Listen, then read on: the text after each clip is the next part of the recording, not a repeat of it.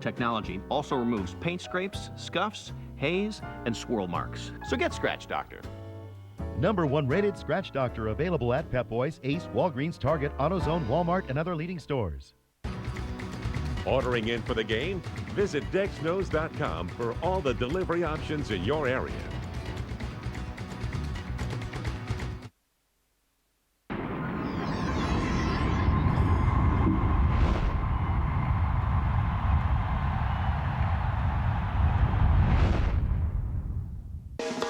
Life on the road has improved drastically for the Cubs. Tonight, they look for their second consecutive road sweep. It'll be Ted Lilly against future Hall of Famer Tom Glavine. Can it be 8 wins in a row away from Wrigley? Stay tuned.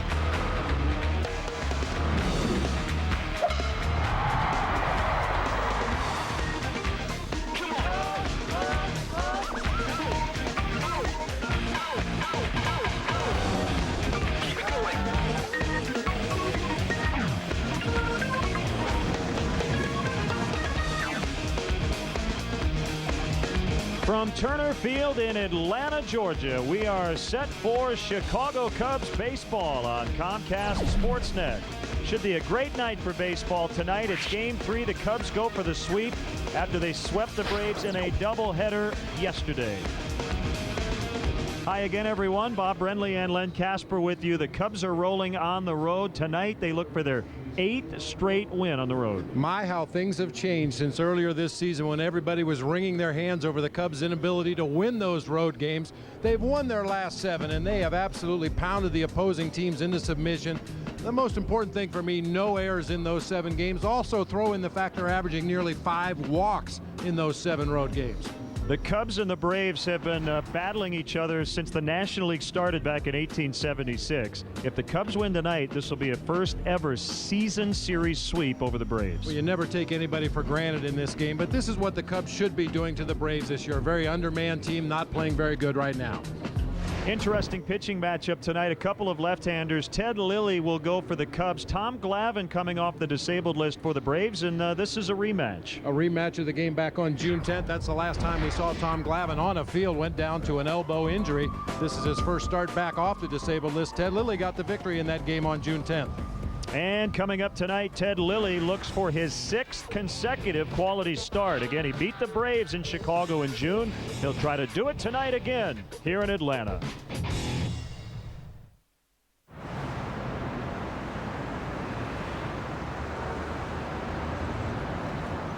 It's on everybody's mind these days. So trade up to better fuel economy now at the Chevy Model Year-End event. Trade up to Impala with better highway fuel economy than Toyota Avalon. Get $1,750 total purchase cash on a 2008 Chevy Impala. Log on now to ChevyDealer.com.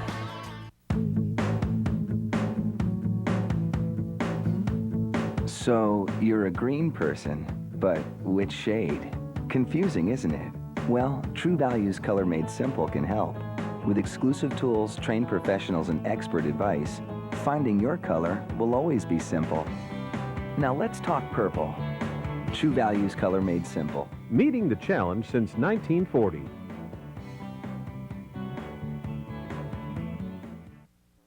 If it's got a motor, that's our slogan here at Clinton Motor Works. And if it's got a motor, we service it and fix it the right way.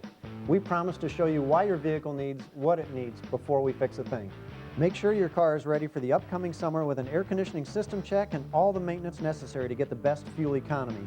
We use only the best parts and have only the best people to install them. Motorcycles, get them to us now. Let's get them ready to ride. For your next routine maintenance or complete overhaul, we'll see you soon at Clinton Motor Works. If it's got a motor. The Cubs getting ready to go for the sweep of the Braves down in Atlanta. First pitch from Turner Field is coming up shortly right here on Comcast Sportsnet. Hello again, everyone. Mark Shanowski in our downtown Chicago studios will get you back to Atlanta in just a few minutes. But first, this sports update. History made this afternoon out at U.S. Cellular Field. It came in the bottom half of the 6th inning. For the first time in White Sox team history, they go back to back to back to back. Jim Thome got the party started with that 3-run homer, and he was followed by solo shots from Paul Konerko, Alexi Ramirez, and Juan Uribe. It's only the 6th time in Major League history that feat has happened, and it's something the White Sox hitters will enjoy for a long time. It was great. It was great to watch. You know, we kind of exploded, and you know, it was a big win for sure. It's kind of cool to sit back and watch all that happen. It's more just kind of a quirky thing. You know what I mean? You see a lot of things that are, you know, whether it's a guy hitting like a 500 home run, or you see a lot of special things. This was more like, you know, you probably won't see it again. You know, if you play the game for 10 or 15 years, you might see it once, if that. You know, it's just, you don't know when it's going to happen. You just kind of, I guess you enjoy it after the fact. An amazing afternoon at U.S. Cellular Field. Hey, make sure to keep it right here on Comcast Sportsnet all evening long. As soon as the Cubs game goes final, Gail Fisher and Dan Plesac will be here with Lowe's Cubs postgame live. That's followed by Land Rover Sports Night. We'll have the postgame reaction from both the Cubs and White Sox, plus a report from Bourbonnais as the Bears wrap up training camp this morning. That's all coming up tonight here on Comcast Sportsnet. Well, that's going to do it from here. Coming up after the break, the Cubs trying for their 8th straight road win, the first time they've done that since 1945 if they get it done. Len and Bob have all the action in high definition from Turner Field. We hope you enjoy the game right here on Comcast Sportsnet.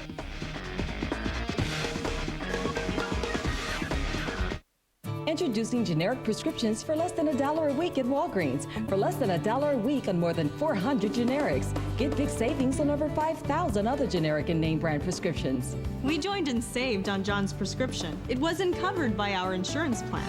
Plus, we earn a 10% reward when we buy Walgreens brand products. Stop by today to see how much you'll save and get $50 in free coupons. The Prescription Savings Club, only at Walgreens. It's Ford's model year clearance. Drive a Mustang and get up to 26 miles per gallon. Mustang is America's best-selling sports car for 22 straight years. That's a whole lot of fun. And the only convertible sports car to earn a 5-star safety rating. Or join the club in the legendary Mustang GT. This puts a smile on my face. Get a Mustang with $1,500 cash back, plus $500 bonus cash and an additional $2,000 loyalty cash. That's right, do the math and drive one. This is great. Finally relaxing. Oh, boy, I really needed this. Oh. Look at that, it's amazing. Wow, I could stay here forever.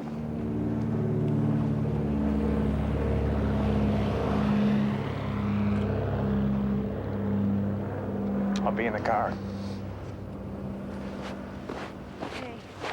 Geico. 15 minutes could save you 15% or more on car insurance. What your engine feels, you feel. And when it's running clean, you feel it. That's why Pennzoil Motor Oil is specially formulated with active cleansing agents to clean out up to 15% of sludge in the first oil change. And a cleaner engine just feels better. So change with Pennzoil and feel the clean. Not just oil, Pennzoil. Cubs baseball on Comcast Sportsnet is brought to you in part by Chevy. Log on now to ChevyDriveChicago.com. Check us out today, ChevyDriveChicago.com. Midas, for brakes, oil changes, tires, and more. Trust the Midas touch.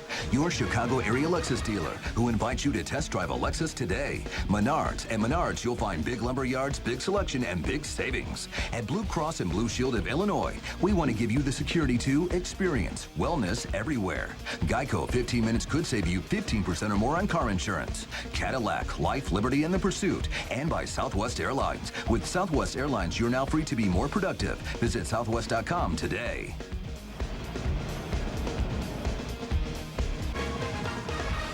And we just had a flyover from a B-52. And the B-52s are from Athens, Georgia, so that's appropriate as we're getting set for the final game of this 3-game series. Come on, Bob, you know the words. Love shot. Know that word. Should be a great night for baseball. Temperatures in the low 80s here in Atlanta.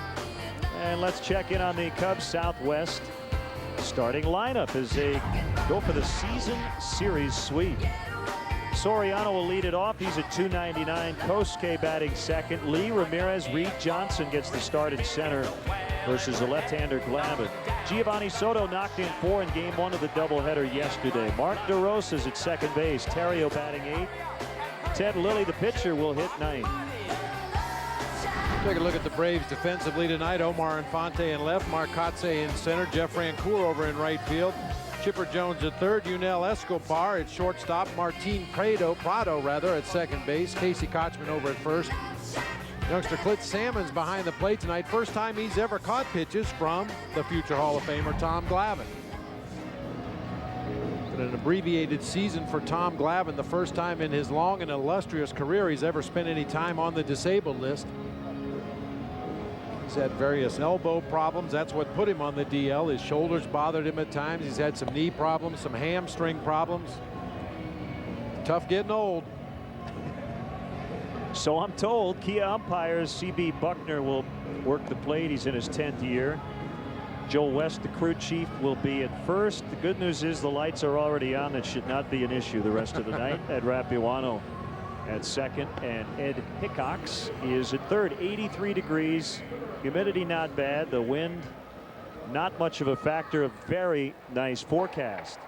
After tonight, the Cubs will head south to Miami to start a weekend series against the Marlins, and the Brewers lost today. Finally, they had their 8-game winning streak snapped as Jake Peavy beat Ben Sheets in San Diego. So the Cubs are 4 games ahead of second place Milwaukee in the division. And this road telecast here on Comcast Sportsnet is brought to you in high definition by Sharp Aquas. Boy, as big a key as anything else in this ball game tonight for Tom Glavine is the strike zone that will be established by CB Buckner. We know that Tom Glavine has tremendous command, at least he normally does when healthy. And if CB Buckner is giving him anything off that outside corner, he will continue to scoot the ball further and further and further out until eventually you reach the limit. How that strike zone is interpreted early in the ball game will go a long way towards determining how much Tom Glavine will do tonight. And we are underway.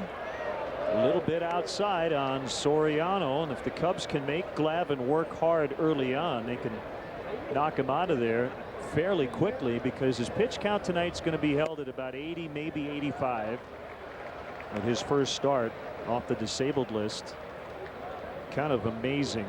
It's only the second time in his career, 22 years, that he's been on the disabled list, both times this season, and it was the first time due to an arm injury. 2-1. Not going to get a lot of fastballs in a 2-0 count from Tom Glavine. Not to a home run hitter like Alfonso Soriano, who has done a lot of damage against Glavine in his career. 9 for 21 with a double and a home run. And he's not the only one in this lineup. You know, we like to talk a lot about predictable counts, 2-0, 3-1, even a full count. When you think you might get a fastball from an opposing pitcher, you can throw that out the window tonight. Tom Glavine will throw that changeup in any count to any hitter. Called strike 3. So he started 2-0, got a couple of swings and misses, and then he freezes Soriano for the first out. A rare strike fastball on the inside part of the plate. Normally when Glavine comes inside to a right-handed hitter, it's just for effect. He'll throw the pitch off the plate just to try to make you aware that he will come inside, but then he's going to try to get you out away.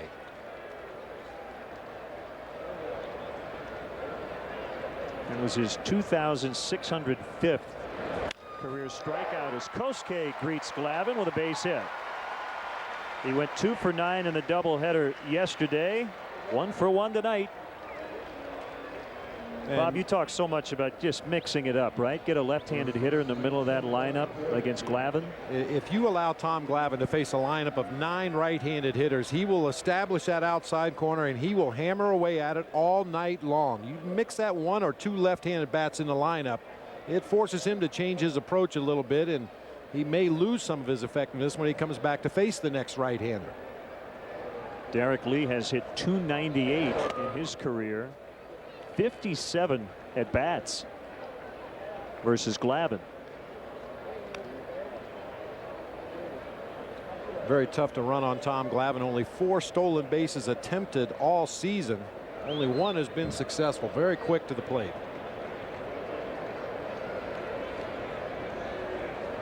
Kick in the 1-0 pitch. That is hit foul off to the right. Well, the last time Glavine worked in a major league game was on June 10th. This is before he left with the left elbow problem. Derek Lee took him deep. Glavine went just 3 innings in a 10-5 loss. Ted Lilly got the victory.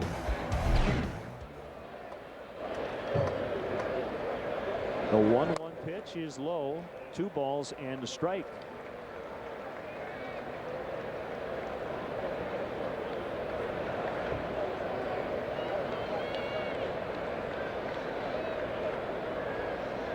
Derek closing in on a hit milestone. He's 3 hits away from 1,500 in his career.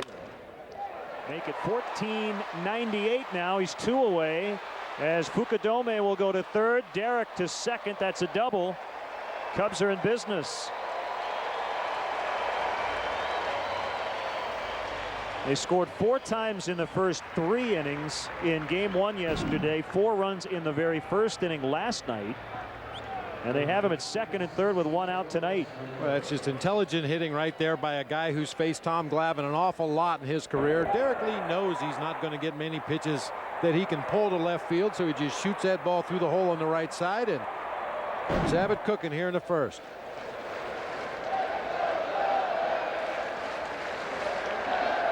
Braves will bring their infielders in just a little bit. In fact, they're going to walk Ramirez and go after Reed Johnson with the bases loaded.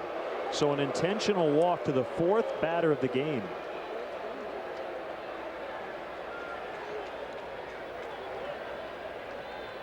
Bob, I think it's safe to say that in games that haven't involved Barry Bonds over the last 20 years, there haven't been too many intentional walks this early.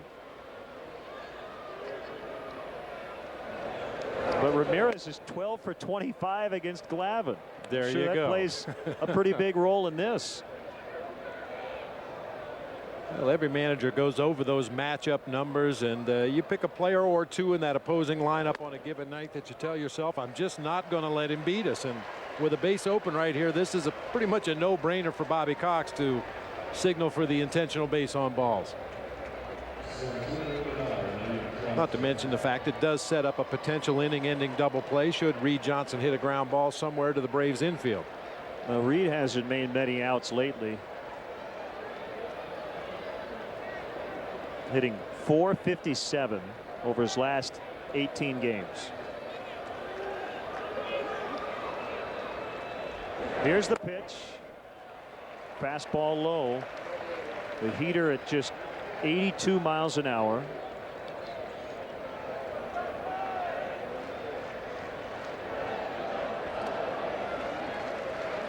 Tom Glavine is 42 years old, 6 feet, 204 pounds. The next one to Johnson. Missed away.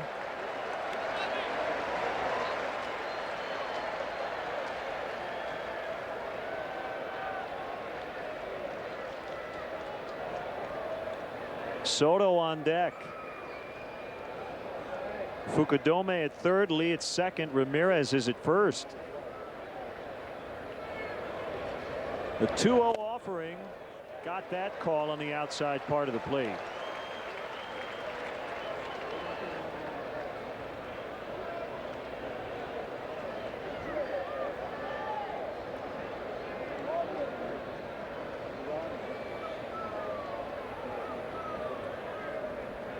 Big pitch coming up here. You know he doesn't want to go 3-1. And a base hit. He doesn't go 3-1, but Johnson beats him. And the Cubs go station to station. Fukudome in. It's 1-0.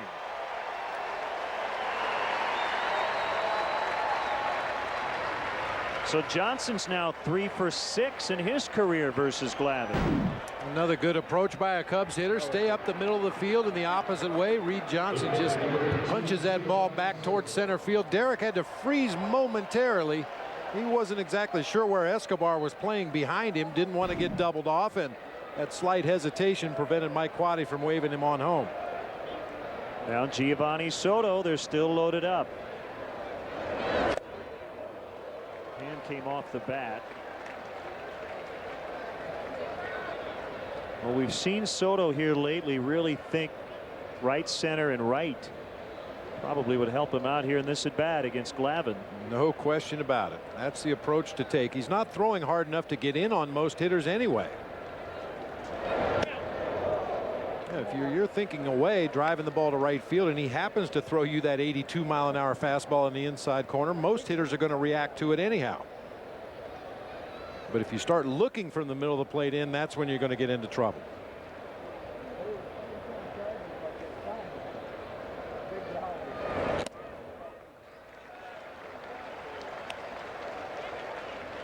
I've used this line so many times in the past watching Tom Glavine pitch. The old song Dixie, look away, look away, look away. That should be the scouting report on Tom Glavine.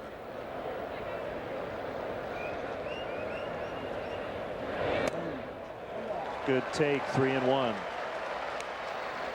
I mean, is it safe to say that what Glavine has done so well in his career is made batters get themselves out? That's a real good way to assess it. Absolutely. You know what he's going to try to do to you. Hitters are stubborn sometimes. And Tom Glavine is stubborn. He's not going to give in to the strike zone. He's not going to throw anything in there that you can whirly bird out of here to your pull field. You're going to have to beat him with a series of base hits the other way. Well, he didn't give in there, and neither did Soto, and he picks up an RBI, and Roger McDowell heading out to the mound. Bases still loaded. It's 2-0. So a bases loaded walk for the second run.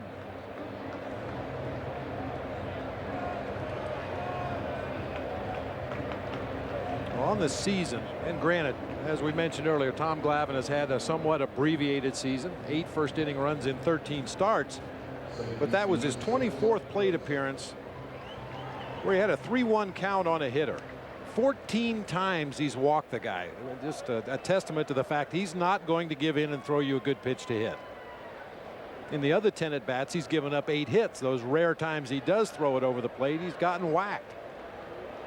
Mark DeRosa, strike one. So the point here might be that while Glavine didn't want to walk in a run, the alternative might have been give up 2 or 3 runs to a power hitter, Giovanni Soto, in a hitter's count. 0-1 pitch. That's away.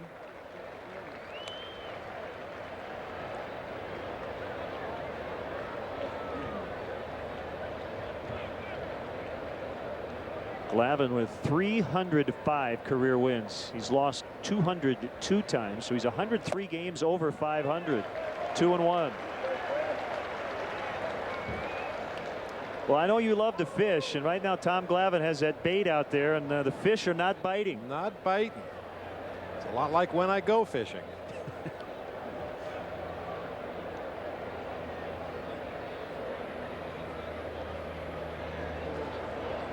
A 2-1. Another 3-1 count. Well, you mentioned the Cubs' approach should be to try to run up that pitch count. Already 27 pitches here in the first inning. The highest number of pitches per inning pitched in his career this year. Almost 17.5 pitches per inning. The 3-1 to DeRosa. Ground ball to short. Escobar, Prado, Kochman, and Glavine finds a way to get out of it with fairly limited damage. Could have been a huge inning for the Cubs. They do get a couple, and the Braves are coming up.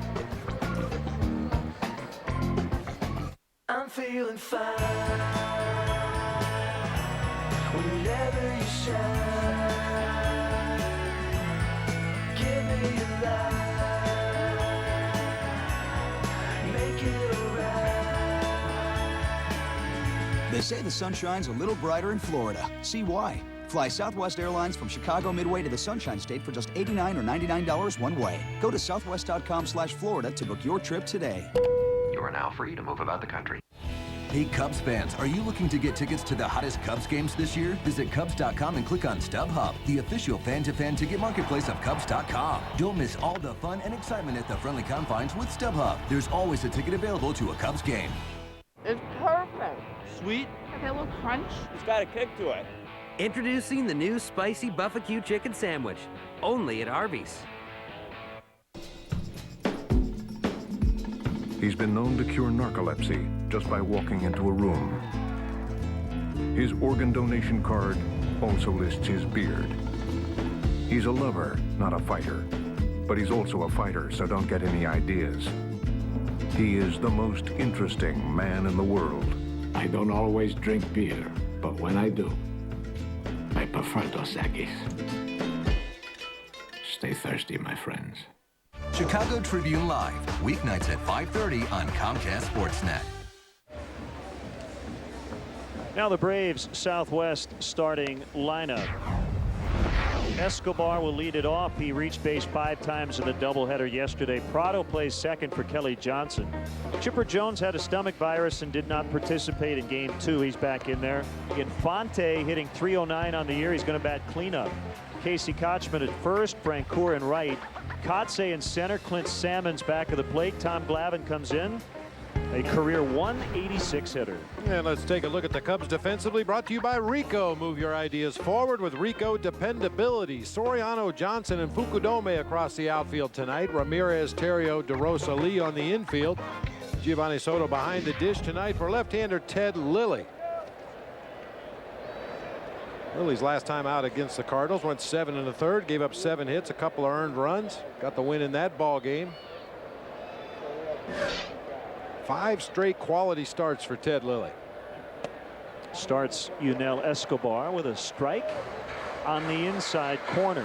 Ted is 10-2 over his last 12 decisions. He's lost twice over his last 19 starts. There's a fly ball to right, sending Kosuke back a little bit. 2 pitches, 1 out. Well, Tom Glavine a little frustrated after the top of the first inning.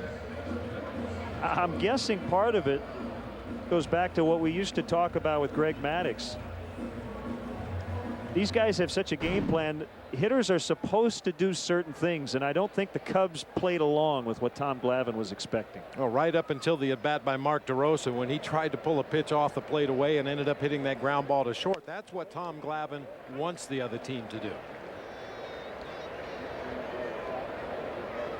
Martin Prado playing second. His second start of the series. No Kelly Johnson.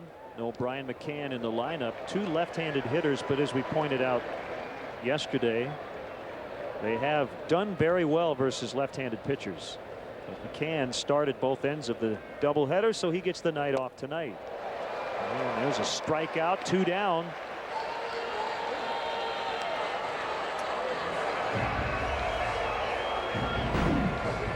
Best thing Ted Lilly can do is get his team back in that dugout quickly, get Tom Glavine back out on that mound after a lengthy top half of the first.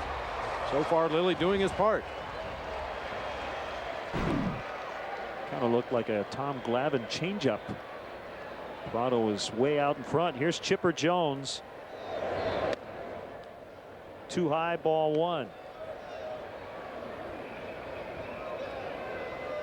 370. Leading the majors.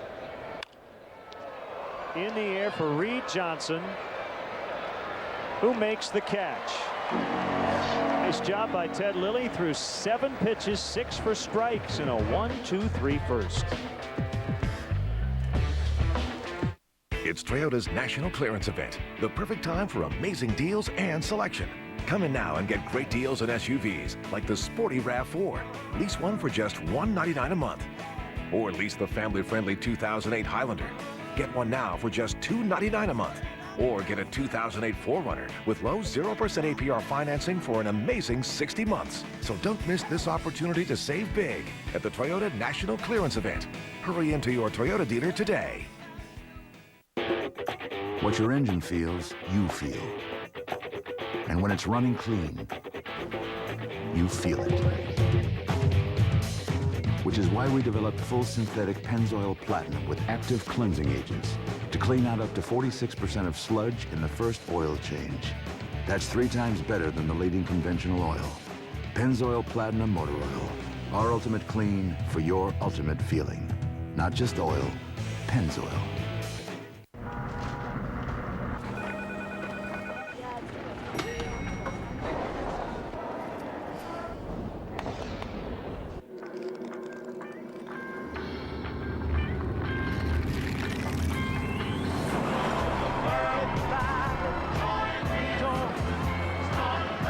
At the end of a long, hot day, grab a beer with a taste as cold as the Rockies. Frost brewed Coors Light, the world's most refreshing beer. Well, the Cubs simply dominated the Braves, winning both games by 8 runs in the split doubleheader yesterday. They outscored them 18-2. It was their first doubleheader sweep on the road since June 8, 1992 at St. Louis. Their first doubleheader sweep of any kind since September 27, 2003 against the Pirates.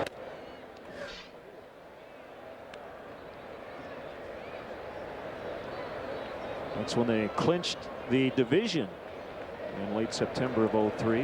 Ryan Theriot looking at ball 2, 2-0. You could see that reaction by Tom Glavine after that last pitch. He wants that pitch. It's a good 4 or 5 inches off the outside corner, but there have been umpires in the league that will call that pitch for him. That one is a called strike, 2-1. Yesterday, the 3rd time in Cubs history, the Cubs won both games of a doubleheader by 8 or more runs. It happened back in 1908 in St. Louis. And then in 1944 versus the Boston Braves. Thanks to Elias and Ed Hardig for those notes, so it hasn't happened very often. Glavine's 3-1 pitch taken for ball 4. Glavine is not real happy right now. Neither is his manager. Well, this is why Bobby Cox leads the world in managerial ejections, arguing for that strike zone early in the game for his starting pitcher.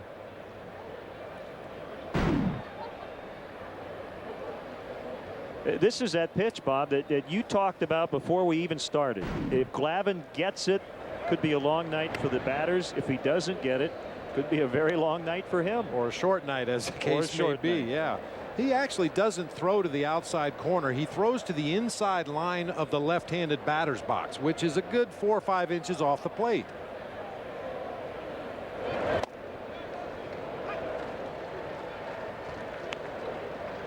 I think back to those glory years for the Braves back in the 90s when Javi Lopez was their catcher. He used to sit completely over in the left-handed batter's box. No part of his body was behind home plate, and they were still getting strike calls out there. Lilly bunts it foul. Hey, Ted made it to the 2nd inning tonight. Last time he pitched here, he did not get through the 1st. On his 10th pitch, he was ejected for hitting Edgar Renteria a day after Tim Hudson plunked Alfonso Soriano, who the day before that hit 3 home runs. And he bunted through strike 3.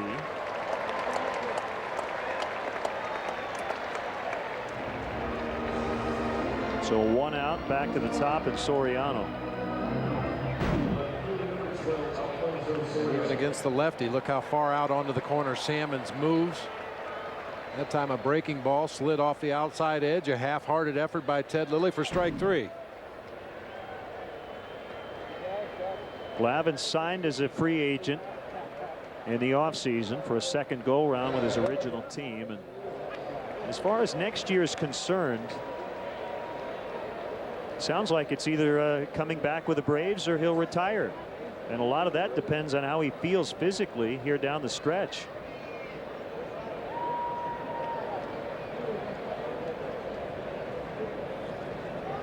Long look at Theriot. Soriano drives that ball left center. It'll be caught by Infante, sending Theriot back. to first.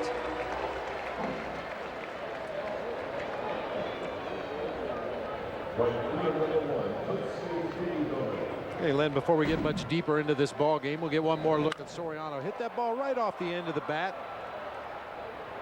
A little lazy fly ball to left center. There's Mark O'Neill. He wanted us to wish a happy birthday to his wife, Stephanie, not only from Mark, but from their 3 children, Connor, Cade, and Kyle. So, Stephanie, we hope you're having a great day.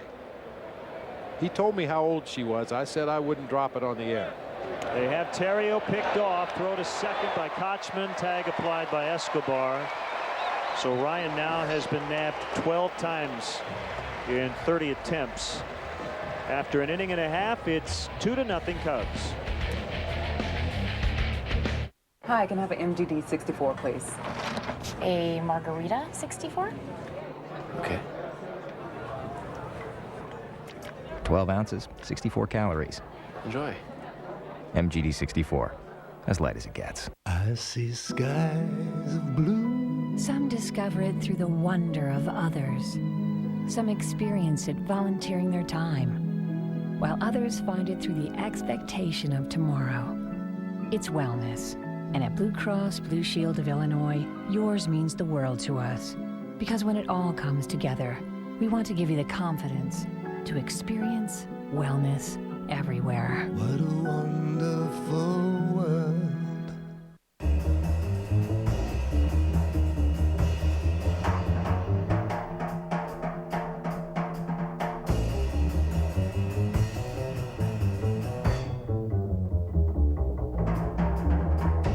The event is now on, but it won't last forever. The Lexus Summer Sales Event, where you'll find the best values of the year now through September 2nd. Lease the 2009 RX 350 all-wheel drive for $459 a month for 36 months with $35.59 due at signing. What can I get you? MGD 64. Got it? Oh, I'll have 64 calories of a Michelob Ultra. Okay. We got food, we got burgers, we got dogs, we got salad. 12 ounces, 64 calories.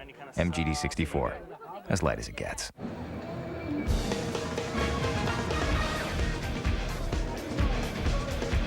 Cubs baseball is brought to you in part by Kia Motors. Kia, the power to surprise. Rico, move your ideas forward with Rico dependability. And by Nissan and your Nissan dealer. Home half of the second inning is a Greg Maddux fan. Looks like he has the Padres Maddux jersey on. Now Omar Infante, who had 3 hits in the opener yesterday. He bunts toward third. Lilly picks it up, throws, and he'll get him.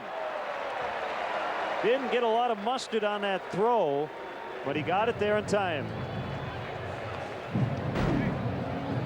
Nice defense, just a barehanded play. He has that ball back in the palm of his hand. That's a real good changeup to Derek Lee. Nice movement down and away from a right-handed hitter.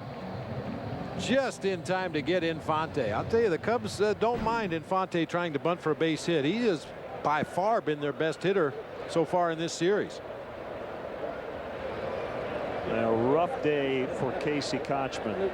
He went 0 for 8 in the doubleheader. He grounded out to first base 5 times, and in game 2 moved up in the lineup, batted third with Chipper out, and he left 7 men on base.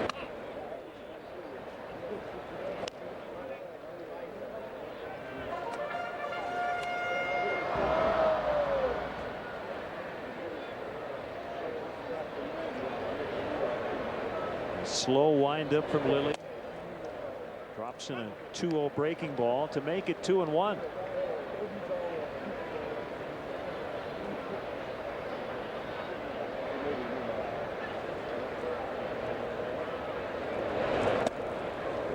Outside corner that time. Good pitcher's duel today in San Diego. First run was scored in the top of the 7th by Milwaukee. But then the Padres won it with 3 in the bottom of the 7th. 3-2 the final. PV over Sheets. Trevor Hoffman with his 26th save. Mike Cameron hit his 20th home run for the Brewers. So he started the day yesterday with the Cubs 3 games up. And they're now 4 ahead. Milwaukee won last night, lost a half game in the standings because of the Cubs doubleheader sweep. LaRosa to first. So 2 down in the inning. Next Tuesday, the Cubs will host the Reds at Wrigley Field. Game time 7:05. But be sure to arrive early. The first 10,000 fans will get a Cubs home cap. Compliments of Pepsi in the Museum of Science and Industry.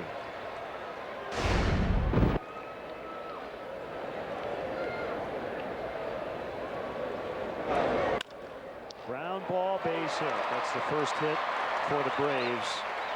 Comes from Jeff Francoeur. He came in at 224.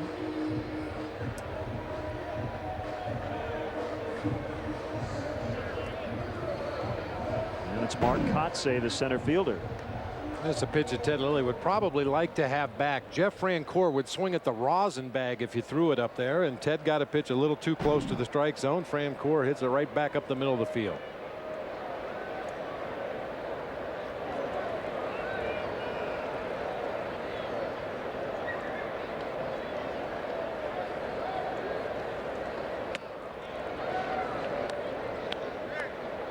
Well, then you were talking about the struggles of Casey Kochman, and our old buddy Chip Carey in the booth next door. We were talking to him last night and again earlier this afternoon about Kochman's struggles, and he said approximately half of the outs he's made since coming to the Braves have been ground balls to first or second base, and he didn't disappoint. First at bat of the ball game, ground out to second.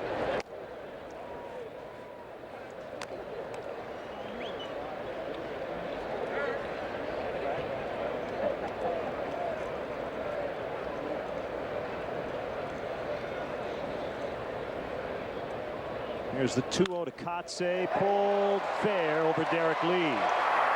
Francoeur on his way to third. He's going to be sent toward the plate, and he'll score. Meanwhile, Kotsay to third. He slides in with a 3-base hit. It's his third triple of the year, and it's now 2-1.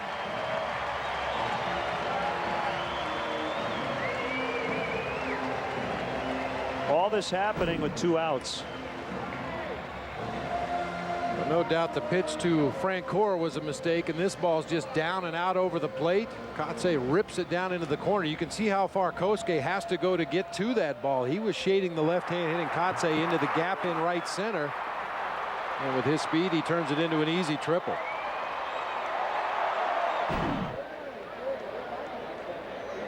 Catcher Salmons, ball 1.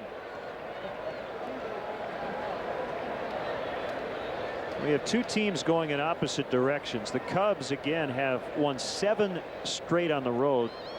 The Braves all of a sudden can't win at home. Got off to a great start here at Turner Field, but they have lost 9 of their last 11 at home. They've been outscored 85-34 during this stretch. If the Cubs win tonight, it will be their first 8-game road winning streak since they won 12 in a row on the road in 1945. And Cub fans certainly know that was the last year the Cubs won the National League pennant.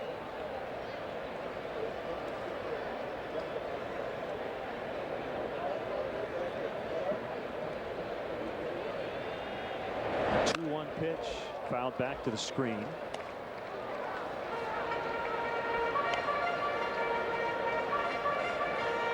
One rotation note for the Florida series. Well, 2 things. After game 2 last night, Lou announced Sean Marshall was going to get the start on Sunday as a spot starter, and today the Cubs moved Sean Marshall up 1 day to Saturday and Ryan Dempster back to Sunday because Ryan will be attending to a personal matter, so his start will be moved back 1 day. So Carlos Zambrano will pitch tomorrow night, Marshall Saturday, Dempster on Sunday. Good pitching matchups. Ball 4, and that'll bring up Glavine.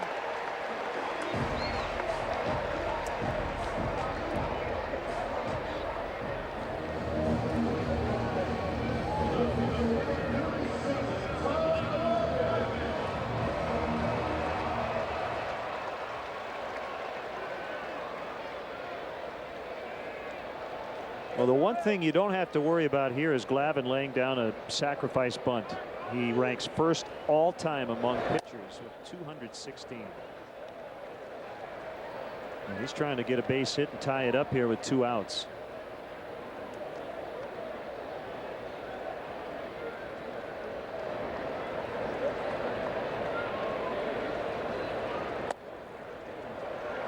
And now Soto heads out to the mound, 2-0 on the pitcher.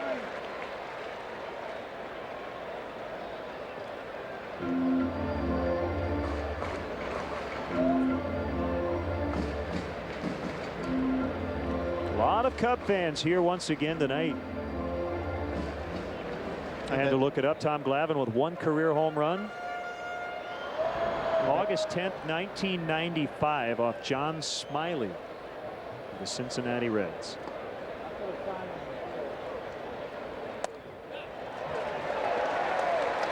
Three and 0.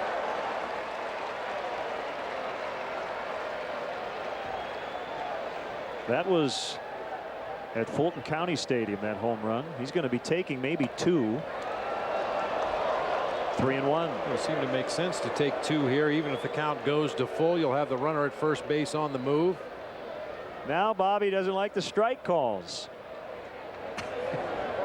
The kick and the 3-1, ball 4.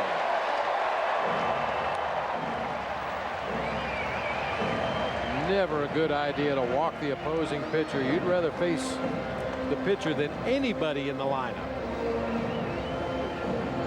We got the bases loaded, rolling around to the top of the order here. 2 quick outs in this inning. Looked like things were going good, and then that base hit up the middle by Jeff Francoeur opened the floodgates. And Bob, while we have a moment, another note regarding bullpen possibilities tonight. Lou announced that Kerry Wood would pitch the 9th in a safe spot this evening, and Carlos Marmol will go back to the setup role. Carlos was the only reliever to not work in the doubleheader yesterday, so we're going to see Carlos Marmol at some point tonight.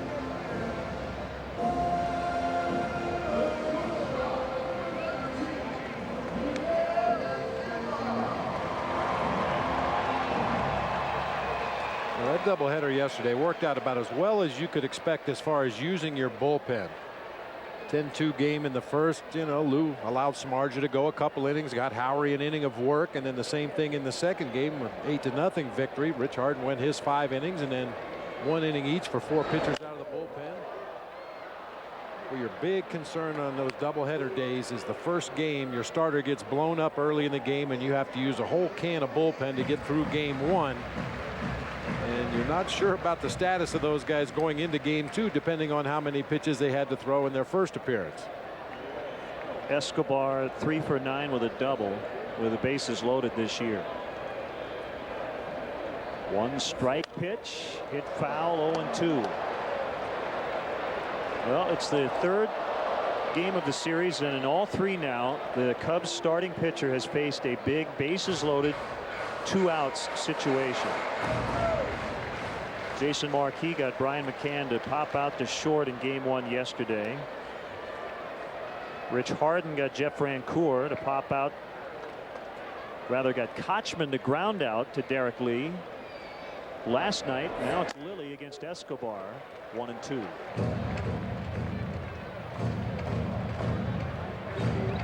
A little extra cheese on that high fastball there on the 0-2 pitch. A lot of times Ted will use that pitch to set up the curveball on the 1-2 count. Soto wants it down. Swing and a miss. Big strikeout for Lilly to get out of the inning as the Braves get 1 on the RBI triple from Kotze. It's 2-1 Cubs.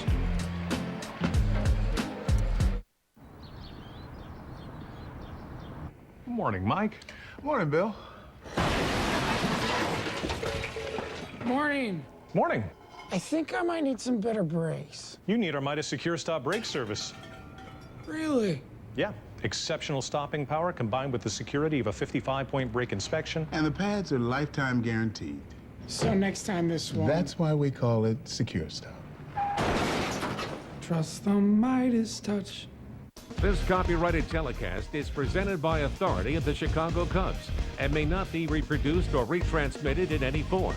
and the accounts and descriptions of this game may not be disseminated without the express written consent of the Chicago Cubs.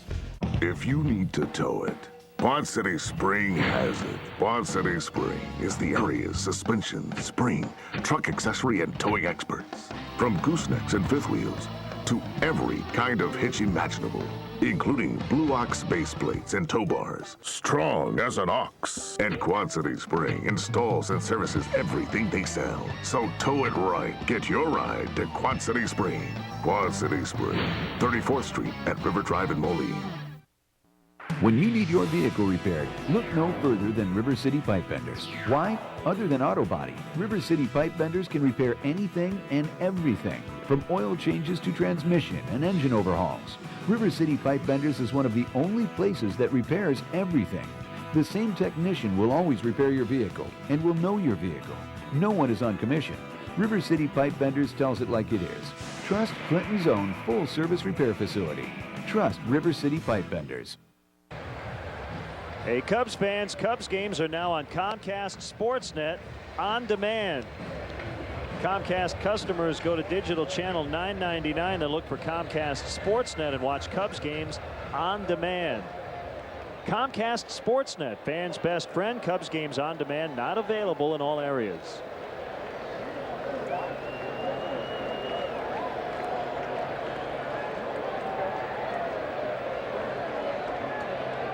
Kosuke with a base hit his first time. And another base hit. He's been aggressive against Glavine, and he's 2 for 2. Time now for the Coors Light freeze cam. What a slide by Derek Lee. Ground ball hit to Kochman at first base. He came home. Brian McCann turned his back to the runner, Derek Lee, tried to put the tag down where he thought D. Lee was going to be. Derek slid around, got his right hand on the plate just before the tag by Brian McCann. Great slide.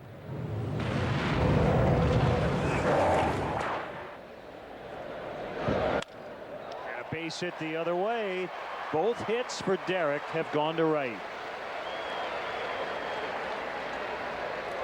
It's way too simplistic to say this, but if you just think right, you should have at least a little success against a future Hall of Famer, right? Well, that's where the pitches are going to be. They're going to be from the middle of the plate away for the most part, and not a lot of velocity. You just have to really convince yourself to stay back. And for this ball game against Tom Glavine, I'm not even going to think about pulling the ball for a home run. I'll take my singles to the opposite field. When we get into the bullpen, then all bets are off. You go back to seeing the ball and reacting to what you see.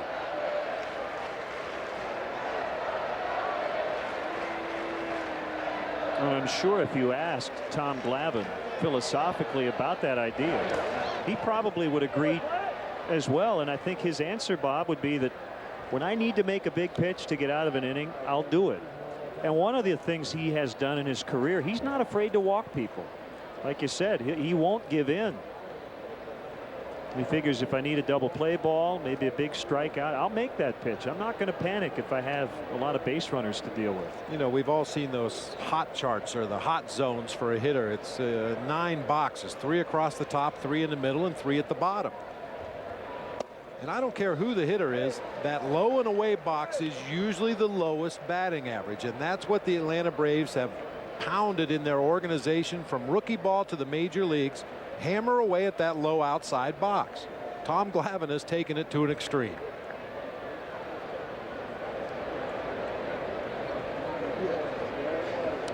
The 1-1 on the way. That was inside. And you can see the Gumby shoulders out there on Tom Glavine. He wanted that pitch. He rarely comes inside for a strike. He thought he had one on the corner right there.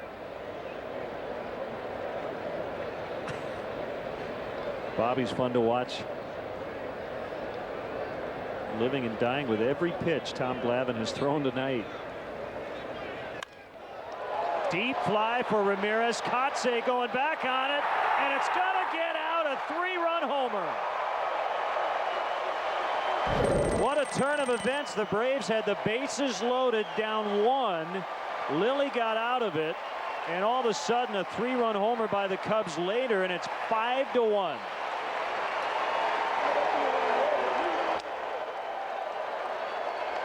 That's his 20th home run of the year.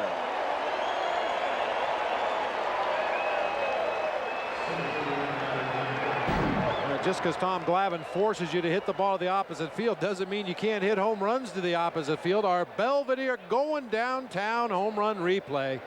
Aramis Ramirez going deep to right center field. Back in the first, Glavine intentionally walked Aramis, the 4th batter of the ball game, and we pointed out how much success Ramirez has had against Glavine, and that has continued. 4th time he's taken him deep in his career.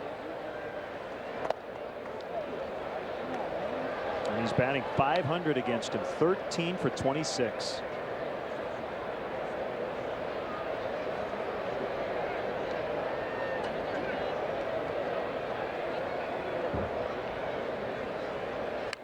Bunted by Reed Johnson. Chipper Jones throws, got him. Chipper ended up on his belly.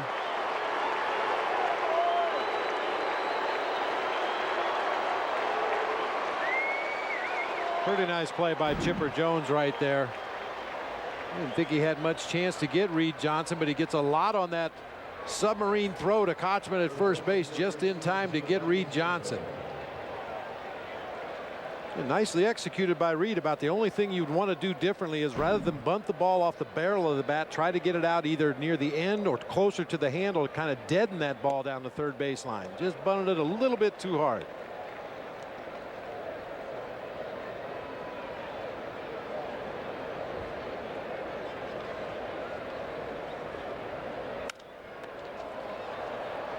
Shallow right, and it's Frank Coeur to haul it in, so Soto's out.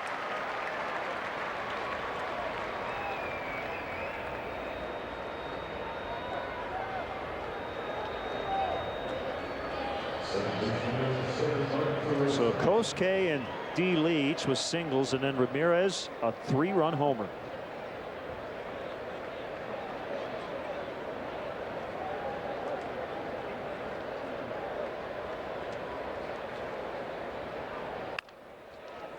Rosa pulls on the ground, and Jones will throw him out. But again, a big shift in momentum after Lilly got out of that jam. Ramirez takes Glavine out. 3-run shot, 5-1.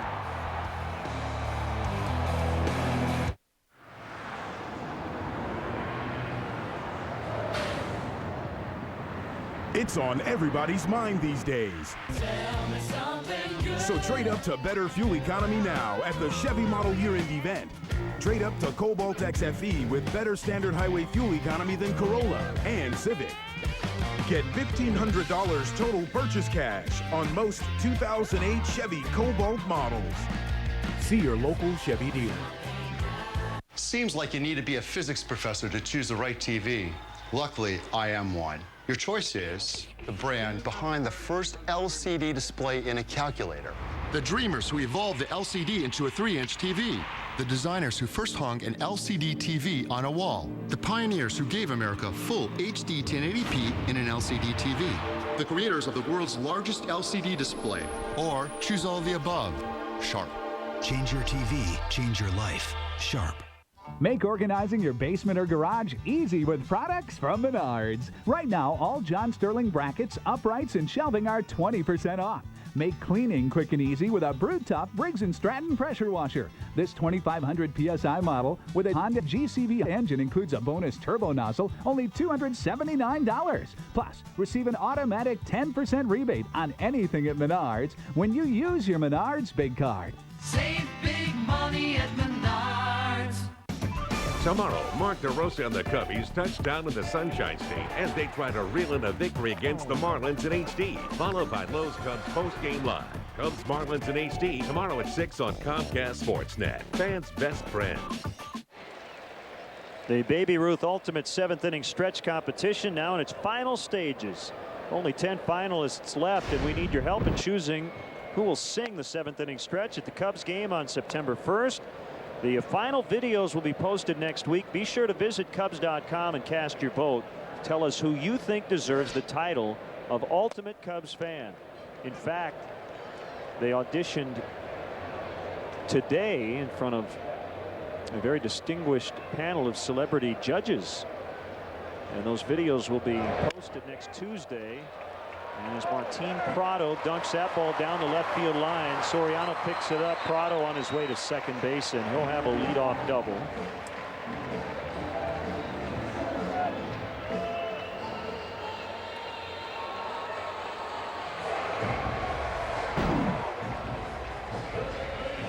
Pitch up and out over the plate. Perhaps a changeup, maybe a BP fastball, batting practice fastball. Just took a little off, but left it up and out over the plate. Prado got the barrel on it and hooked it down into that left field corner.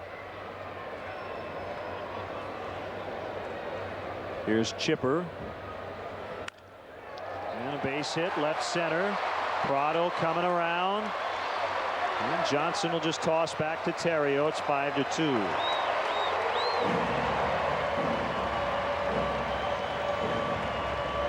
Believe it or not, Chipper Jones has never won a batting title. He's well on his way this year. He finished second last season to Matt Holliday in the National League. And part of the reason you even talk about Chipper Jones possibly winning a batting title is the fact he's improved so much from the right side of the plate. Early on in his career, you always turned him around to a right-handed hitter. If the game was on the line, you brought in a left-handed reliever, made him hit right-handed. He was not nearly as effective as a right-handed hitter, but he's corrected that problem over the last few years. Called strike on Infante.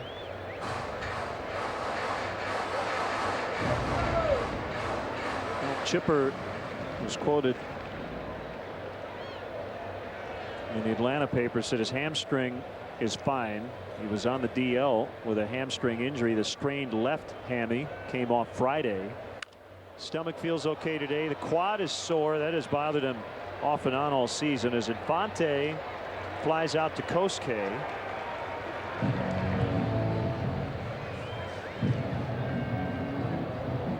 The Braves are a different team when he is not in their lineup.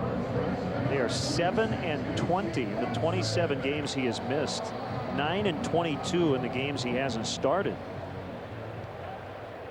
Overall this season, they're 10 under 55 and 65.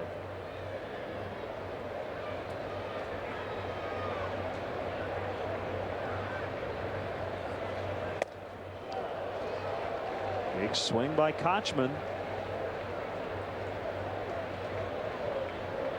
With his 20th home run of the season, Aramis Ramirez now at least 20 homers and 30 doubles in 5 straight years as a Cub. The last Chicago Cub to accomplish that, Hack Wilson, from 1926 to 1930.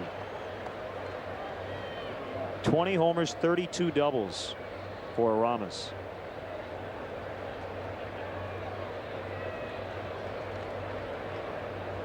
The 0-2 on the way is outside. Ted Lilly would take one of those ground balls to second base off the bat of Casey Kochman right here.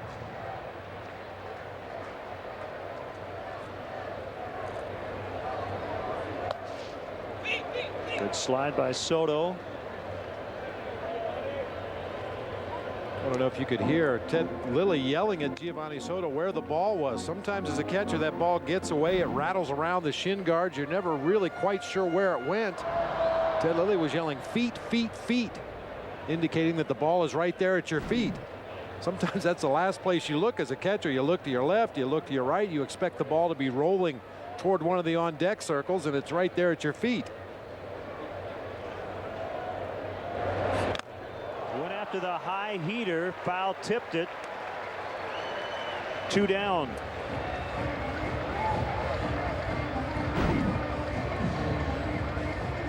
Elevates a fastball up above the letters, up above the shoulders for that matter. Well, they say eye high. That literally was. Whew. Might see some more up in this at bat at some point against Francoeur. Who hits it foul.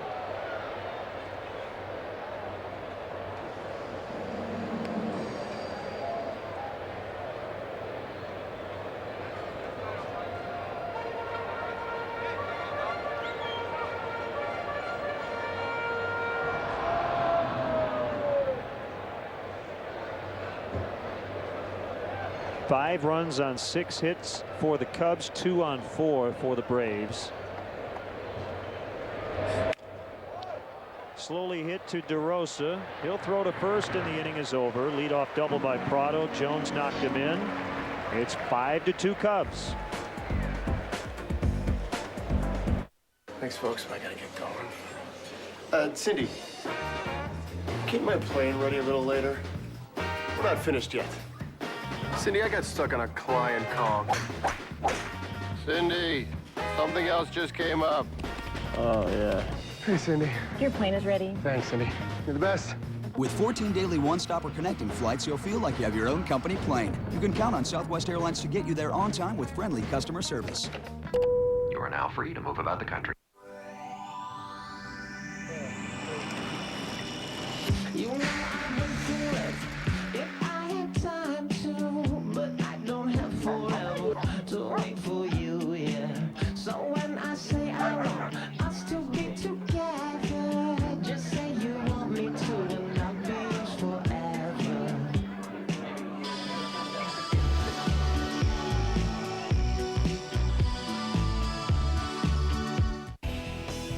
The Chicago Cubs strongly encourage the use of public transportation. The CTA offers a variety of options, including the Red Line, which stops right at Wrigley Field at the Addison Station. If you must drive, try the remote parking operation at DeVry University, located near the Addison and Rockwell intersection. The remote lot offers parking and an express bus for just $6. For more details, call the CTA hotline at 773-836-7000 or visit Cubs.com. Hi, everybody. I'm David Kaplan. Friday on Chicago Tribune Live, we'll get you set for the Cubs-Marlins series opener. The Sox head out west, and the Bears get ready for Game 2 of the preseason. All that and more comes your way at 5:30.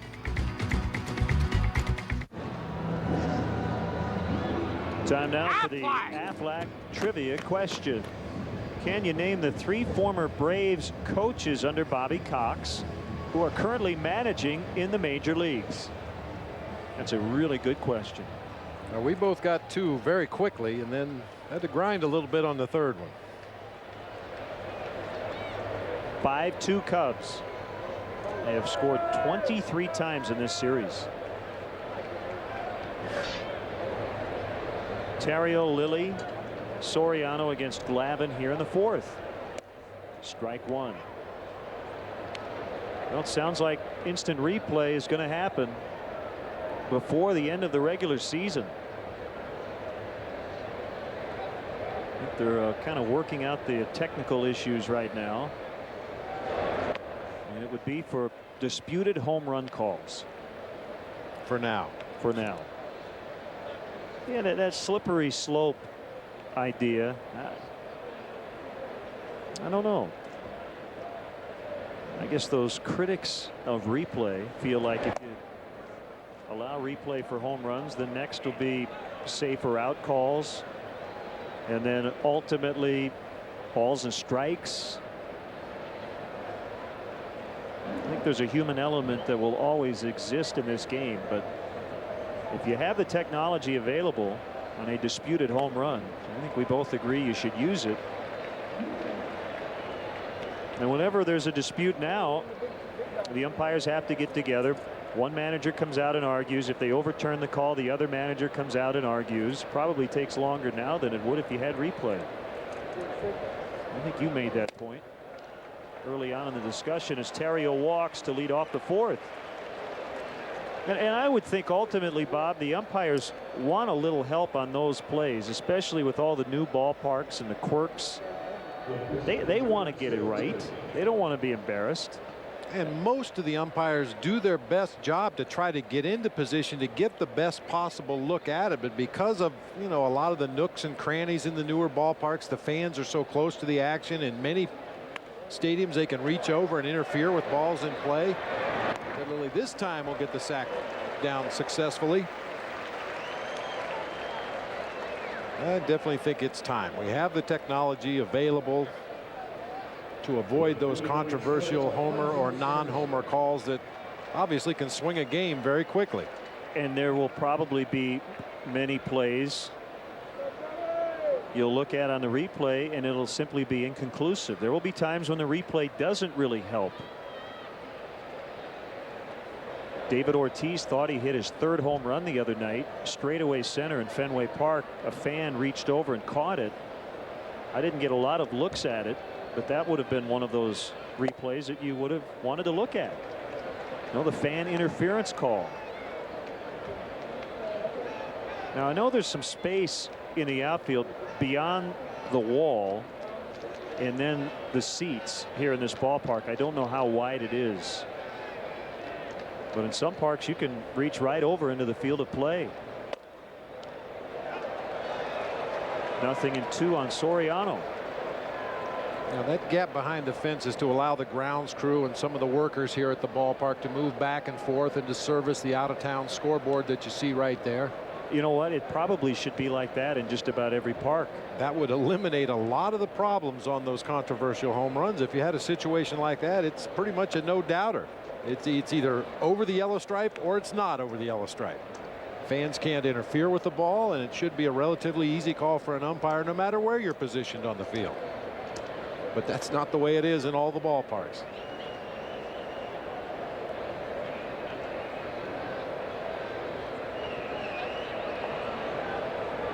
Glavin's 1-2 pitch, high and deep to left.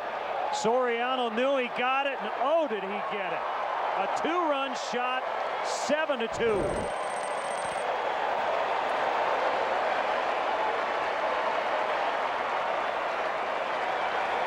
Well, he thought he got one yesterday and he hit it off the wall. There was really no doubt about this one.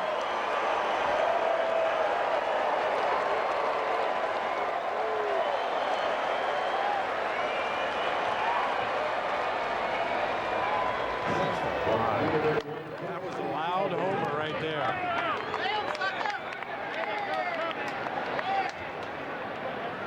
This is not a real homer-friendly ballpark. You've got to mash it to get it out of here, and he mashed that one.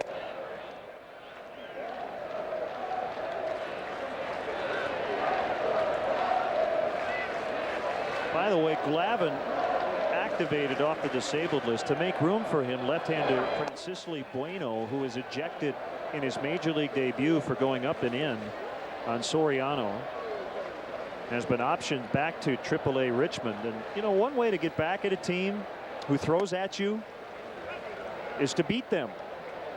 The Cubs beat the Braves 10-2, 8-0, and now lead 7-2. That's the best way to get back at them.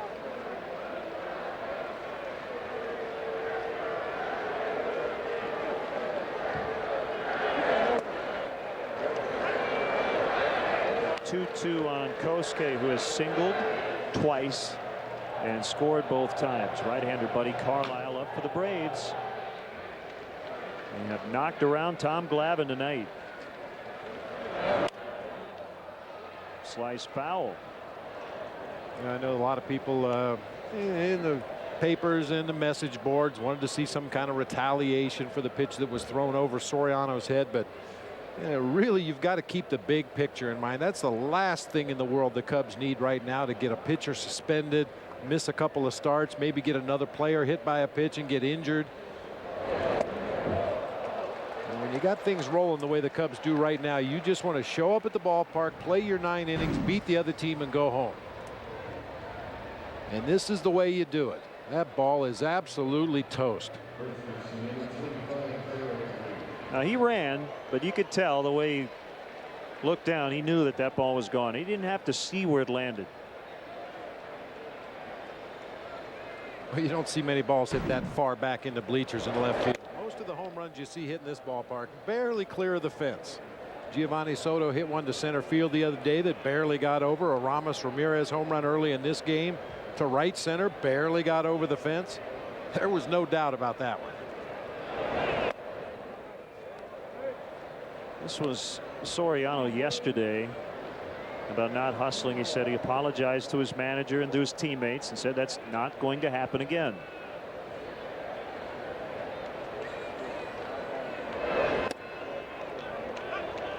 Two and one.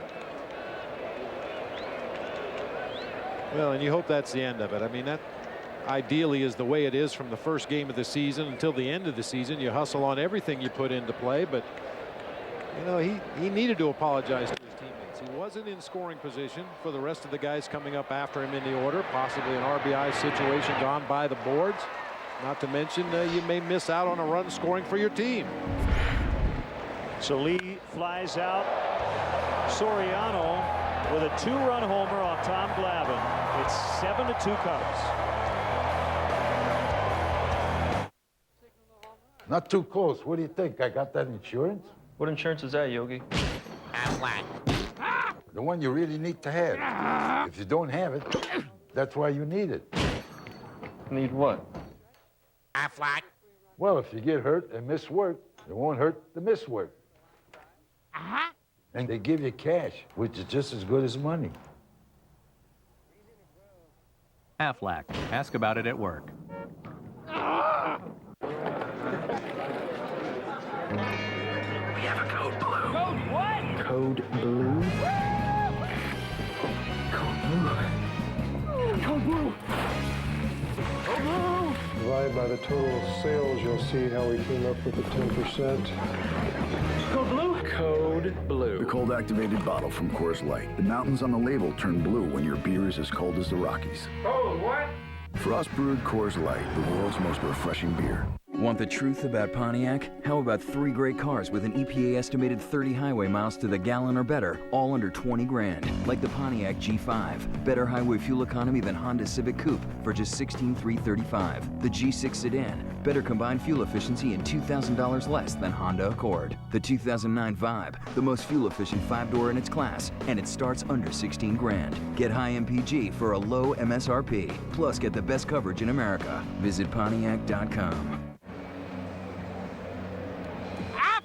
Aflac trivia answer. Can you name the 3 former Braves coaches under Bobby Cox who are currently managing in the majors? We'll see one tomorrow night in Florida. Freddie Gonzalez. Cito Gaston back with the Blue Jays. Ned Yost managing the Brewers. Those were the years they were coaches under Bobby Cox. Cito Gaston coached for him in Toronto.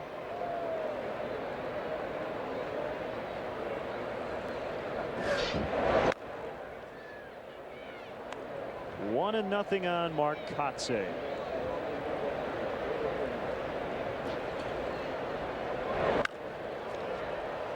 Foul pop behind the Cubs dugout. Glavine's spot is due up third here in the 4th inning. He's thrown 70 pitches and has given up 7 runs. Possible he's done. Doesn't even have a batting helmet.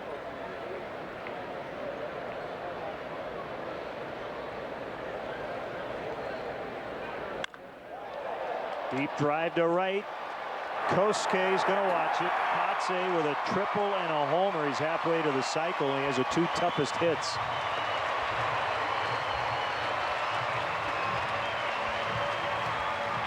Ted came in tied for the major league lead in allowing home runs with 26. So that's the 27th he's given up. Kotze was 1 for 6 lifetime against Ted Lilly coming into this game tonight, but a triple and a home run his first 2 at bats. Our Belvedere going downtown home run replay. Another pitch down and out over the heart of the plate. Not much doubt about that one either. Foul tip strike on the catcher Salmons.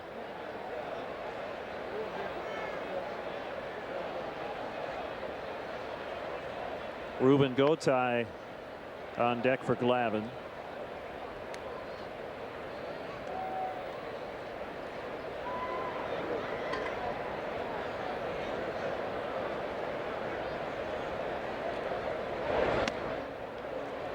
Off the plate inside.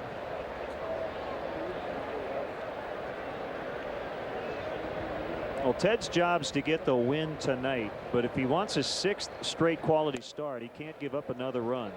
He needs to get through the 6th inning.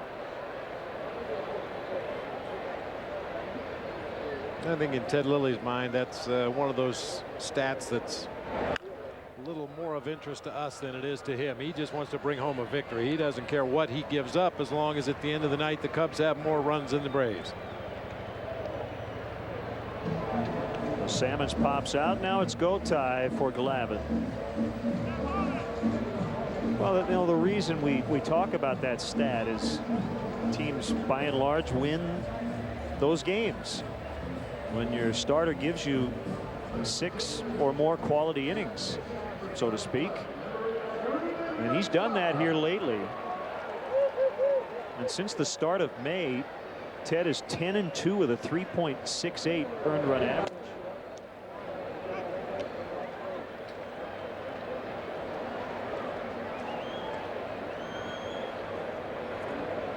This is his 26th start of the year. Breaking ball in there, 0-2. Go tie, a switch hitter.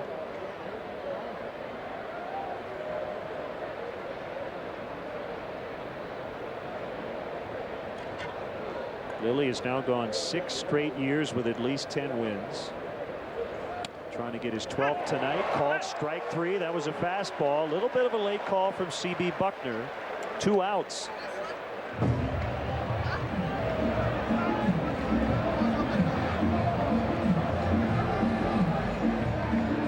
A late call because it looked like Giovanni Soto had moved inside and the pitch went back outside. It looked to be on the plate, but because Giovanni Soto was set up inside, it looked like he was reaching out off the corner. Late call, and Gotay didn't like it. I'm sure Bobby Cox didn't like it either.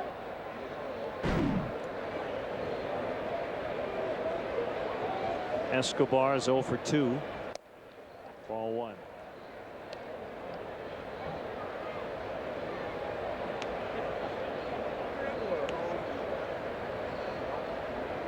I'm sure guys feel a little more emboldened with the home plate umpire on in a situation like that when they know they're coming out of the game.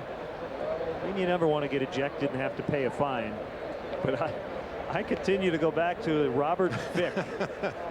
His first plate appearance of a season a couple of years ago. He got called out on strikes, said 3 words to Marvin Hudson and got ejected after a called 3rd strike. And there was no hesitation. I mean, the sound of the ball whacking into the catcher's glove hadn't even stopped yet, and he was ejected from the game. Oh, look out, Ted Lilly, a base hit up the middle. Whew, fortunately, he got out of the way.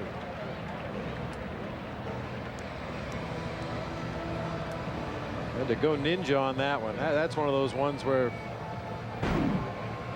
you just disappear momentarily. That ball was headed right for his face.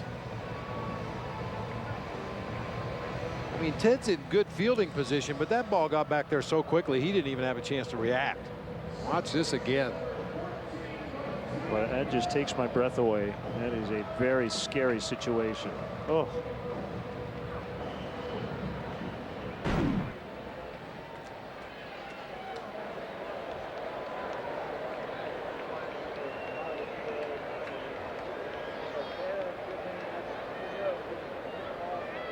Here's Prado. 0-1.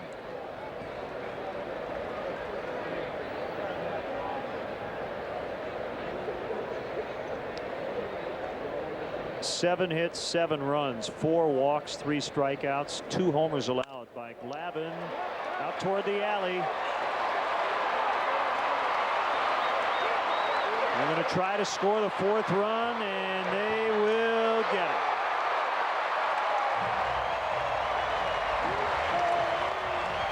So Escobar comes around from first and makes it 7-4.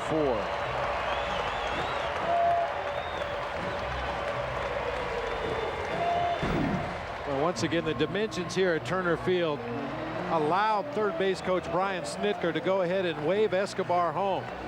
Reed Johnson's throw from nearly to the warning track. Mark DeRosa is way out in right center field. That is a long throw to make for any second baseman, and Escobar slides in ahead of Giovanni Soto's tag.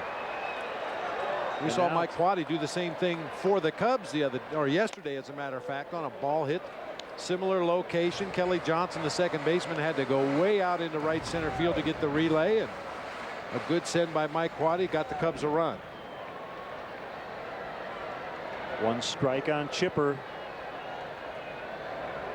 So they get the 2 right back after the Soriano blast. Popped him up. But that's out of play. Well, the sky is kind of a challenge right now, Bob. When that ball went up in the air, I had no idea where it was, and I have the feeling Giovanni Soto and Derek Lee were asking the same question.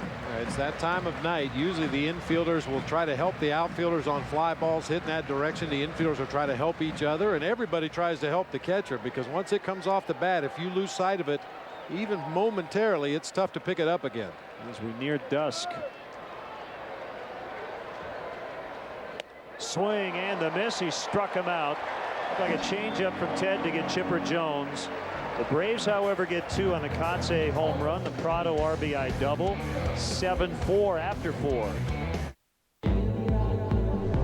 Fuel efficiency, durability, safety. Of all the great things Nissan brings you, this is the most thrilling. The bottom line. Nissan's model year-end sales event. Get $1,500 cash back on the 33 MPG Sentra or $199 lease on the 32 MPG Altima. Event ends September 2nd. That's the bottom line. Nissan. Have you seen the selection of trailers at the Trailer Depot in Clinton?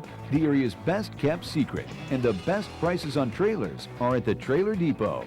Buy new, buy used, or rent. Trailer Depot has any trailer you need. We even make repairs, sell parts, and get your vehicle ready to tow. Knowing what you're towing keeps us growing at Trailer Depot. Behind you on the road and ahead of the competition. 7th Avenue South in Clinton. Update your bathroom with new bath furniture from Magic Woods, all on sale.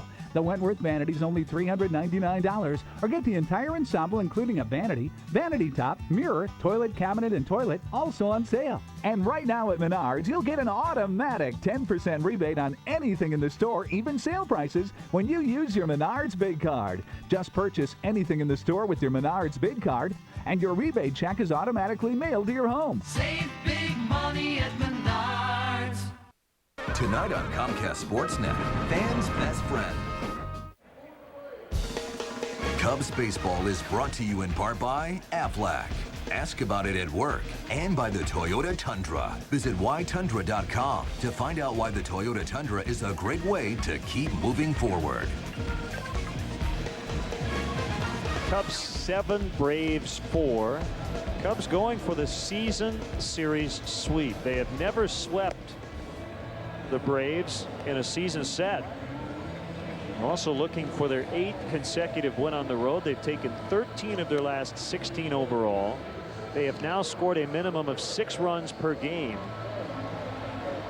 in 8 straight away from Wrigley Field. And it's Buddy Carlisle, a right-hander, to take over for Atlanta.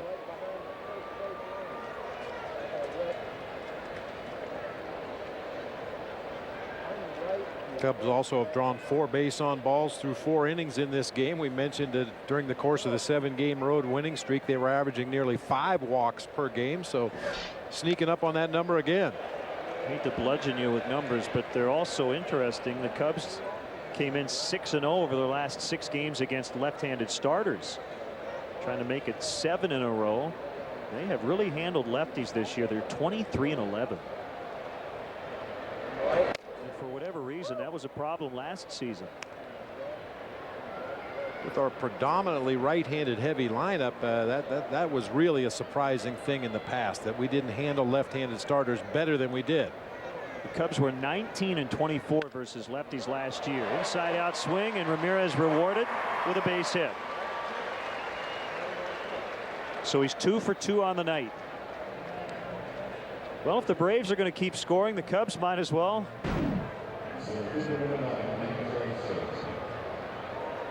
Cement mixer slider, never really took the break, stayed up about belt high over the plate. Ramirez just slaps it into right field for a single. The Braves have scored in each of the last 3 innings to remain in this ball game. The Cubs have scored at least 2 runs in 3 of the first 4, and they had the leadoff man on here in the 5th.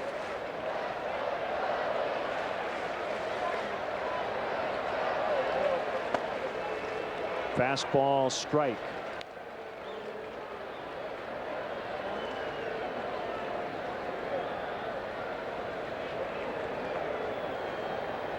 Well, Buddy Carlisle, an inning and 2/3 in the opener yesterday, did not allow a base runner.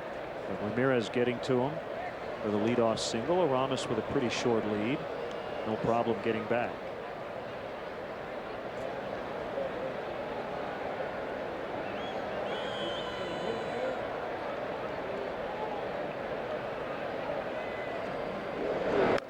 Fouled back by Johnson.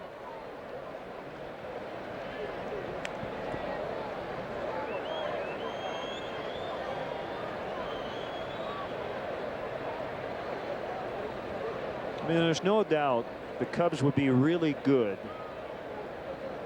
without Reed Johnson, without Jim Edmonds. But they're so much better with this center field platoon. And when you have championship type seasons, there's a little bouncer to Kochman and he'll tag Johnson with Ramirez going to second. You need seasons from guys like Johnson and Edmonds, right? The guys that you didn't even have when you started. Oh, absolutely. I mean, that's those surprises that just jump out at you. When you break spring training with your 25 guys that you begin the season with, you can be pretty sure that there's probably going to be at least another 20 or 25 guys that are going to make contributions at some point in the season, whether because of injury or ineffectiveness. And the job that Edmonds and Johnson have done in center field, completely out of the blue. Nobody expected those 2 guys to be on the roster this year, and I don't know where we'd be without them. And it's taking nothing away from Felix P.A., who will probably be back in September. And he was the Cubs opening day center fielder. And it's not as if there wasn't a track record for Johnson and Edmonds before they got here. But in both cases, they were released by their previous employer.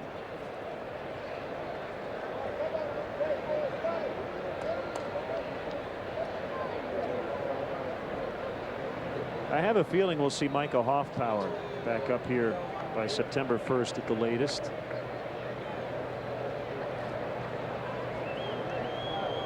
And I think he checked off the last thing he hadn't done all year last night. He stole a base.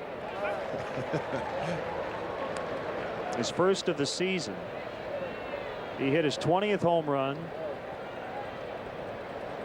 playing for AAA Iowa. He has 83 RBIs. I guess he's played about half their season.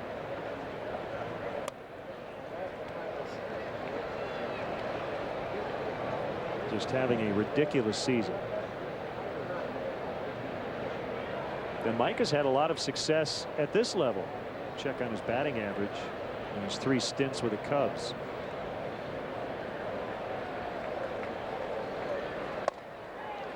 Right down the middle on a fastball. 2 balls, 2 strikes. 378 in 37 at bats with the Cubs.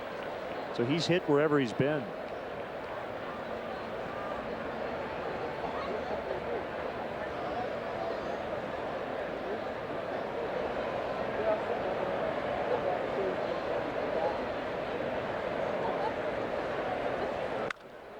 High in the air to center. Kotze has no idea where it is. And it drops down. Soto to second. Ramirez hustling toward the plate. Gets past the catcher. Soto on his way to third.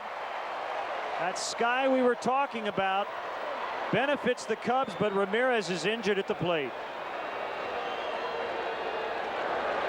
Aramis is down after scoring the 8th run of the ball game. He is writhing in pain as Ed Halbert comes out.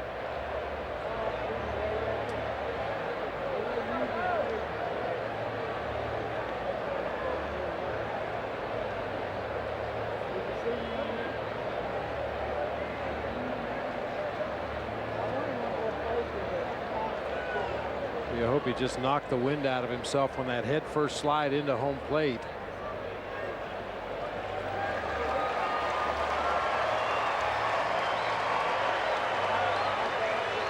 don't think there was any contact at all with the Braves catcher. Didn't look like it. Well, we'll get another look at it.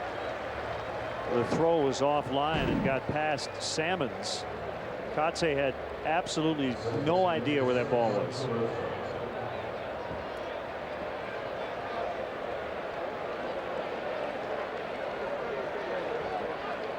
So it's an RBI double. You can see right at the end of the play, he grabs at his right rib cage or right hip area as he came across the plate there. You'll see from this angle, no contact with the catcher at all. The head first slide gets the left hand on the plate, and then the right hand went to the right side. An error on Prado on the throw, allowing Soto to go to third base. And we go back to the Soriano fly ball. This is why you run them out tonight.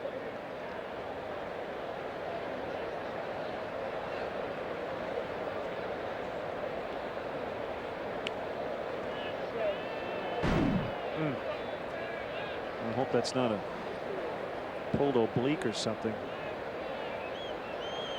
And we'll see if Aramis will remain in the game on defense in the bottom of the inning. Meanwhile, 8-4, and a chance here for DeRosa for an RBI. He has 12 over his last 7 games. Went 0 for 2 against Glavine. Infield in with 1 out.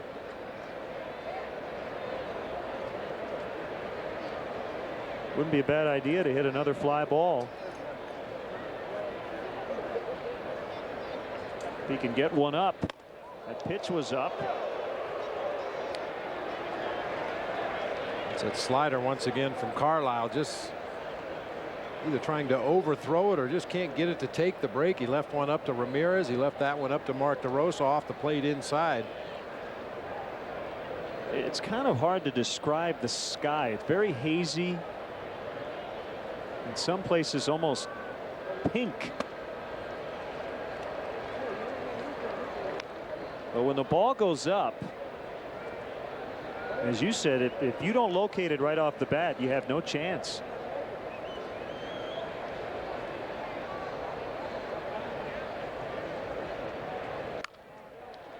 Base hit into left, 9-4.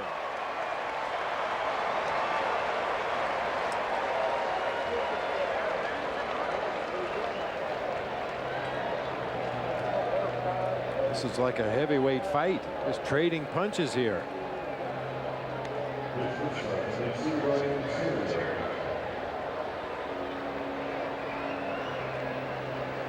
So they get the 2 runs right back. The Menards' big lumber stat. Terrio over the last month plus hitting over 400 on the road.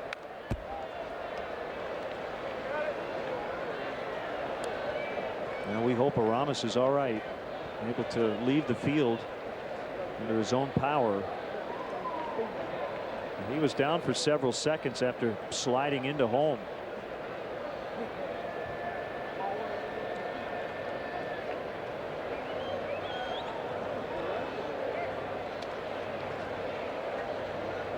And we hate to speculate, but it did appear he was grabbing at his right rib cage area, maybe a little lower down toward the hip. Definitely something on the right side of his body as he made that head first slide into home plate.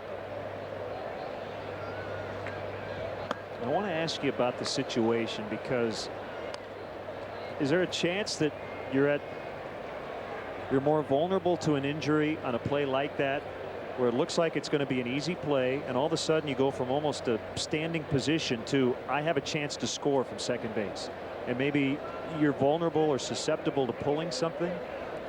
I think it happened right at the very tail end of the play. Lined and a base hit into right.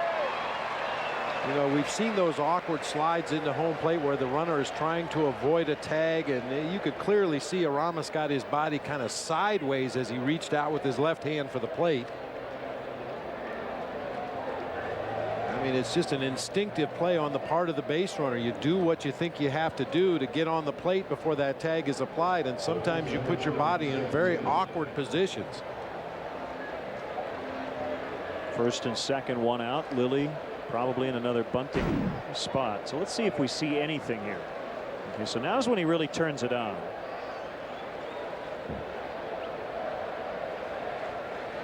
Looks fine at that point. There's the bunt, still fair, picked up by Jones, and he'll get the out at first. Second sacrifice for Lilly.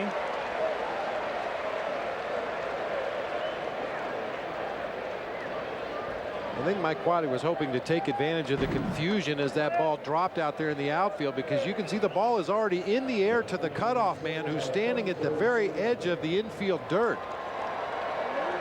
That's kind of a risky send in that particular situation. It paid off with another run for the Cubs. Only other thing I wonder about was maybe the hip. Maybe banging into the ground or something. But he did look fine all the way until the end. You're going to walk Soriano with first base open.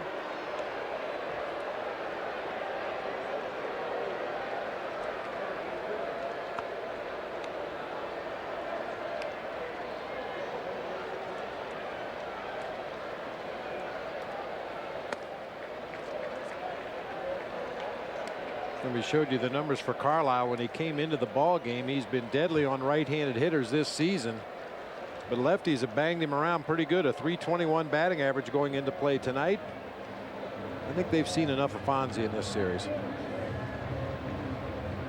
Boy, everybody's hot in this lineup. I think some teams would try to, or would rather just pitch around everybody. Can't walk them all. Kosuke had not been hot, but now with back-to-back 2-hit games. Well, then on the heels of our split doubleheader yesterday, this day in baseball history, we go back to 1919. The Cubs were involved in a doubleheader with the Brooklyn Dodgers. The Cubs won the first game 2-0. The Dodgers won the second game 1-0. Total time for 2 9-inning baseball games, 2 hours and 17 minutes. I wonder how much time in between. Here's Kosuke. Ball one. By the way, Ramirez in the hole right now. Derek Lee on deck. So we'll see what happens if Kosuke gets on. I was just going to say the first game was 1 hour and 10. The second game 1 hour 7. Wow. Took 3 extra minutes to score that extra run. 1-1.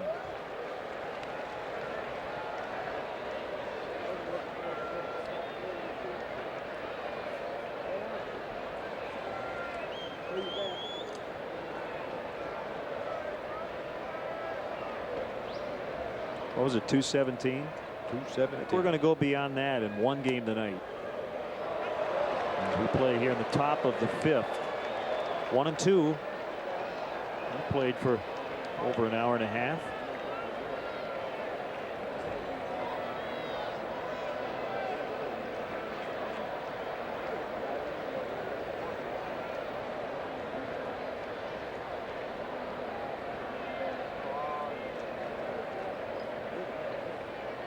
Kick and the pitch.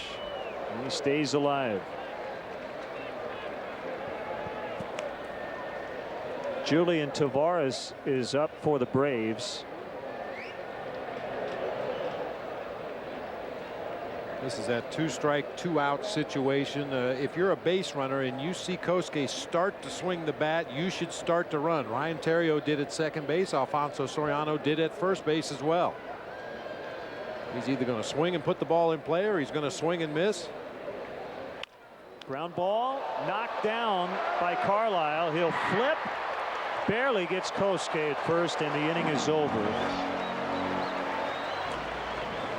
So we'll see if Aramis is going to come back out and play third. I would think that's doubtful. And we'll get you an update when we have it. 9-4 Cubs. You're keeping some money in the bank. Good. That's step one on the road to happiness. But if that money is in a regular bank account, how fast is it growing? Want to speed things up? Put that money in an Orange savings account from ING Direct. You'll earn high interest, your money will grow. And because you'll never pay a fee, it'll just keep growing. Don't just park your money somewhere. Grow it in an Orange savings account. You're gonna love this. Bank of America offers the opportunity to see Wrigley Field like never before. Take a 90-minute guided tour and see the press box, locker room, dugouts, and more. With the new expanded summer schedule, it's now more convenient than ever to experience beautiful Wrigley Field. Purchase tickets by calling 1-800-THE-CUBS or by visiting Cubs.com. Show me what you tell me, now we sipping cold belly and we up inside the telly. Well, you jellies on your belly and that's spread up on your pillow. Bobby all inside your middle. This got me flipping like hotcakes on the griddle.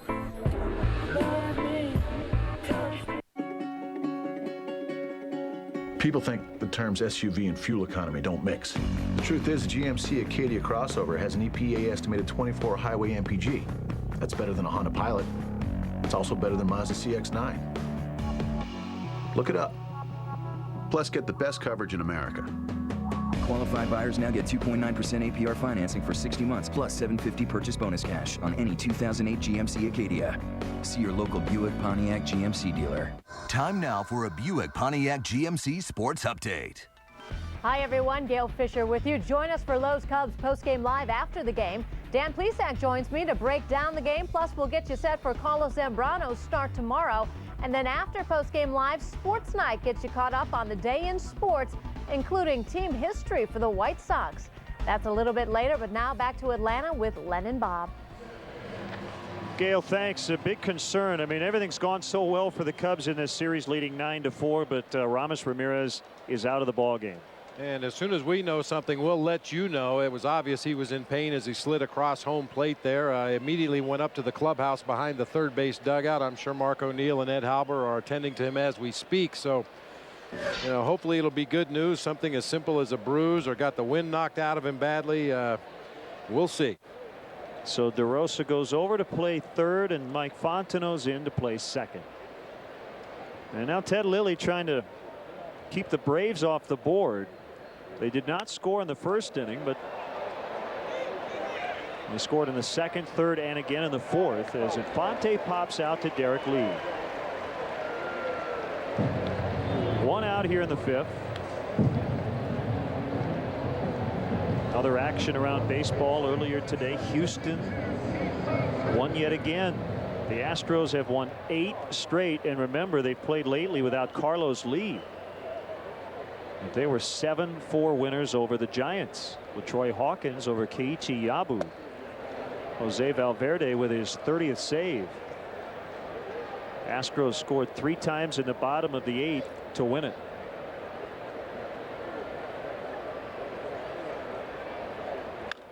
Pulled foul by Kochman.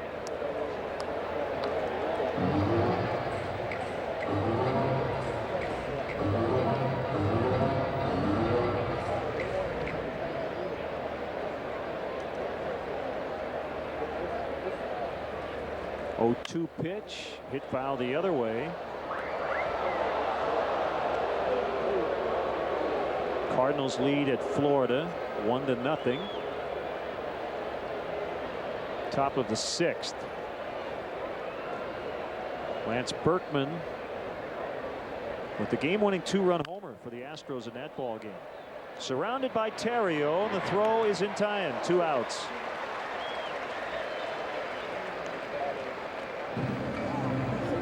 Next Wednesday, August 20th, is 7-11 Day at Wrigley Field. Don't miss any of the action as the Cubs battle the Reds at 7:05.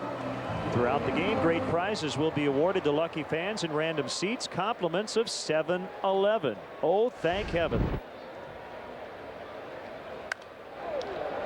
Popped up by Francoeur. Derek Lee catches, and the Braves done in the 5th shutdown inning for Lilly. He now can qualify for his 12th win.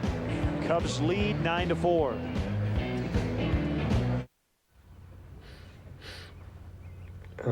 Dex, do you know of any laundromats around here? 13 within a 5-mile radius. That take credit cards? 4. The 2 on Abbey Street will do your laundry for you. You might need both of them. I also know a good barber and a personal trainer. Ooh, and a good dating service. Introducing DexKnows.com. With complete local info, comparisons, and maps, it's the smartest local search on the web. Visit DexKnows.com.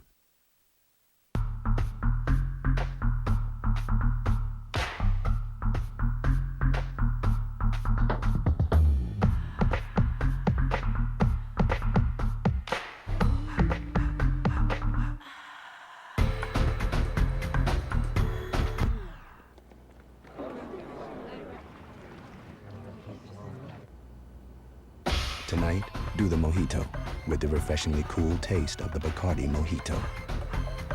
Ah, yes, the Geico Gecko in migration, driven by primal instinct to help people save hundreds of dollars on their car insurance. Hey, do you see that guy over there?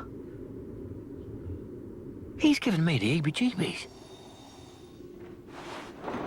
Gotta be kidding me. Oh. What a clever creature. Geico. 15 minutes could save you 15% or more on car insurance. Tomorrow, Mark DeRosa and the Cubbies touch down in the Sunshine State as they try to reel in a victory against the Marlins in HD, followed by Lowe's Cubs post-game live. Cubs Marlins in HD tomorrow at 6 on Comcast Sportsnet. Fans' best friend. Get Chicago Sports News nightly on Land Rover Sports Night. Coming up tonight after Cubs post-game live, William Jackson reports on the Bears exiting camp, or as we like to call it, the Bourbonnais 500. Plus full recaps of today's Cubs and Sox games. Join Mark and Pat for Land Rover Sports Night tonight after Cubs post-game live, only on Comcast Sportsnet, fans' best friend. Former Cub right-hander Julian Tavares is on for the Braves. Third pitcher of the night, Glavine, Carlisle, and now Tavares.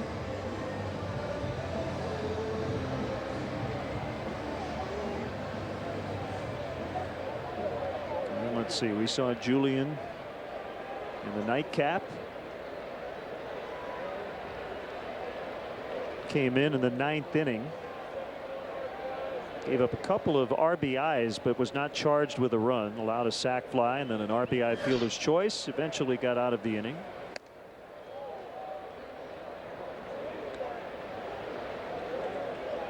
One ball, no strikes on Derek Lee.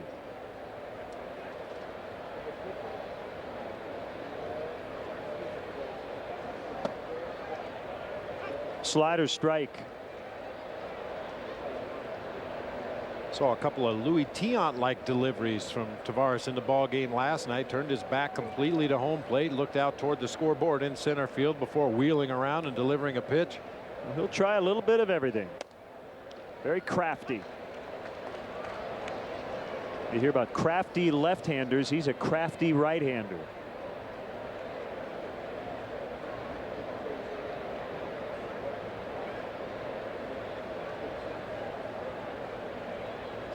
There's that turn. That pitch was a little low, 2-2.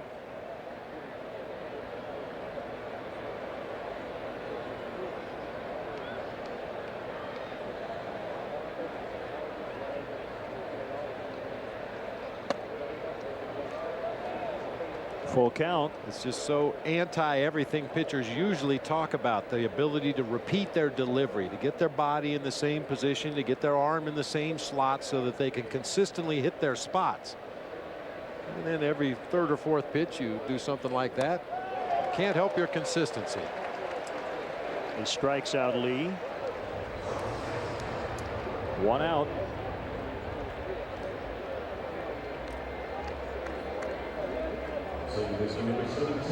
Well, the thing about Julian, it's fun to watch. It kind of reminds me a little of Gaylord Perry, and I'm sure there are batters around baseball who faced him many times who say, you know, he's doing something to the ball.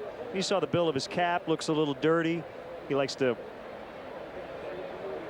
maybe wipe his forehead, touch his jersey. Got all kinds of stuff going on, and I think it's just maybe trying to plant that seed in the brain of the hitter. What's he doing out there? Changes up his mechanics. Swing and a miss.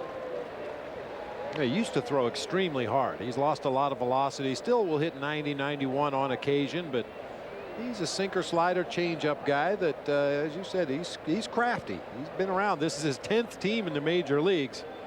He's had a lot of teammates and pitching coaches to learn from.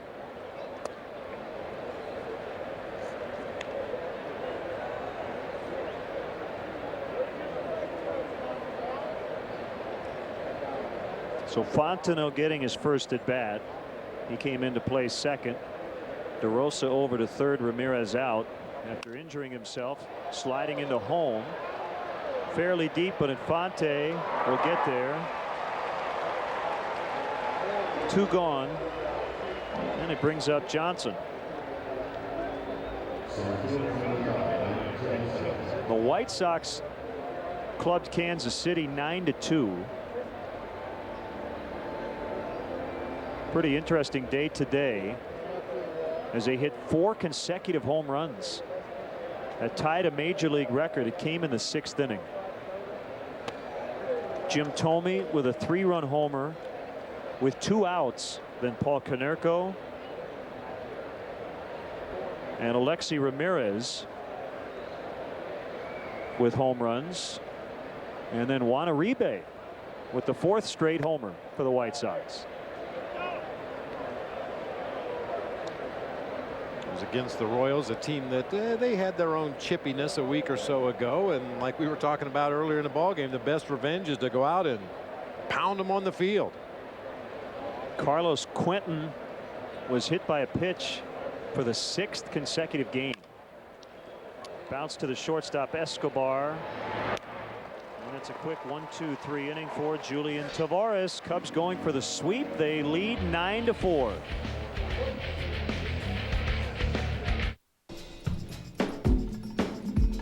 He's been known to cure narcolepsy just by walking into a room. His organ donation card also lists his beard. He's a lover, not a fighter. But he's also a fighter, so don't get any ideas. He is the most interesting man in the world. I don't always drink beer, but when I do, I prefer Dos Equis. Stay thirsty, my friends. Saturday, meet the Bears draft picks on Comcast Sportsnet as we sit down with the 2008 Chicago Bears rookie class. Our crew finds out everything you want to know about this year's group. Meet the Bears draft picks presented by Mitsubishi. Saturday at 7 only on Comcast Sportsnet. Deciding on a color?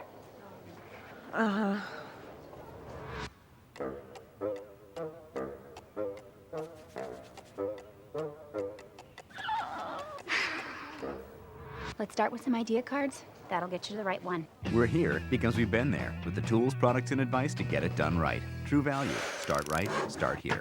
Get the right products and expert advice for your next painting project at K&K True Value. Start right. Start here. If it's got a motor. That's our slogan here at Clinton Motor Works. And what's it mean? Well, we have one of the area's best selection of pre-owned cars, trucks, vans, SUVs. Oh yeah, and the cruising coolers.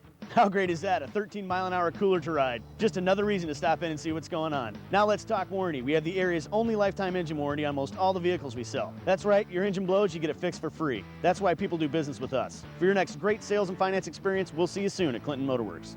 If it's got a motor. Rise every morning only on Comcast Sportsnet. Fans' best friend. Can you imagine watching your first place Cubs from the front row at Wrigley Field? Now you can. Visit Cubs.com, click on the CBOE front row seats auction to bid on tickets in the front row behind home plate and along the first base line. The auctions for next week's games against the Reds and the Nationals are going on now. Don't miss your chance to be part of the action and cheer your favorite Cubs from the very front row. 1-1 on Mark Kotsay, who has tripled, homered, and knocked in 2.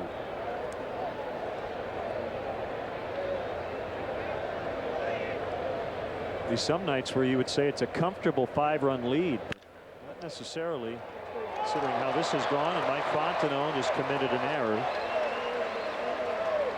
So the leadoff man is on base.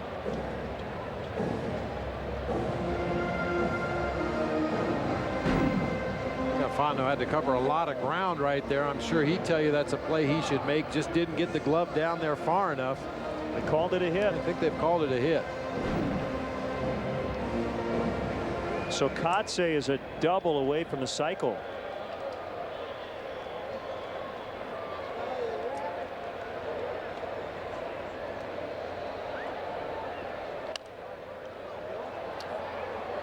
Well, good news. Aramis Ramirez with a left hip contusion. That would be considered a minor injury. I'm sure it's painful, but I would expect he would be ready to go tomorrow. If that's all it is, might have had the wind knocked out of him a little bit as he went into home plate pretty hard. Well, I was just fearful we were going to hear that word oblique. Yeah. And those take a long time to recover from. That is the best possible news under the circumstances.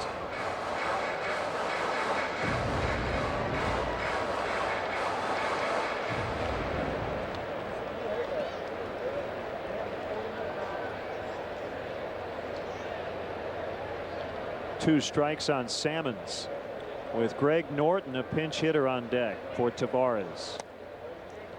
Downstairs 1-2. Right-hander Bob Howery up in the bullpen. When you think about the length of a baseball season and how many times players throw themselves on the ground, either avoiding tags or diving for balls defensively, fouling balls off their own ankle or foot. By the end of the season, these guys are covered with bruises and scabs. The skin is gone from their knees from the time they leave spring training until October. Guys that slide head first have big strawberries on both their elbows. And it's just something that it's not debilitating. It's not extremely painful, but it is something you have to learn to deal with. Those minor injuries that every player carries with them all season long. Another 1-2, a foul pop, and no play for Lee. Sprains and strains and bruises and jammed fingers and all those things that are part of the game of baseball.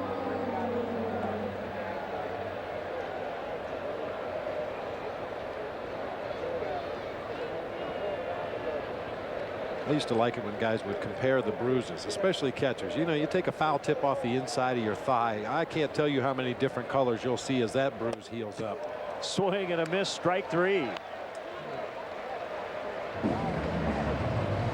Sixth strikeout for Lilly. Here's what we're talking about. Back in the fifth inning as Kotze lost a ball in the hazy sky as we neared dusk, and Ramirez came in pretty hard and landed on his left hip.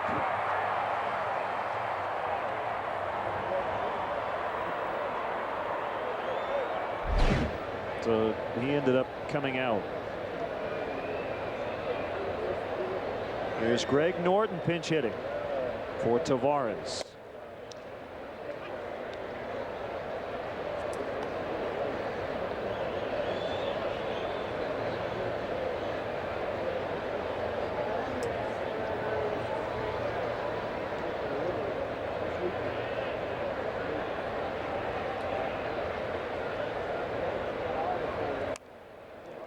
Came back up and hit Norton while he was in the batter's box. That makes it a foul ball.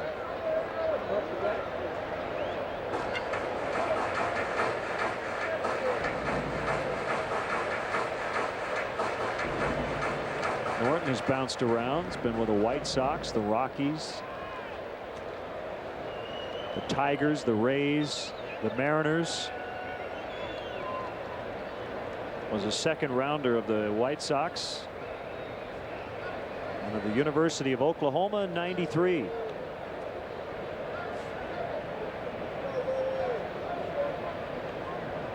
Speaking of draft picks, the deadline for teams to sign their draft picks tomorrow at midnight. A lot of first rounders still out there. And that's a balk on Ted Lilly. Some balks you have to go back and look at the tape to find it. That was about as obvious as it gets.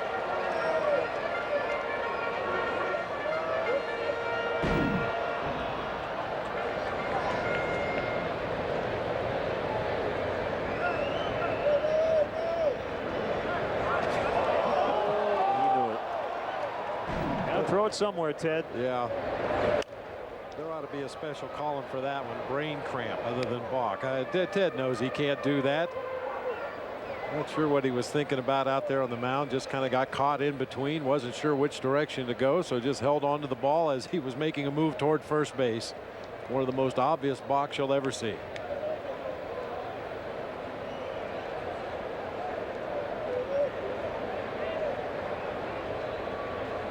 It's the fourth balk charged to the Cubs, the third on Lilly.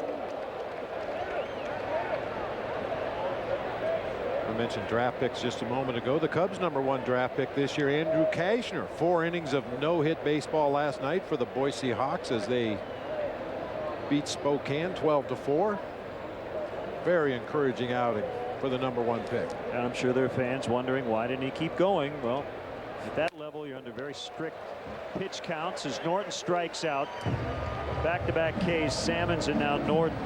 And it'll bring up Escobar, the leadoff man, with 2 outs.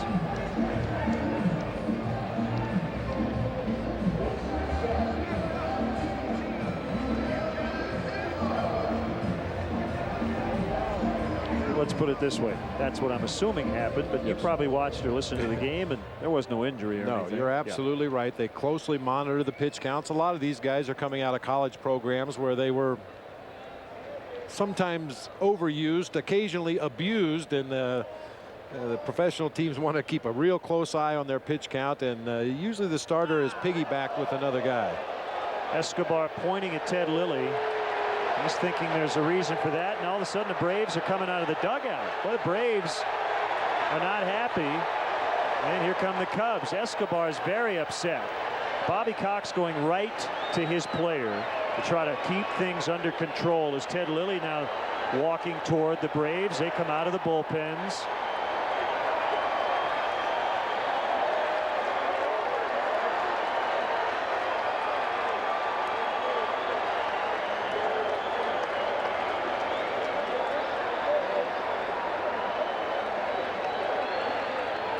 Escobar is very unhappy.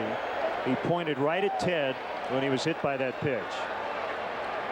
You had Bueno tossed from game 1 in his major league debut yesterday for throwing at Alfonso Soriano. And that'll be it for now.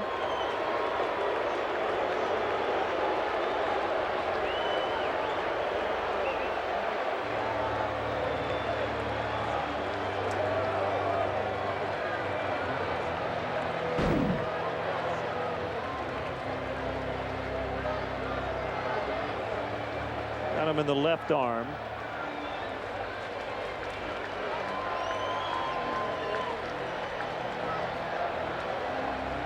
Not so much fun when you're the one getting plunked, is it?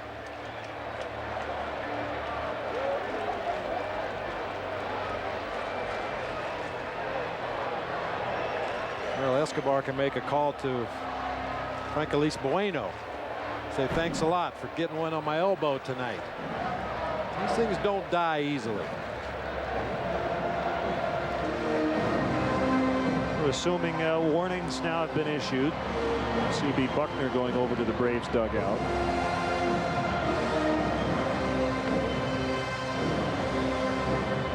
And I think, Bob, now if a pitcher is thrown out, his manager goes too, right? Yeah. After warnings have been issued.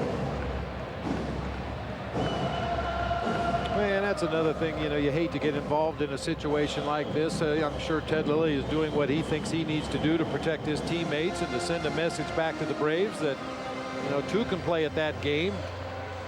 But now warnings have been issued, and if one of the Cubs relievers happens to come in the ball game later, the pitch gets away from him and gets close to a Braves hitter, he could possibly be ejected from the game if, in the umpire's discretion, he felt it was a purpose pitch.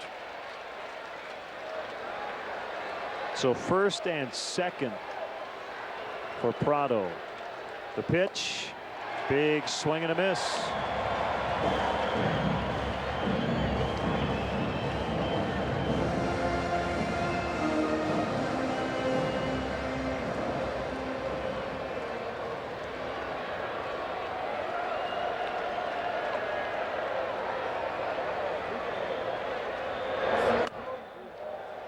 Missed badly, 1-1. Every time Ted Lilly has overthrown that fastball up and out of the zone, he's come back with a straight changeup on the next pitch, and one time got a pop-up, another time got a swinging strike to end the inning.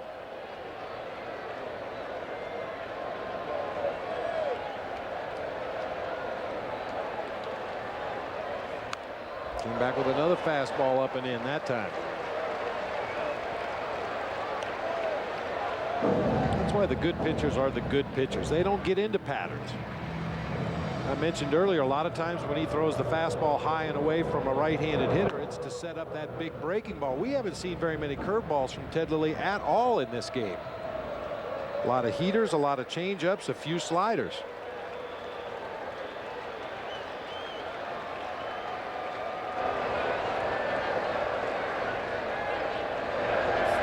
Swing and a miss at the high fastball. And Lilly gets out of the 6th. Bench is cleared briefly. No punches were thrown. 9-4 Cubs. It's Toyota's National Clearance Event, the perfect time for amazing deals and selection. Come in now and get low 0% APR financing on the best-selling compact truck, the 2008 Tacoma. Or get the 2008 Motor Trend Truck of the Year, Tundra, with 0% financing for 60 months with $1,000 bonus cash. Or choose $5,000 customer cash. So don't miss this opportunity to save big at the Toyota National Clearance Event. Hurry into your Toyota dealer today.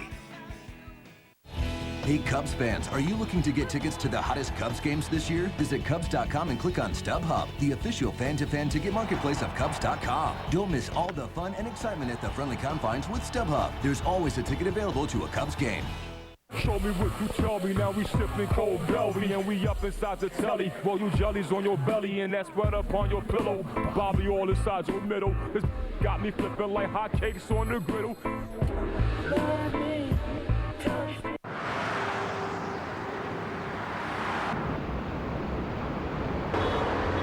It's on everybody's mind these days. So trade up to better fuel economy now at the Chevy Model Year-End event with a fuel-efficient 08 Chevy. Get $2,500 total purchase cash on all 2008 Chevy Equinox models. Equinox has earned 5-star frontal and side impact crash test ratings. Log on now to ChevyDealer.com. Comcast Sportsnet's action-packed weekend begins Friday at 6 as the Cubs hope the fish flounder as they take on the Florida Marlins in the Sunshine State. Saturday at 6:30, 10 at midnight. Get the latest in Chicago sports on Sports Night. Sunday at 2:30, the Sox prove who the real athletes are as they take on the Oakland A's in Cali. And at 10:30, go beyond local news and get extensive interviews on Sports Night in depth. It's an action-packed weekend only on Comcast Sportsnet, fans' best friend. Here's Ted Lilly as he came off the field after getting out of the bottom of the 6th. He hit Escobar, and Escobar spent a long time between innings just staring into the Cubs dugout. I like those cartoons where the guy has daggers coming out of his eye. That's Escobar right now, staring into that Cubs dugout.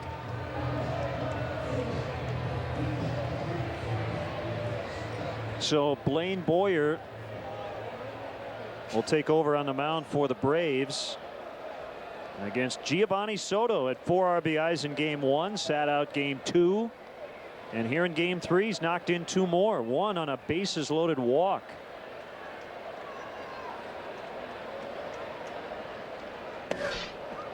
Breaking ball is a little bit inside. Cubs 9, Braves 4. We're in the 7th.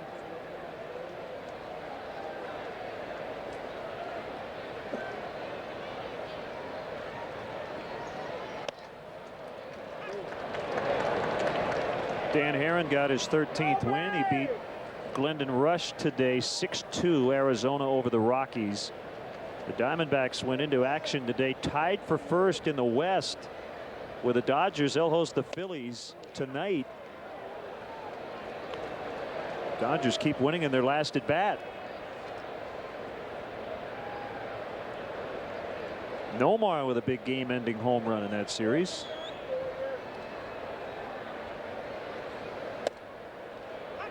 Cardinals lead at Florida 3-0. Ryan Ludwig with his 30th home run. They're in the bottom of the 7th.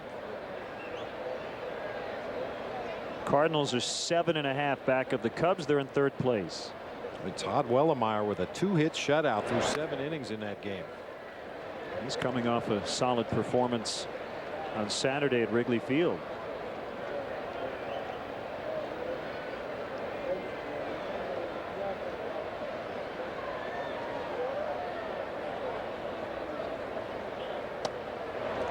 Ball 4.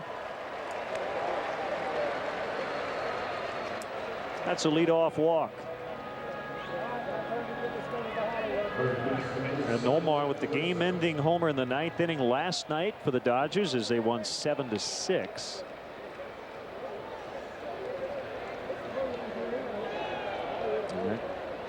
Series will continue later tonight. Brewers 4 back after losing in San Diego to end their 8-game winning streak.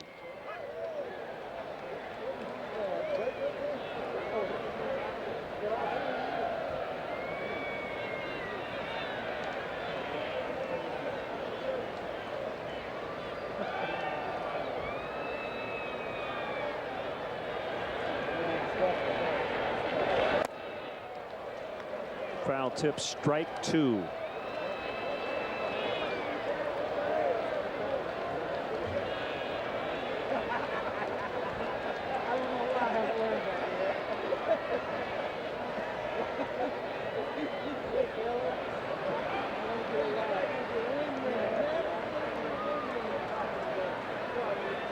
Kick in, the pitch, driven to deep center. This is Kotsay going back off the base of the wall. Soto to third, DeRosa to second. It's a double. Second and third, no outs.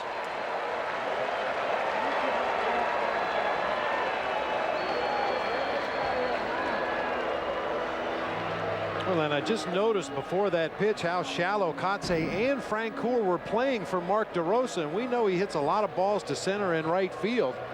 He could have been standing on the warning track and not caught this ball. That was smoked right off the fence and straight away center. Infield coming in with Terrio at the plate. Cubs on the threshold of getting into double digits.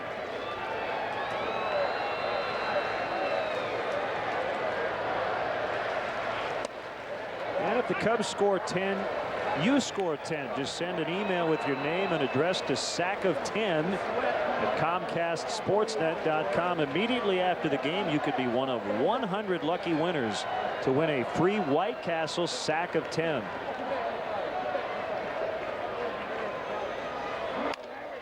Base hit. Soto's in. DeRosa stopped at third, and they get to 10.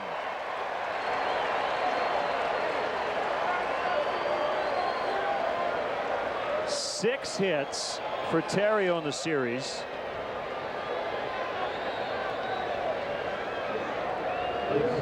Fourth time in this season series the Cubs have scored in double digits against the Braves. Boy, what a beautiful piece of hitting by Ryan Terrio. Never took his eye off that baseball, let it travel deep into the strike zone, and then just punched it through the right side of the infield. Ward batting for Ted Lilly.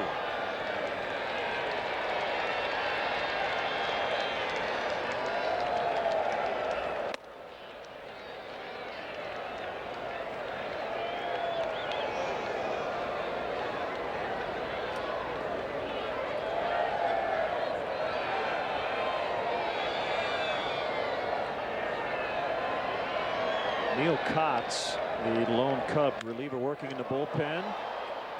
Right center.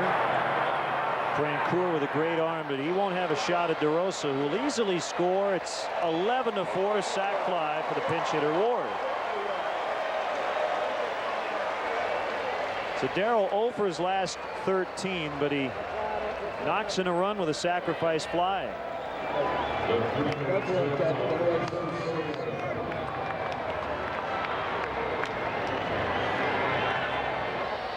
How about the offense tonight? 2 in the first, 3 in the third, 2 in the fourth, 2 in the fifth, 2 more in the seventh.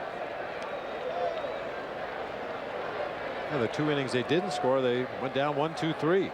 They were exhausted from scoring so much in the other innings, I guess. I don't know. Down the right field line, and that'll be foul.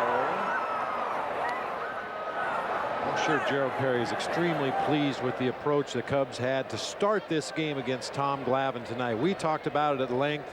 You need to go to the opposite field. You need to look out over the plate. That's where he's going to pitch you most of the time. And the Cubs' approach looked like they were prepared for that.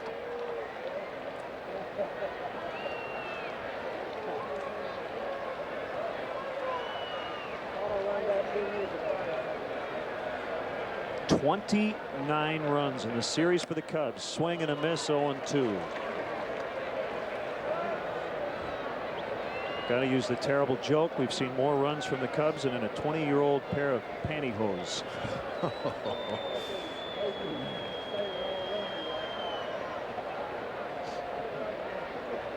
Send your emails to Len and Bob at ComcastSportsnet.com.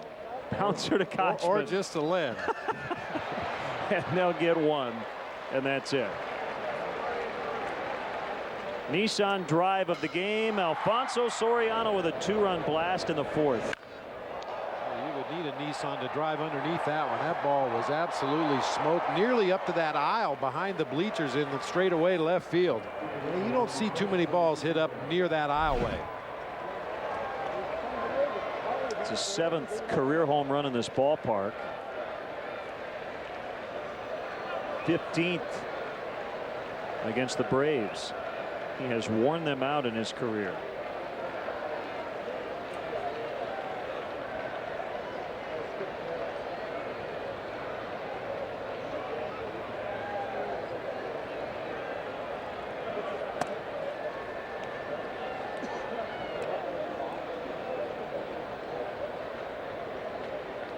Well, remember, Lou said this is a pitching and defense team. And I wouldn't really argue with him, because that's what you have to have come crunch time, especially in the playoffs. But it also helps to put up an 11 spot or 8 or 10. The Cubs have done that in this series. Never hurts. Well, Lou may have properly evaluated this as a pitching and defense team, but you know he loves the offense. Maybe some more offense. That's hooking foul. I mean, Lou has always been a manager that appreciates teams that go about their business in that batter's box.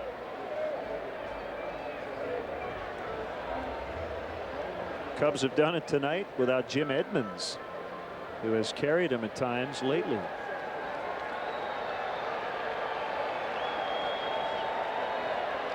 And then everybody is pitched in.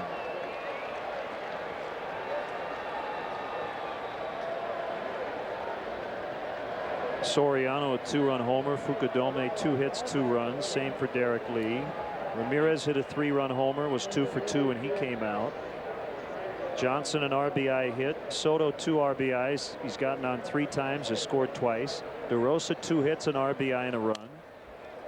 Terrio 2 walks, 2 singles, an RBI, has reached all 4 times.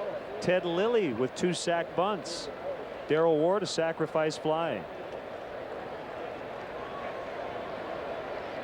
That's a group effort. That's spreading the wealth.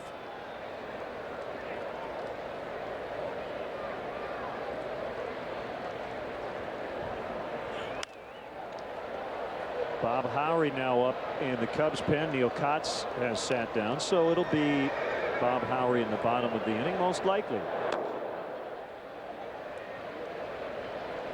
Bob's working on a way to perfect the trip over the mound, throw a 65-mile-an-hour curveball for a strike, which he did yesterday. Perfectly. Perfect.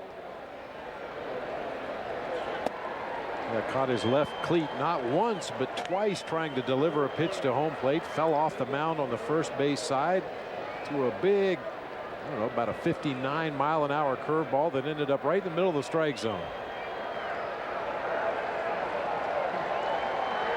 Soriano runs on the 3-2. That's ball 4 to Kosuke.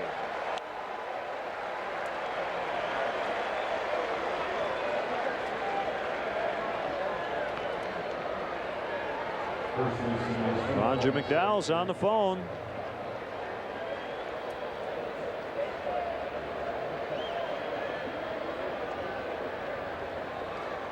Well, the thing you have to like about it too, Len, 2 walks here in the 7th inning of a game where the Cubs have a seemingly comfortable lead.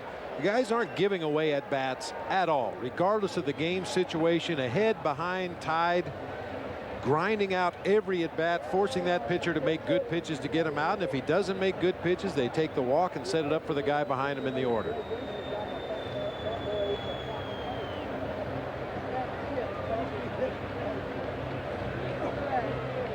I mean, I've seen it happen before where a team gets an 11-4 lead, and both ball clubs, it turns into home run derby. Everybody goes to the plate. They're going to take 3 swings to try to hit the ball out of the ballpark, and if they do, good, and if they don't, no big deal. We'll come back and get them tomorrow. But the Cubs continue to grind out their at-bats, even with a 7-run lead.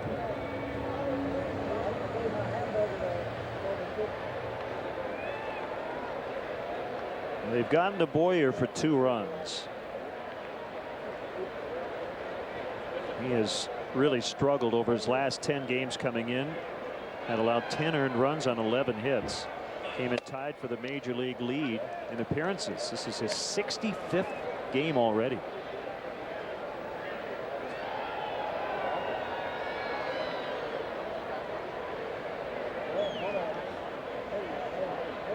The starter Glavine went just 4 innings. We've seen Carlisle, Tavares, and now Boyer since. Salmons can't handle it. Should be a wild pitch as both runners advance.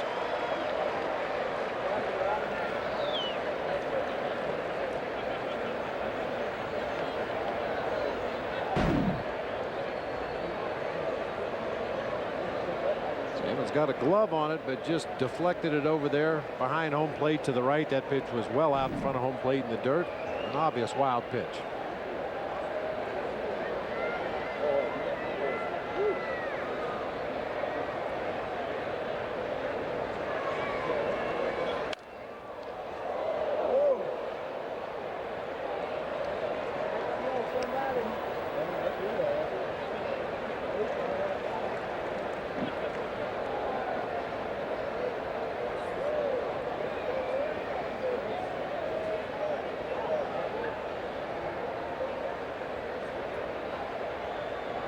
Tampa Bay beat Oakland 7-6 in 12 innings. That's a final.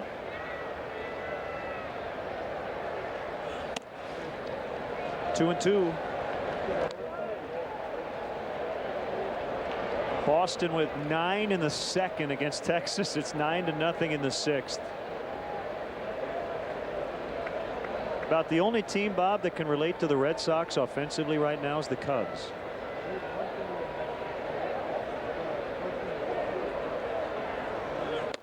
Swing and a miss. Strike 3.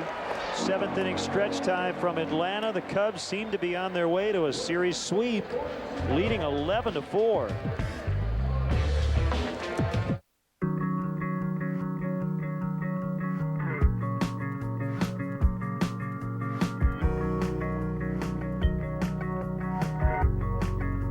The event is now on.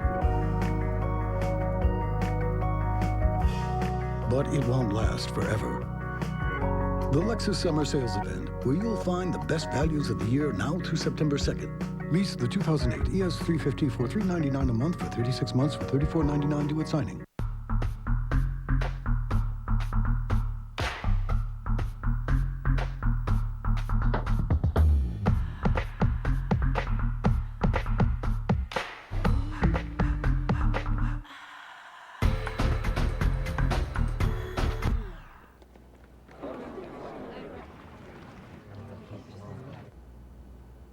Tonight, do the Mojito with the refreshingly cool taste of the Bacardi Mojito.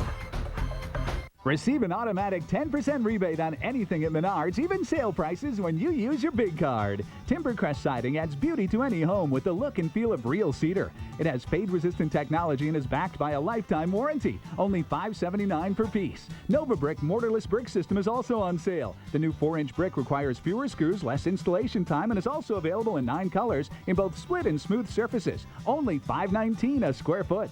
Save big money at Menards. Every morning, catch up on everything happening in Chicago sports with McDonald's Sports Rise. It's the perfect way to start your sports day. McDonald's Sports Rise, every morning only on Comcast Sportsnet, fans' best friend. Everything's a hit at Harry Carey's legendary Italian steakhouse, voted best steakhouse in Chicago. Located in Chicago, Rosemont, or Lombard. Call 773-HOLY-COW or visit harrycareys.com for reservations. Bob Howery, the first reliever out of the bullpen. Ted Lilly ending his streak of 5 straight quality starts, but that's okay. He leads 11-4. 6 innings, 4 runs for Ted.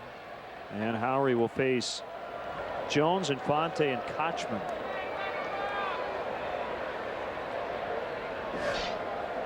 Well, if there is such a thing as a big inning in an 11-4 ball game, this would be it. Chipper Jones, by far the best hitter the Braves have in the lineup tonight. Infante's had a good series against the Cubs.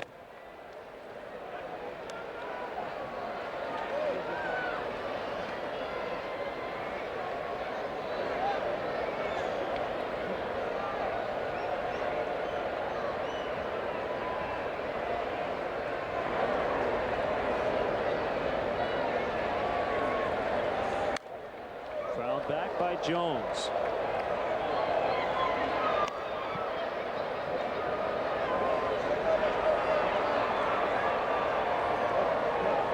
Chipper's really incredible at knowing what pitchers are trying to do to him. He has a great memory for what he's done against all the pitchers he's faced. 1 ball, 2 strikes. Now Chipper hits a little bit like Andrew Jones used to play center field, almost like he's bored. It's not enough of a challenge to him. It almost seems like he could get a base hit every time up. Just slap it through that hole between third and short into left field.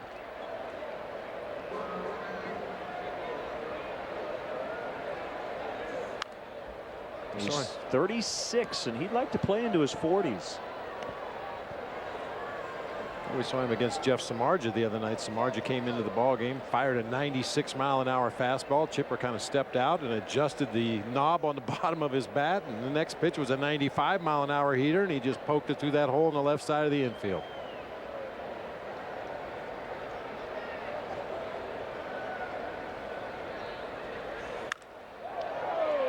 Out in front, pulled it foul.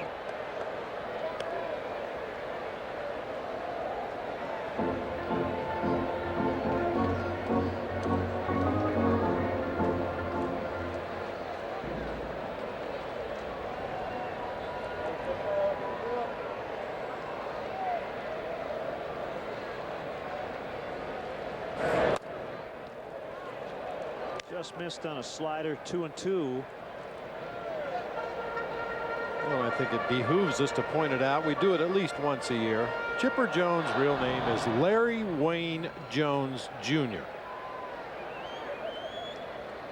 I don't know if anybody in the game of baseball knows him by that. Everybody knows him as Chipper. Yeah, Larry's his dad's name. That's why he's a junior. I know he's worked closely with his dad on his hitting throughout his career.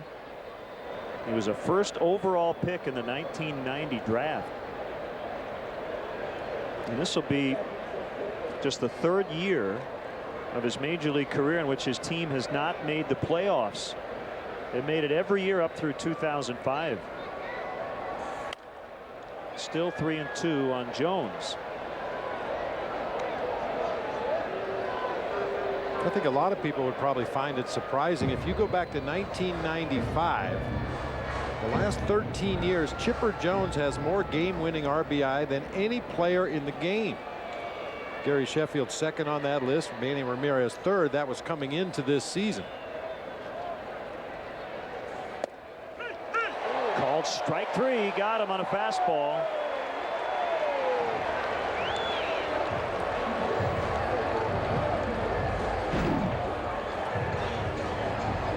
Don't fool him very often. A little comeback sinker, maybe a hair off that inside corner.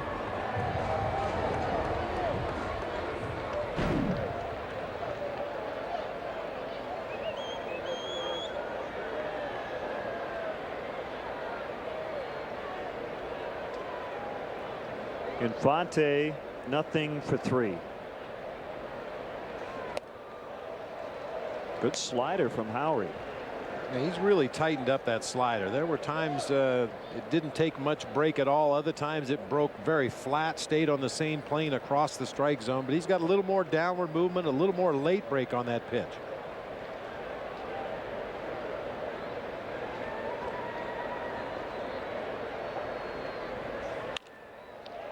It's over Terrio into left center for Infante's first hit of the night. Well, we'll see if Bob Howery will pull this one out of the bag of tricks again.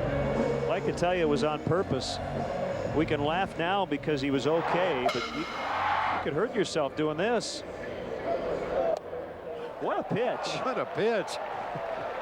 We've never seen Bob Howery throw an over-the-top curveball. It certainly wasn't by design, but it served its purpose. Kochman still without a hit in the series, 0 for 11. They'll get hot at some point. The Cubs are hoping it's not until tomorrow. They'll host the San Francisco Giants.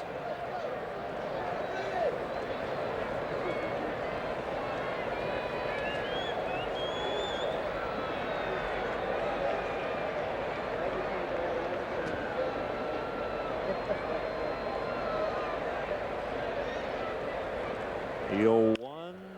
There's his first hit of the series. Never fails. He's 1 for 12. And again, you can send your emails to.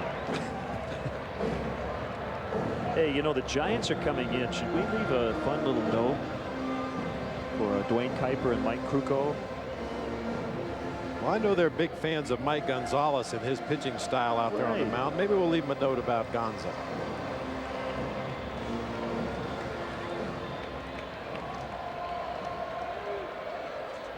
Dwayne and Mike, the fantastic TV duo with the Giants.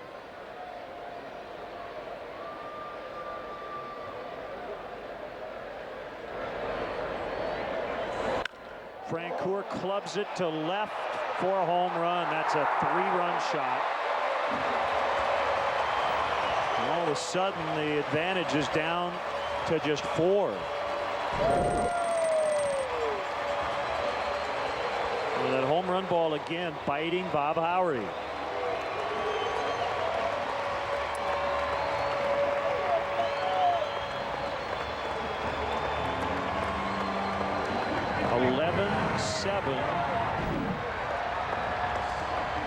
Boy, that pitch is inside part of the plate, middle of the thighs. For the life of me, I can't understand why any pitcher would throw a strike to Jeff Francoeur. You don't even have to get that ball close to the strike zone to get him to swing at it. And now Mark Kotsay needs a double for the first cycle by a Brave since 1987. Albert Hall hit for the cycle 21 years ago. Triple, home run, single, 2 RBIs.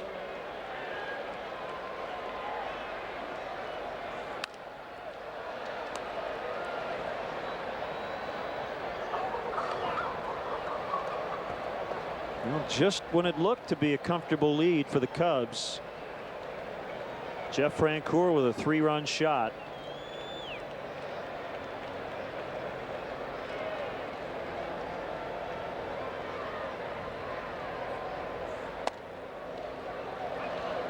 One and 2. Good backdoor slider that time. That's a pitch we haven't seen much of from Bob Howery. Carlos Marmol loosening in the pen. We haven't seen him yet in the series. Well, we've seen him, just not on the mound.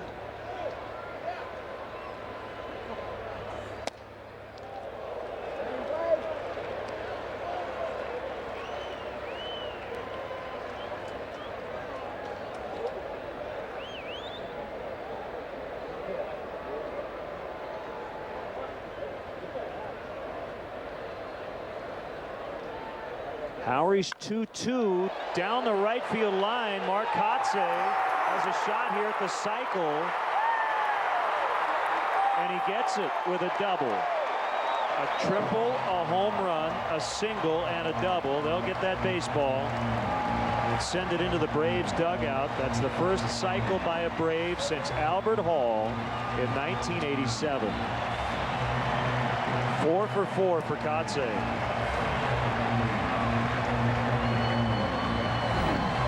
If ever there was a hitter that looked like he was going to hit for a cycle, it was Mark Kotsay tonight. Everything he hit has been right on the button. That ball smoked down into the right field corner. some guys don't know what they've done in previous at-bats. Mark knew. He looked at the second base umpire, Ed Rapuano, and said probably should get that ball. And that'll be it for Bob Howard. Most important thing here is that the Braves have gotten back in it. And I think Lou's going to go with Carlos Marmol, with Clint Salmons coming up. And also remember, Bob, McCann and Johnson and Blanco, Gregor Blanco, all available off the bench. Maybe they'll just discuss strategy here. Now he's going to leave him in. So Howery will get at least one more shot.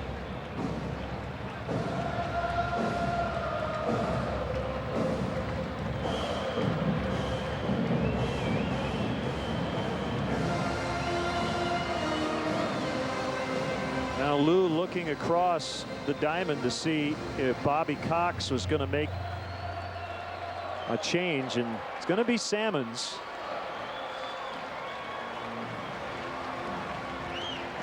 With Kelly Johnson now on deck. Well, knowing that Bobby Cox has Kelly Johnson, Brian McCann, and Gregor Blanco available off the bench, you would think that perhaps Neil Kotz would be warming up along with Carlos Marmol down in the bullpen. Although Marmol's a guy that Lou trusts to get righties and lefties out late in the ball game.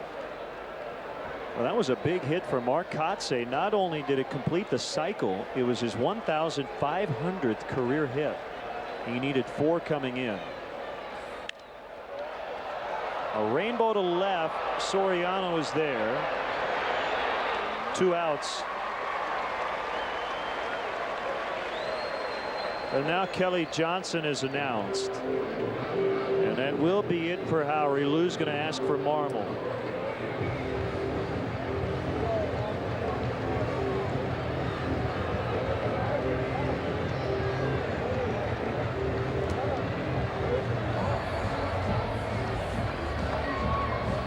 Heineken called to the pen, bottom 7. Cubs lead by 4. We'll be back.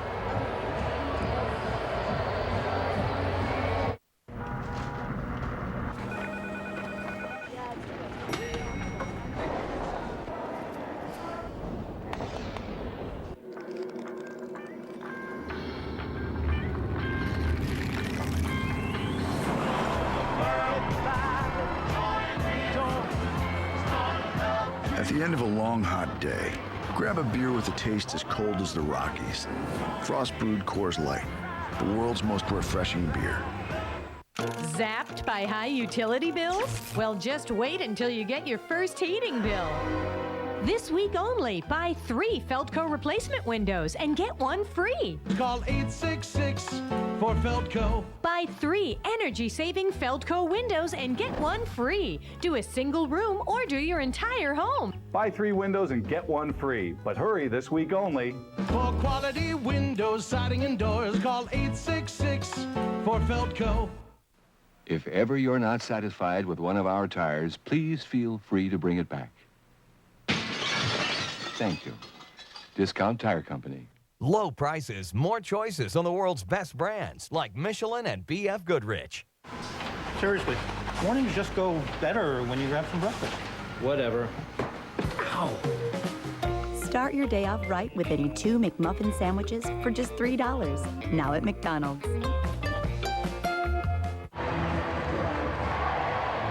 Don't miss the action as the Cubs battle the Reds Thursday, August 21st. Game time 1:20, but be sure to arrive early as the first 10,000 fans will receive a Cubs keychain. Compliments of Comcast Sportsnet.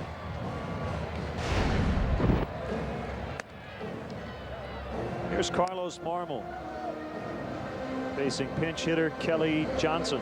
You see the righty-lefty splits there at the bottom of your screen. Left-handers hitting only 196. I mentioned the fact that perhaps Neil Kotz should have been up in the bullpen just in case we saw one of the Braves left-handed pinch hitters, but that's why Lou's confident to go with Carlos Marmol. Equally effective against righties and lefties.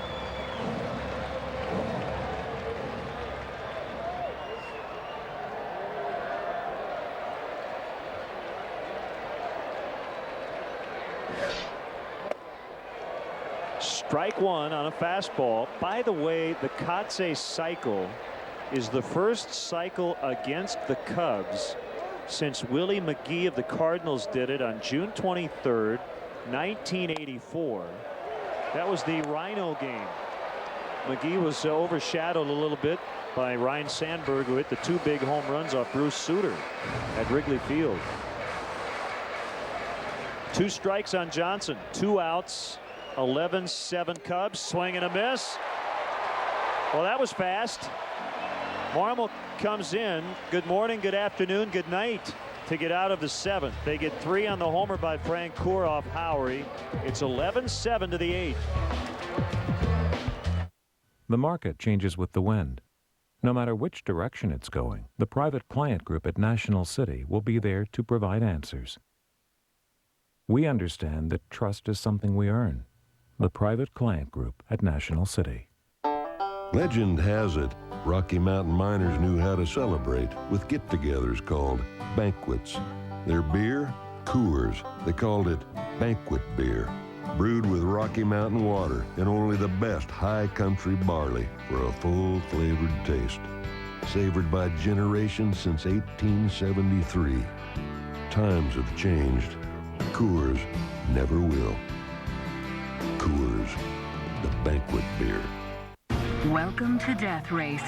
The players are convicts, the cars are loaded, and the rules are simple. There are no rules. Oh, sorry.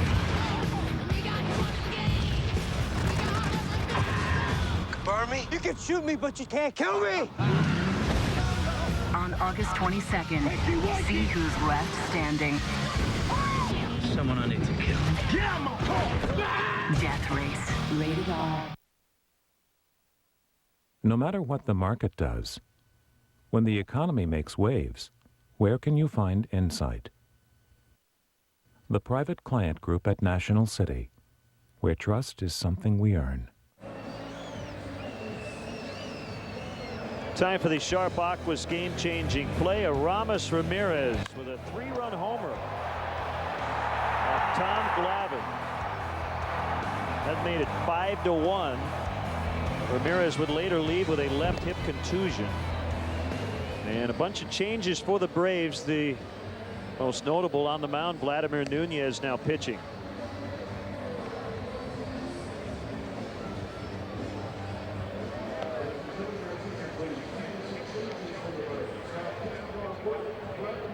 Let's see, Infante has gone from left to short, with Gregor Blanco now playing left.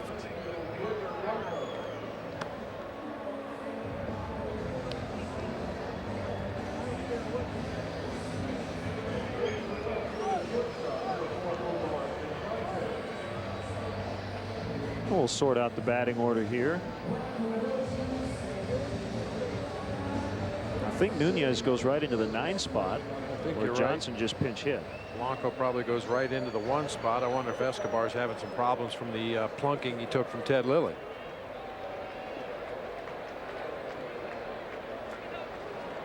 So Escobar out.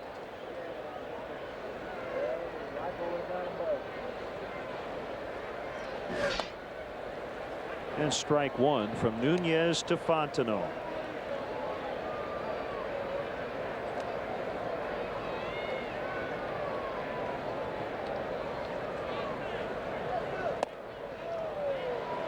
Swinging, strike 2. Bobby Cox has dipped into his bench 3 times for pinch hitters in this ball game. All 3 times they were struck out. Gotay in the 4th, Norton in the 6th, Johnson in the 7th. Rolled to Prado.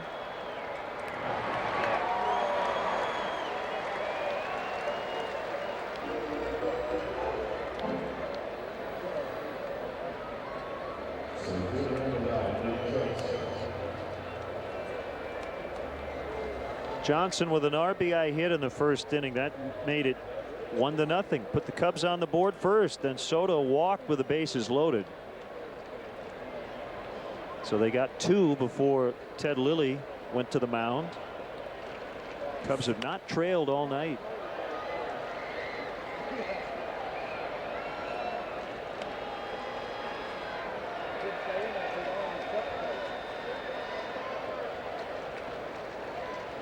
Got a nice note recently from Merle Earhart from Decatur, Illinois. I appreciate her letter very much. Congratulations to John Schneider and Melissa Freeman. They were married recently on the 8th in Port Sheldon, Michigan. I assume they got married because we got an invitation. We were unable to attend. Well, I certainly hope they wouldn't cancel the wedding just because we couldn't make it. We've seen that sign a lot here in Atlanta. Wrigley South.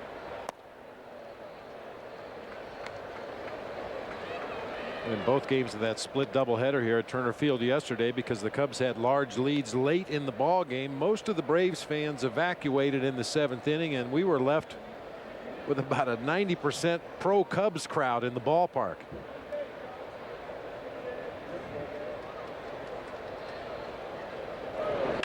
Two is smacked into right. That's a fair ball into the corner. Frank Poor goes and gets it. Johnson taking a look at it, and that'll be a double. Then a big night for Cal State Fullerton. Kotze with a cycle. Johnson with 2 hits.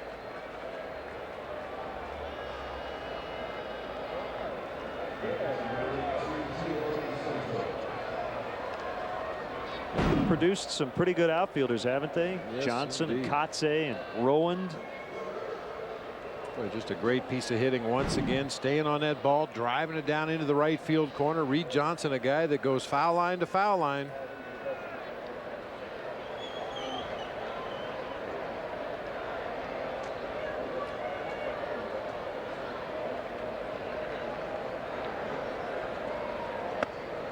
Saw Johnson chatting briefly with Kotze before the game. Kotze was drafted in '96, Johnson in '99. Thinking they probably missed one another barely in college.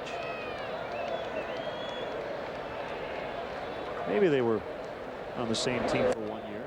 Not sure. 0-2 on Soto.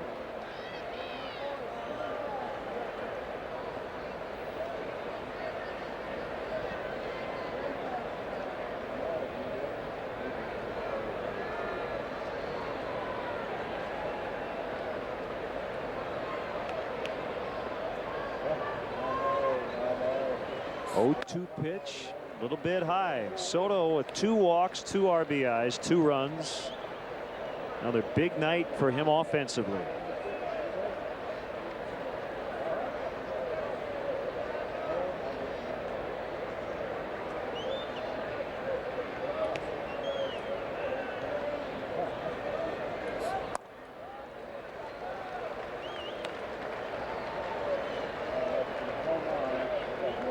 Got a nice note from Curtis Beach from Fort Lauderdale, Florida. His grandmother Marjorie Hudson will turn 100 in November.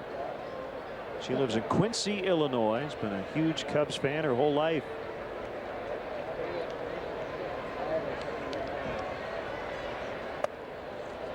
A lot of sliders from Nunez.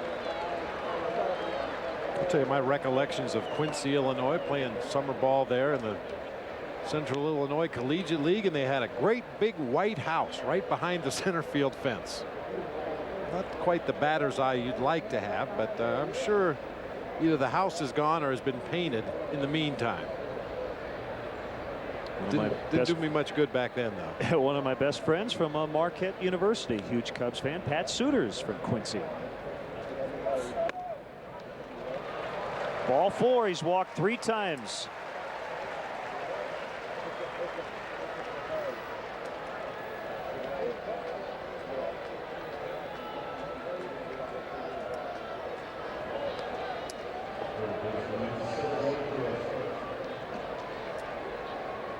It's really been 2 different games for DeRosa at the plate. He hit into a 6-4-3 double play in his first at bat, grounded out to third in his second. Then he singled to left in the 5th, doubled and scored in the 7th. So bad start, but been a pretty good last couple of at bats. Kotze pulls it in. Johnson hustling to third. He'll get there with 2 outs.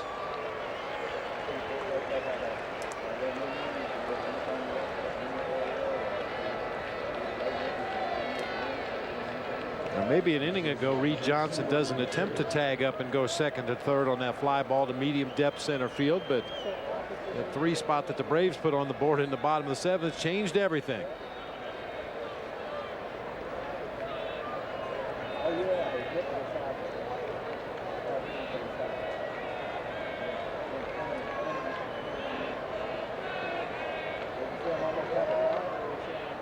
First and third, 2 outs. What a night for Terrio, batting 8th. Brings up a good note from the Cubs game notes. The 7 and 8 hitters have been terrific. They have combined to hit .299 on the year, tops in the major leagues.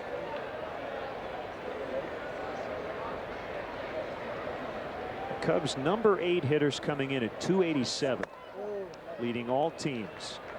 Number 7 spot, .312. They've gotten a lot of production from those spots.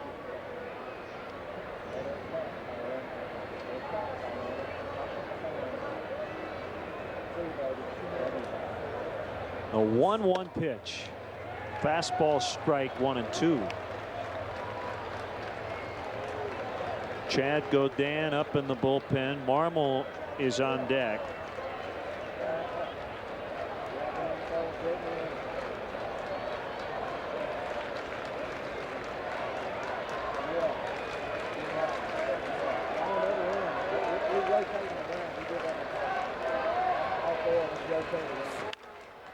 Fly to right, Francoeur coming over into foul ground. Waist-high catch, and that ends the inning. Cubs strand a pair, will go to the last of the 8th. Marmol will go back to the mound, trying to preserve this 4-run lead.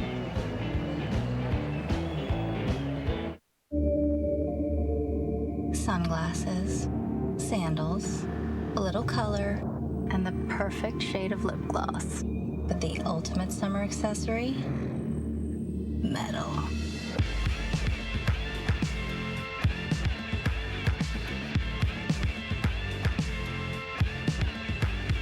The Cadillac summer event rolls on with 0% APR financing for 60 months on a new 2008 CTS. See your Cadillac dealer for details.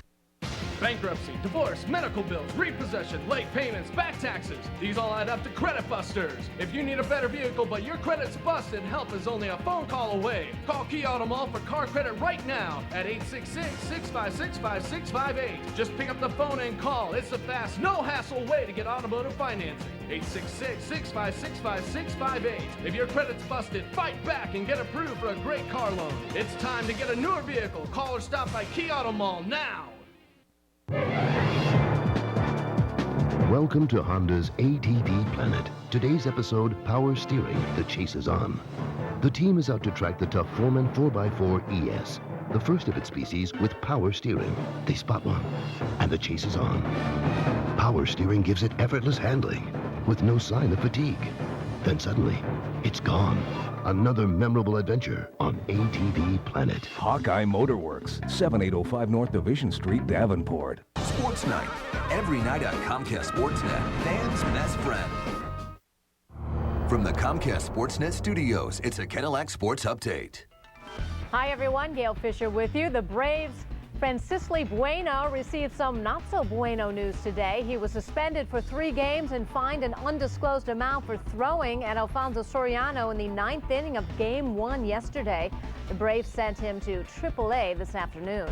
We'll have more on the Cubs on Lowe's Cubs postgame live, and now back to Turner Field with Len and Bob. Gail, it's 11-7 Cubs.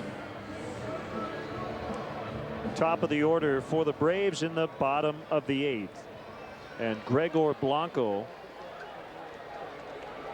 will lead it off. This will be his first at bat. He just came in to play left. Facing Marmol. Fastball outside, ball 1. Cardinals won tonight 3-0 at Florida.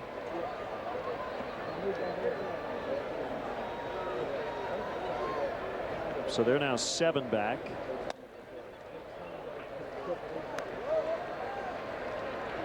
They picked up a full game on the wild card leading Brewers. They're only 3 out in the wild card race.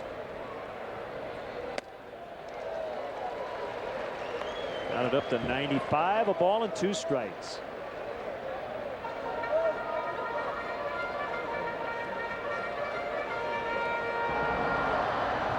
Florida still very much in the race in the East. They started the night a game and a half out. Called strike 3 on a fastball.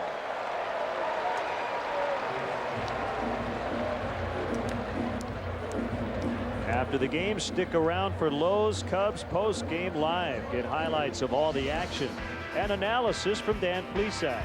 Don't miss Lowe's Cubs post-game live immediately following the game right here on Comcast Sportsnet, fans' best friend.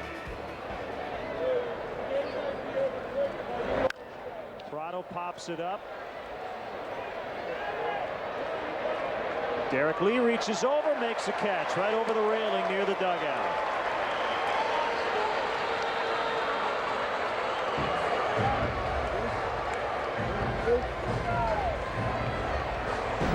The thing you notice about Derek Lee, as well as Jim Edmonds, the guys that have won a bunch of gold gloves, whenever possible they use 2 hands. It's a very simple thing you teach kids in Little League. Use 2 hands whenever you can. There are going to be those occasions for Derek where he has to reach over the railing, can only get the glove out there to make the catch, but whenever he can, he gets that bare hand on there to make sure that glove stays closed around the baseball. Jim Edmonds, we've seen him do it on diving catches, use 2 hands.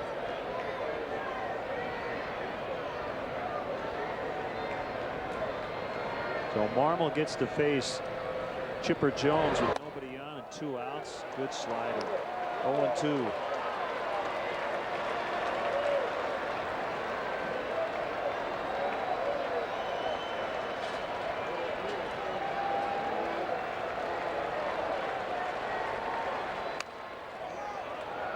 Marmol will pick it up, steps on first, and the inning is over. Nice play by Marmol.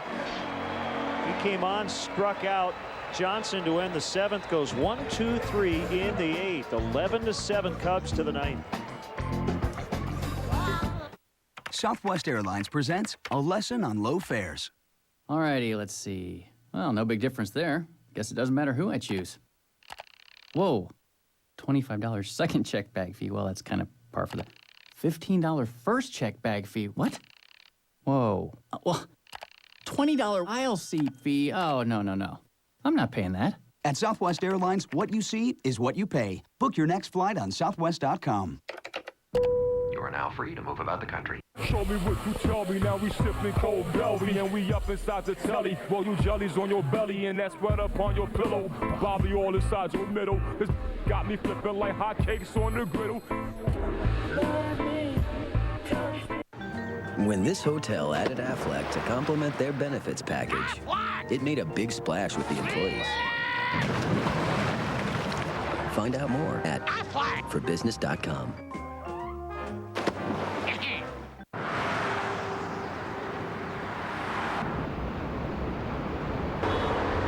It's on everybody's mind these days. So trade up to better fuel economy now at the Chevy Model Year-End event with a fuel-efficient 08 Chevy. Like the 08 Malibu LS with an EPA estimated 30 miles per gallon highway. Qualified lessees with a current GMAC lease get a low-mileage lease on this 08 Malibu LS for around $259 a month. Call for details. Log on now to ChevyDealer.com. Get ready for an exciting Cubs finish. Brought to you by New Finish Car Polish and the #1 rated scratch remover, Scratch Doctor.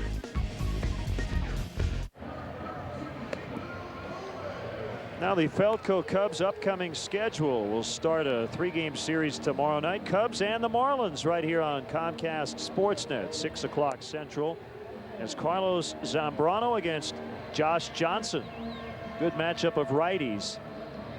And then back home after an off day Monday to start a homestand against the Reds Tuesday night. Cubs fans want the sweep. It would be a season series sweep over the Braves for the first time in franchise history.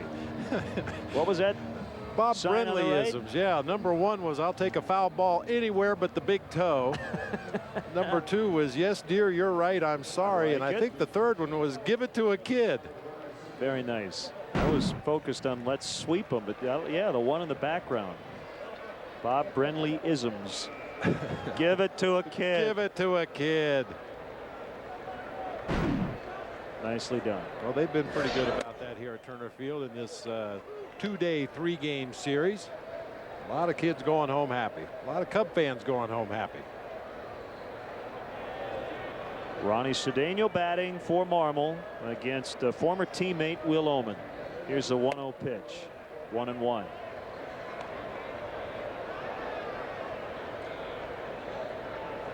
A closer will be back in the 9th. Not a save spot with a team up more than 3.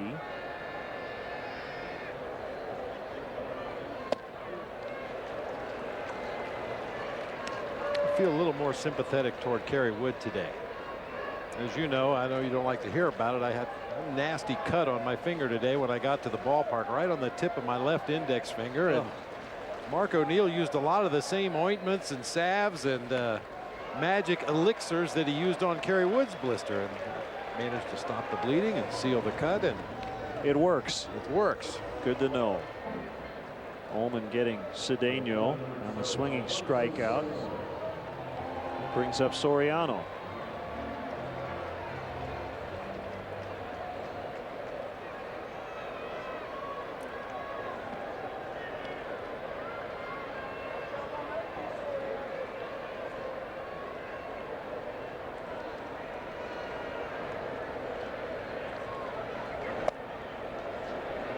It's a final now at Fenway, 10-0. The Red Sox beat the Rangers.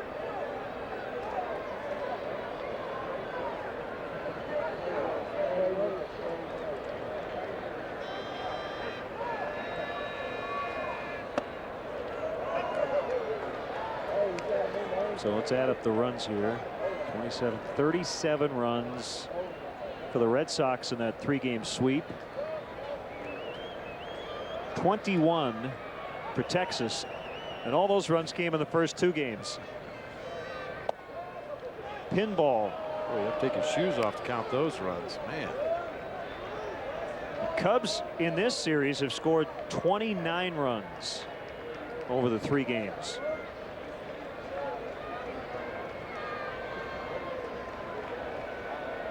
The 2-1 to Soriano. Well, he'll be sitting dead red in a 3-1 count.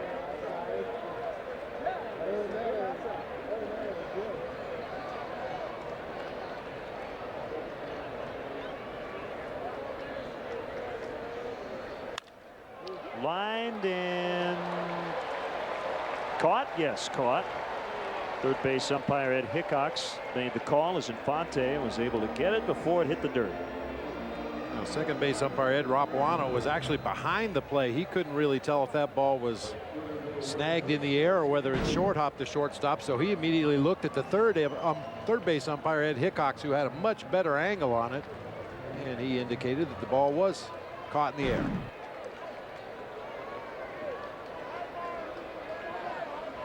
We just had that shot of the Cubs dugout, and it brought up an interesting point that I'd like to make. And we oftentimes get asked on various shows, what's the mood in the clubhouse? What's the mood on the team flight? What's the atmosphere? And my answer is usually the same. The mood is the same.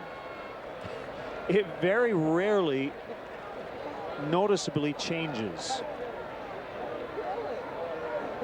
I mean, they're excited that they're playing great baseball, but there's an even keel mentality over the course of 162. This is game 121. I wish I could tell you that the chemistry is better in certain clubhouses than it is in others, but most clubhouses I've been in, the guys all seem to get along. I think that it's the winning that leads to the chemistry as opposed to the other way around. It's a great clubhouse, but it's easy to say that with a team that's 26 games over 500. They're just really good. Very good ball club, and they realize they're a very good ball club. They don't do it in a way that would call a lot of attention to it. They just go play the game. And I think because they have so many veterans who have been through it before, that gives them that steadying influence. Yeah, it's business as usual, and that's a good thing for a team that has a chance now to get to 27 over 500. 3 outs to go, 11-7. Clearance, clearance, clearance. Now, my mom always said if it's important, repeat it. The 2008 model year-end clearance at Libertyville, Mitsubishi. Right now, get 0 APR for up to 72 months on new Eclipses, Endeavors, and more. Buy a 30 MPG brand new Lancer for only $179 a month. Bob Rohrman. It's clearance time, and you owe it to yourself. Bob Rohrman's Libertyville, Mitsubishi on Milwaukee Avenue, Libertyville. It's perfect. Sweet. Got that little crunch. It's got a kick to it. Introducing the new spicy Buffa-Q chicken sandwich, only at Arby's. Introducing generic prescriptions for less than $1 a week at Walgreens. For less than $1 a week on more than 400 generics. Get big savings on over 5,000 other generic and name brand prescriptions. We joined and saved on John's prescription. It wasn't covered by our insurance plan. Plus, we earn a 10% reward when we buy Walgreens brand products. Stop by today to see how much you'll save and get $50 in free coupons. The Prescription Savings Club, only at Walgreens. If ever you're not satisfied with one of our tires, please feel free to bring it back. Thank you. Discount Tire Company. Low prices, more choices on the world's best brands like Michelin and B.F. Goodrich. Chicago Tribune Live, weeknights at 5:30 on Comcast Sportsnet. Kerry Wood is on. Some Kerry Wood fans in the ballpark, 11-7. He's back in the ninth, not a safe spot. His team leads by 4. Just to get used to that circumstance of coming in to getting the last 3 outs of the ball game. And there's going to be 3 big outs in this game, the way the Braves have bounced off the deck a couple of times. They want to seal this one up. Francisco Bueno has been suspended for 3 games by Major League Baseball. We mentioned Bueno was optioned to AAA Richmond earlier today to make room for Tom Glavine. But Bob Watson is the vice president for discipline for Major League Baseball.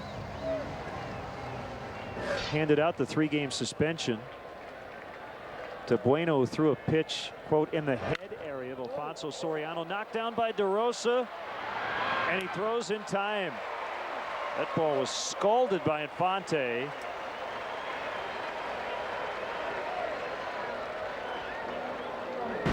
Don't have to be perfect down there, right? Just knock it down. Our buddy Ron Santos says all you need is a strong chest and a strong arm.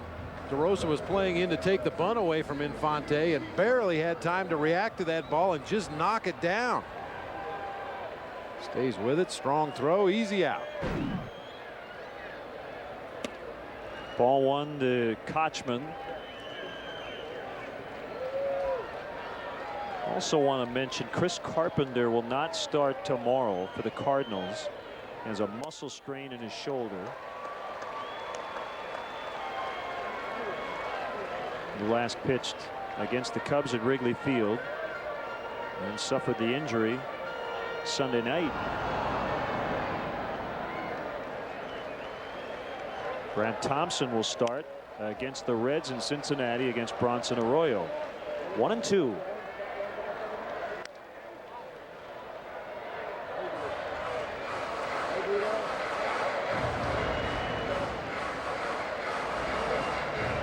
Well, it would be Lilly over Glavine for the 2nd time this year.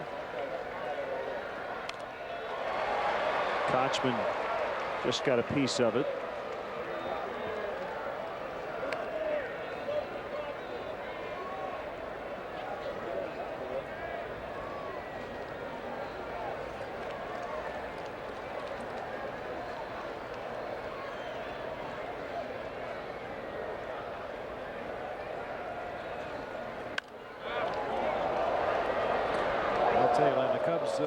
They caught some breaks. I mean, they made their own breaks in this series as well, but we talked about it yesterday. No John Smoltz, no Mike Hampton, missed Chipper Jones for the 2nd game, missed Brian McCann today, and About as good a weather as you could hope for in August in Atlanta. We talked before we left Chicago about this 6-day trip to Atlanta and Florida, the heat, the humidity, how physically draining it is on the players, and you couldn't ask for a more comfortable evening here in Atlanta than we're experiencing right now.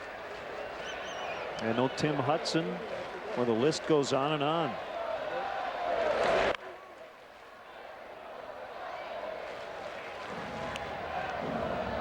Well, you have to take advantage of those breaks, and the Cubs have done that really all year.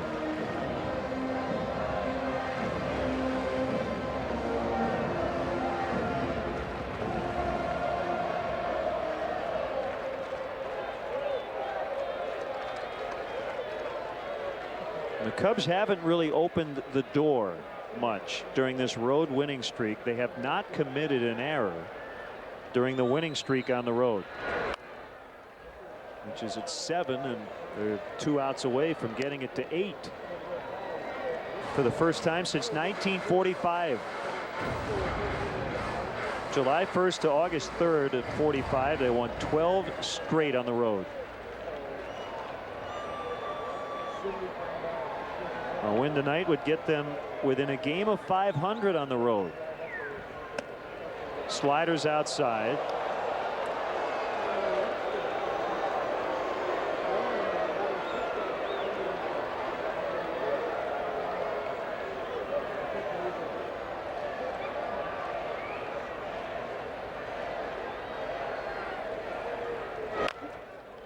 A topper toward third, but it's foul.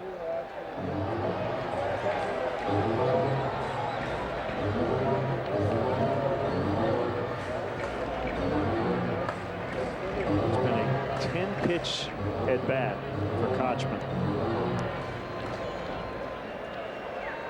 And Kerry Wood doesn't throw a straight changeup, but if he did, he'd probably screw Kochman right into the ground.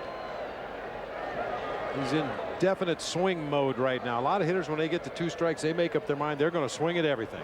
Just try to get a piece of it. If it's a bad pitch, if it's a good pitch, put it in play. Scooped up by Fontenot, 2 gone.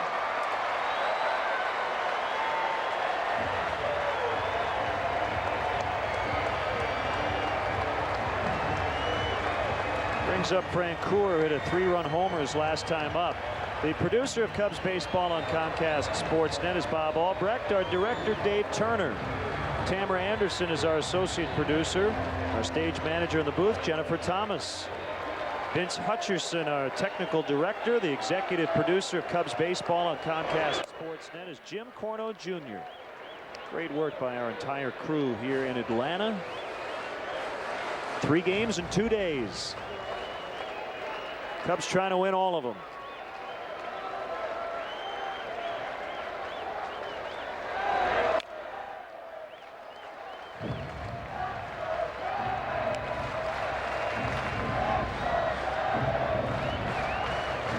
Biggest crowd of the series tonight, 36,365. And a ton of Cubs fans still in the ballpark. Sliders strike, 1-2.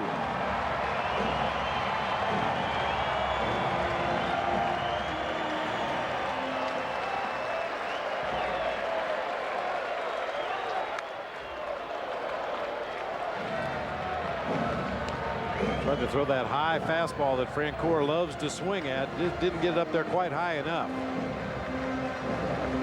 Well, we'll probably have some after the game.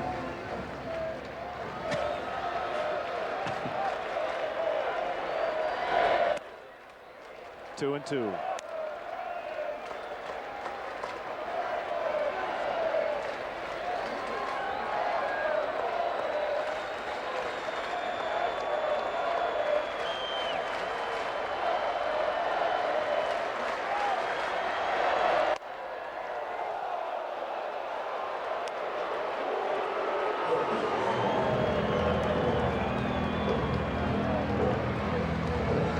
Kerry would rather not face Markatse, the hottest hitter on the planet.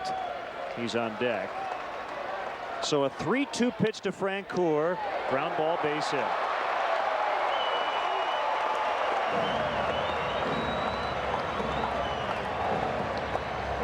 Well, he's due to make an out. You would think so. But we were talking after he completed his cycle. He's about as locked in as any hitter we've seen in a long time. He has already hit for the cycle tonight. An RBI triple, a home run, a single, and then a double. His average has gone up 10 points. And he is 5 for 5. I'm telling you, Katse came up 12 times tonight. I think he'd go 12 for 12.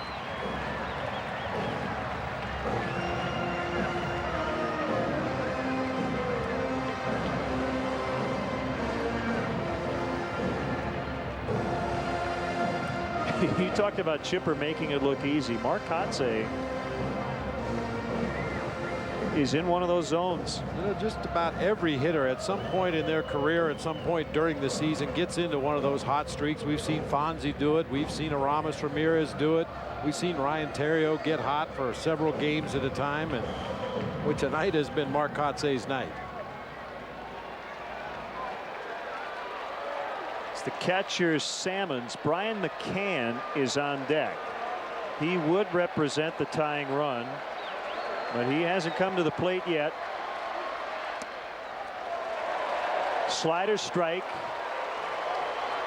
So Bobby Cox saving Brian McCann.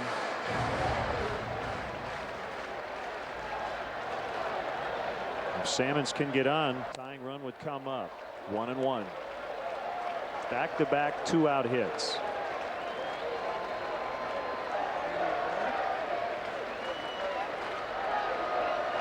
Back-to-back sliders from Kerry Wood.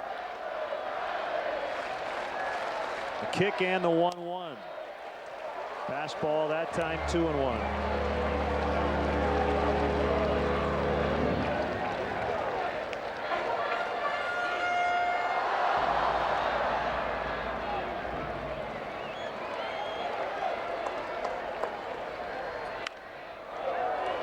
I'm sure Lou would like to wrap this up quickly. This is a lot more pitches than I think he wanted Kerry Wood to throw to get 3 outs here in the bottom half of the ninth. He's up to 24 already. Been waiting to say this all night. Looked like Salmons was swinging upstream in that last pitch. 2-2.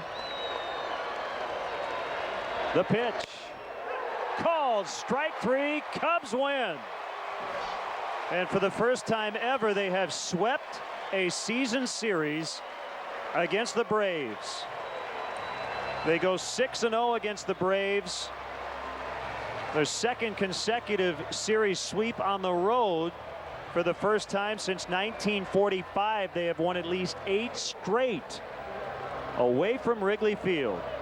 And the division lead, Bob, is now up to 4.5, with Milwaukee losing earlier today. Well, and the Cubs were certainly well aware of that as they took the field to start this ball game tonight. But we talked about it briefly. The thing you love about this team, they don't care what anybody else does. As long as they take care of their own business, everything's going to work out just fine. Well, it's very rare, I have to put the disclaimer, after the Cubs win, that we would give the Chevy player of the game to an opposing player. But Mark Kotze was 5 for 5 tonight. First Brave to hit for the cycle since 1987. First Cubs opponent to hit for the cycle since Willie McGee back in 1984 during the Rhino game.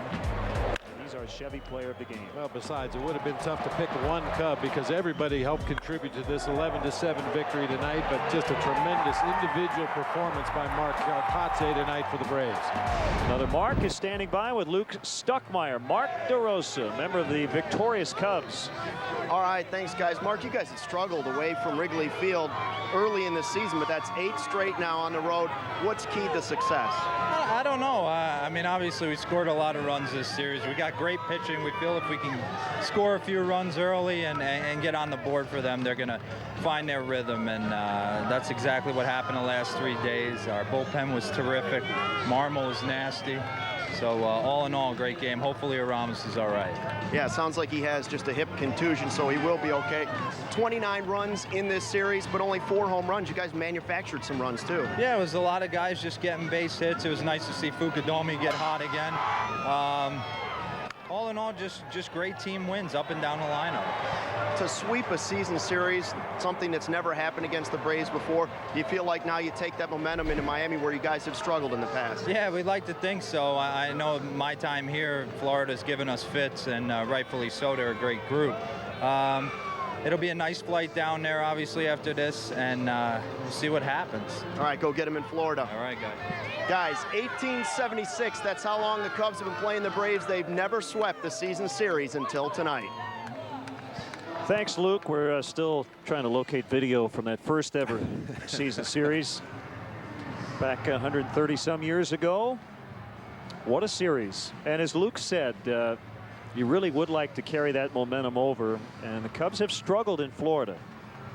Well, your momentum, there's an old saying in the game of baseball, is your next day's starting pitcher. And with Carlos Zambrano taking the mound for the Cubs tomorrow, you got to like your chances. So that'll do it for our game coverage. Stay tuned. More to come. Post-game live right around the corner. The final score tonight, Cubs sweep 11-7, the final. Our next Cubs telecast will be tomorrow night. We'll be right back at you, 6 o'clock Central Time. From Florida, Carlos Zambrano for the Cubs, right-hander Josh Johnson for the Marlins. In-game scoring provided by ScorePad. Now for Bob Brenly, Luke Stuckmeyer, and our entire crew. This is Len Casper. Now let's send it over to Gail Fisher and Dan Plesac in the studio. Cubs win again.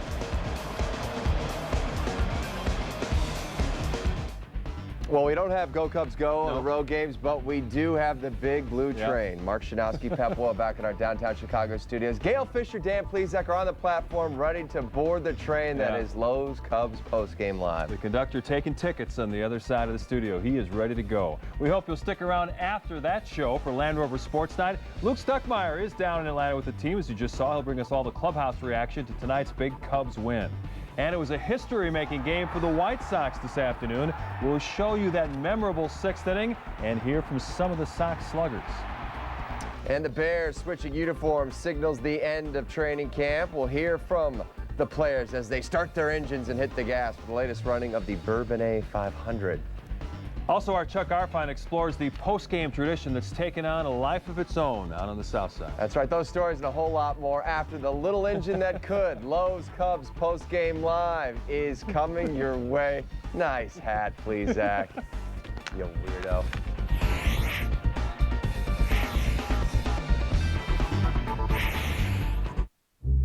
To my darling wife, I leave my stock portfolio. To my daughter, Susan, I leave my yacht. And to my son, Jack, I leave my garage. Yes. Yes. Yes. Must be a Danley. Now you can own a Danley and get free wreck and haul of your old garage or cash equivalent. Just call 773 Garages for free wreck and haul or cash equivalent with the Danley of your choice. It's my Danley. Danley's Garage World. Danley. Depend on Danley. I am your idea, and I'm huge. Tab me, bind me, stack me, send me round. I'm your big idea. You can't stop this. I'm your biggest idea. And Rico moves me, shows me, sends me. Leaves me behind, but never in a bind. It's the big time. I'm your big idea. And Rico's how we go and go and go. Show me what you tell me, now we sipping cold belly and we up inside the telly. Well, you jellies on your belly and that's spread up on your pillow. Bobby all inside your middle. This got me flipping like hotcakes on the griddle.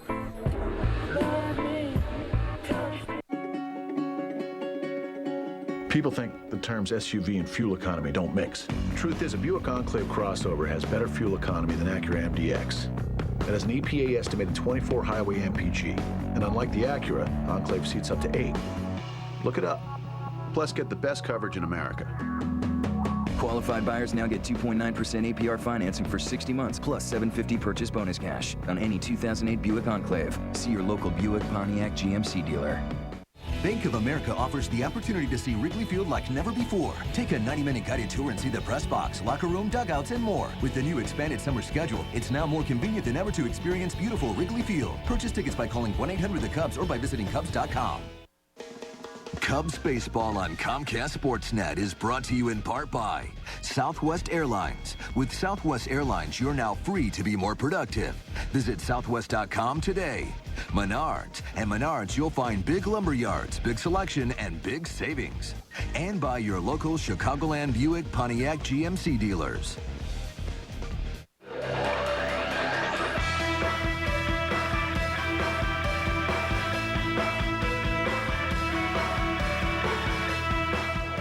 Blevins, 1-2 pitch, high and deep to left. Soriano knew he got it, and oh, did he get it. A two-run shot, 7-2. Alfonso Soriano helps the Cubs offense get going there with that two-run home run as they beat the Braves 11-7 and sweep this series.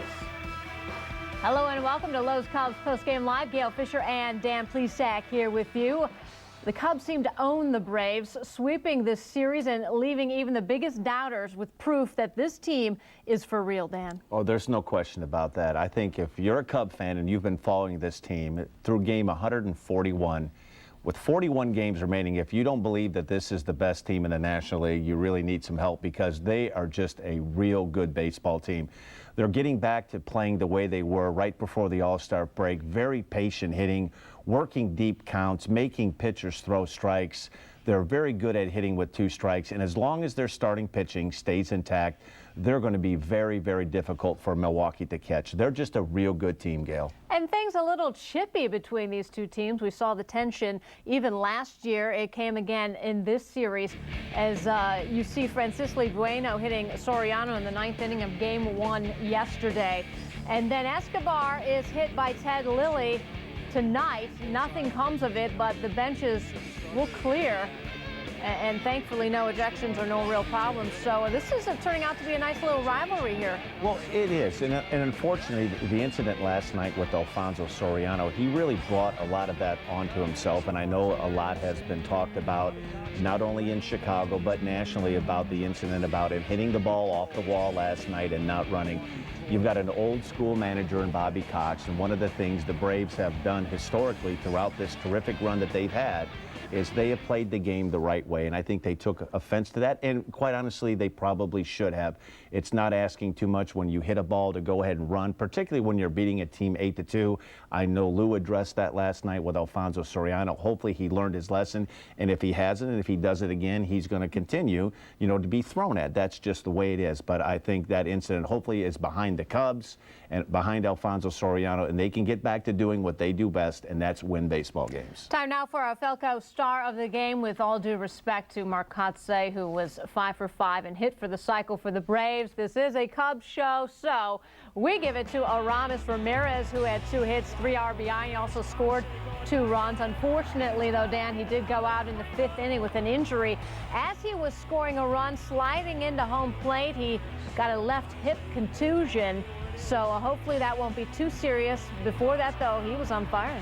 Well, this is really one of the first times in probably about 45 or 50 games, Gail, where you're seeing just about everybody in this lineup producing. And the thing that has made this team so tough up to this point, it's been Jim Edmonds one night, it's been Ryan Theriot, it's been Mark DeRosa, it's been Mike Fontenot.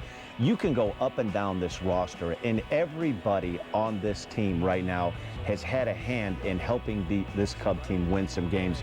They're just a real deep team. They're a veteran team. They've got enough youth, enough young, fresh legs in the lineup. They've got good starting pitching, depth in the bullpen. If they can stay away from any key injuries to the pitching staff or to guys like Alfonso Soriano, Derek Lee, they're going to be awfully tough to catch. Hard to see Aram leave the game with injury, but hopefully he will be fine. It just looks like a bruise to his hip, and hopefully he'll be back in action once they head down to Florida, and hopefully back in that game tomorrow. All right, as we head to our first break, let's check out tonight's Buick Pontiac GMC opinion poll question. Who is the best Braves pitcher of the past 20 years? There's a little Cub connection here with Greg Maddux as one of your choices.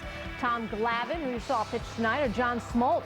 Log on to ComcastSportsnet.com, click the link to Chicago, then go to the Cubs page, cast your vote, and we'll have the results later on Lowe's Cubs Postgame Live. Stay with us. If you missed today's Cubs game, Comcast customers can go to channel 999 and watch Cubs games on Comcast Sportsnet on demand. Cubs games on Comcast Sportsnet On Demand, only on Comcast, subject to availability. MGD 64. I'll have a vodka cranberry 64.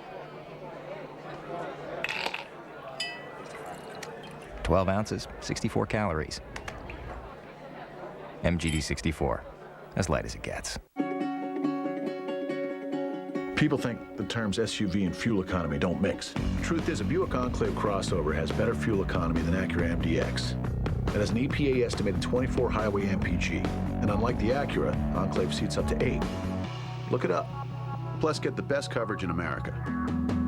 Qualified buyers now get 2.9% APR financing for 60 months plus $750 purchase bonus cash on any 2008 Buick Enclave. See your local Buick Pontiac GMC dealer.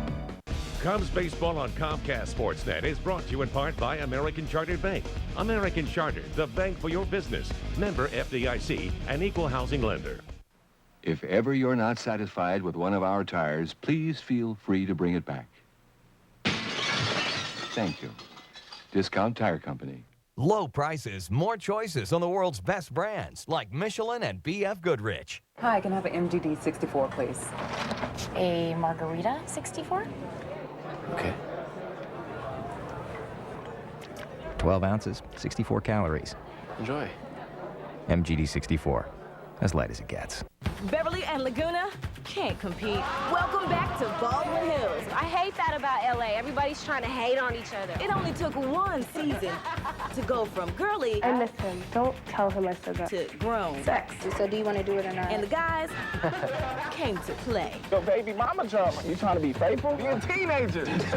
How are we going to get you guys together? We're going to deceive them. No one said being young, gifted, and black was easy. Baldwin Hills, Tuesdays at 10. People are talking about Mediacom phone. Quality of service is outstanding. It's very reliable. The reception's great. Mediacom phone is the clear choice in home phone service. I can carry on a long-distance conversation, and it sounds like I'm calling next door. It's always clear. It's always there. Very, very dependable. I'm just extremely satisfied with it. Get Mediacom phone for as low as $29.95 a month. Call 1-877-851-PHONE. It's the talk of the town. How to get great movies on TV. Sit down. Aim remote. Press. Now watch hit movies anytime you want with movies on demand. Pause, rewind, even fast forward. Great! And never leave your seat. Just use your remote to choose from hundreds of titles with 24 hours to enjoy them. It's as easy as 1, 2, 3. Movies on demand. Don't just do something. Sit there. It is hitting .433 with 9 RBI. Last innings millage, .424 average with 7 RBI. And CC Sabathia is 2-0, the .56 ERA. Who's not hot in the last 7 days? Adam Dunn, batting just .167 with 11 strikeouts. Kelly Johnson also has 11 Ks, just 1 for 19 for him. And Kyle Loesch is 0 for 2 with a 6.35 ERA, giving up 8 earned runs. Well, the Brewers lose today to the Padres, 3-2 the final there, so that loss moves Milwaukee to 4.5 games back of the Cubs in the division. The Cardinals beat the Nationals. They remain 7.5 back. In the wild card, St. Louis is 3 back of Milwaukee. The Phillies 5 back in second place, and they are playing the Dodgers out west tonight. Welcome back to the show, everyone. So, Dan, things looking good for the Cubs with the sweep of Atlanta, especially when you're heading down to Florida, a place you don't play very well, just to get an extra cushion and gain a game on the Brewers. Well, the Cubs have had a difficult time in Florida, and it's hard to really put a finger on why. I think one of the things when you go down to play the Marlins, there's not a buzz in the crowd. They're a young team, and they're a team that plays very loose. The expectations every year, the last couple of seasons, has not been very high. They have a lot of young players. They're trying to develop players. They have a lot of good young arms, not only in the starting rotation, but in the bullpen. And they're one of those teams that doesn't really have a lot of household names, but they've got some really good young players. And I think when you start to play the Marlins, the longer they stay in a game, the more dangerous they become. And with this Cubs victory tonight, we should give a little credit to Ted Lilly, who pitched 6 solid innings. He struck out 8 and picked up win number 12 on the year. But our Kawasaki Good Times roll stat has to go to the Cubs' entire lineup. Every starter gets a hit, Dan, and every starter but Reed Johnson scores a run. Gail, you look up and down at that graphic right there, and it really speaks volumes about the total team-wide patience that this team has. They make pitchers throw strikes. They hit the ball the other way. They very rarely swing at pitches in the dirt over their head. They had one little lapse post-All-Star break for about 4 or 5 games where they kind of got out of what they did so well. It was like guys were trying to do a little bit too much. The starting pitching wasn't particularly good. The wheels came off a little bit on the bullpen, but right now they're firing on all cylinders. All right, well, still to come on the show, we'll have the results of tonight's poll question, plus we'll preview tomorrow's start with Carlos Zambrano. And now it's time for the Stay in the Game Hold Spotlight, brought to you by Just for Men Hair Color. But as we go to break, here's a look at our Just for Men Hair Color Stay in the Game Hold Spotlight. The Cubs hold leaders this season. Carlos Marmol leads the team with 22 holds. Bob Howry has 14. Neil Kotz is third with 6. Just as these middle relievers keep their team in the game, you too can stay in the game with Just for Men Hair Color. Hello, may I help you? Yes, Clyde and Keith to see Emmett Smith. Emmett, your gray facial hair has put you in a rocking chair. Your beard is weird. Your stash is trash. Oh, it's bad. Just for Men Gel penetrates tough gray and puts it away in 5 easy minutes. His edge is back. He's right on track. Backfield in motion. He moves and grooves. He scores. Just for Men Gel. Keep your edge.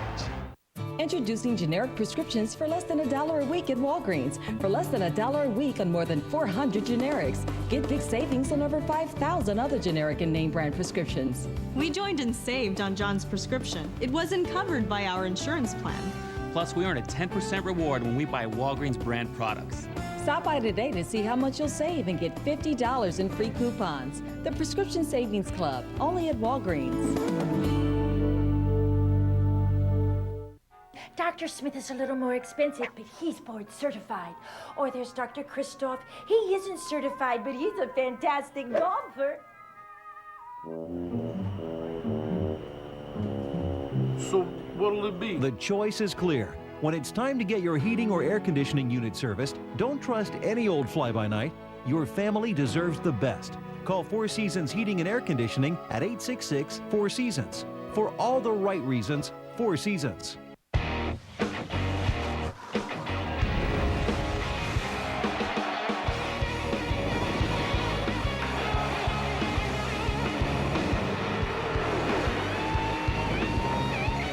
Introducing Turbo HD by Dish Network.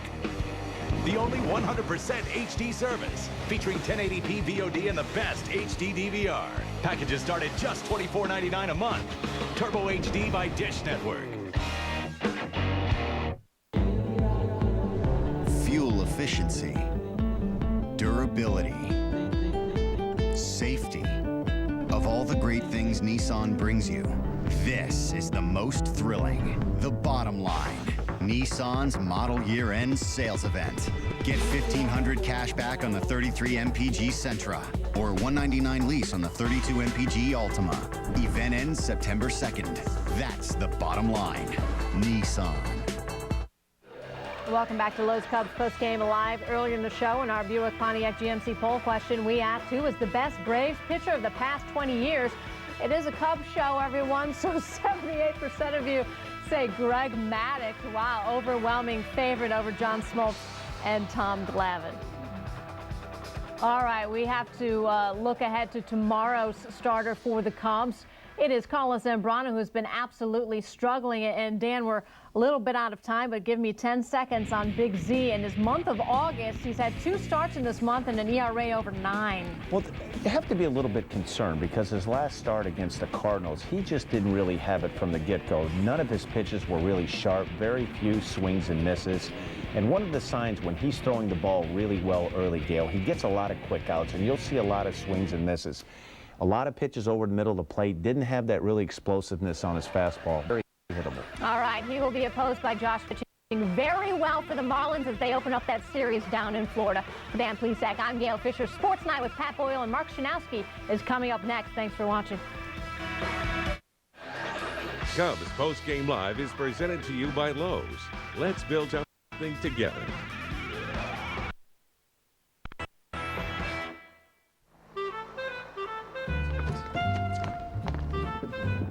Yeah, you know the spot. Right away, sir.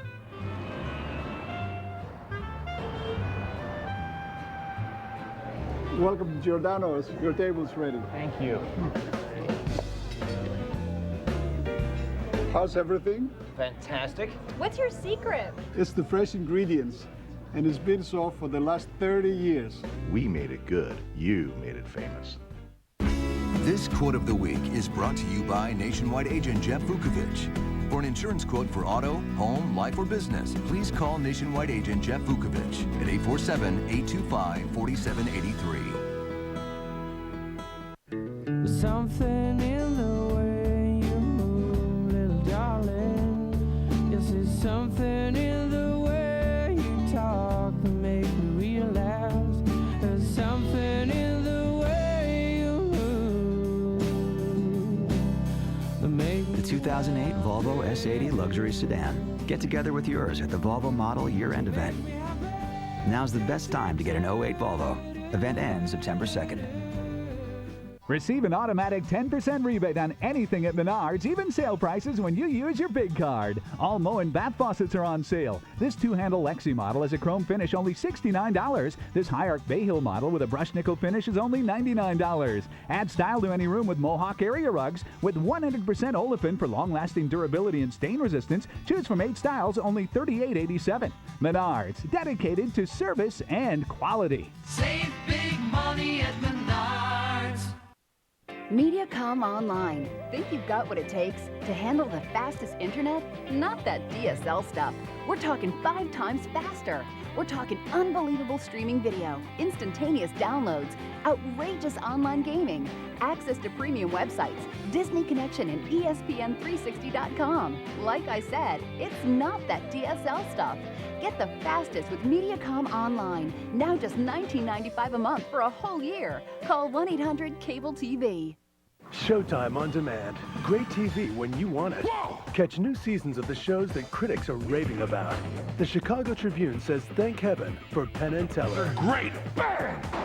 Us Weekly gave Weeds 4 stars. Right. Plus, Show Movies has the stars. See Hilary Swank in Freedom Riders. And for non-stop action, it's Elite Extreme Combat. Get it all this month with Showtime on demand.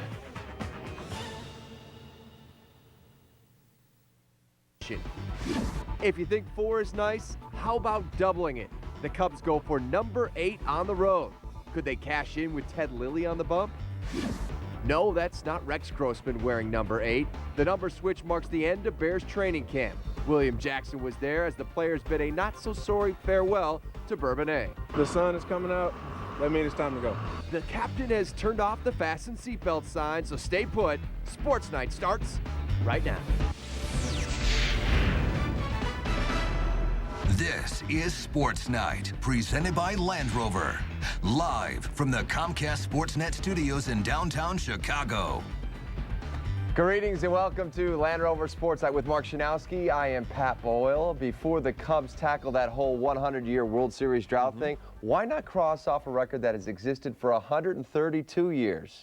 We'll make a historic trip to Atlanta in just a bit. But we start out tonight with those slugging Sox. They brought back memories of the 1977 Southside Hitmen with a record-setting performance at U.S. Cellular Field this afternoon. The finale of a 3-game series against the Kansas City Royals. 24-year-old Lance Broadway making his first start of the season in place of the injured Jose Contreras. Not the way he wanted to begin. Base hit by Mitch Meyer to start the game. Mike Aviles is up next, and he lines one just under the glove of Paul Konerko at first, down the line in right field. Meyer will be held up at third. Aviles in with a double. Broadway in big trouble right away.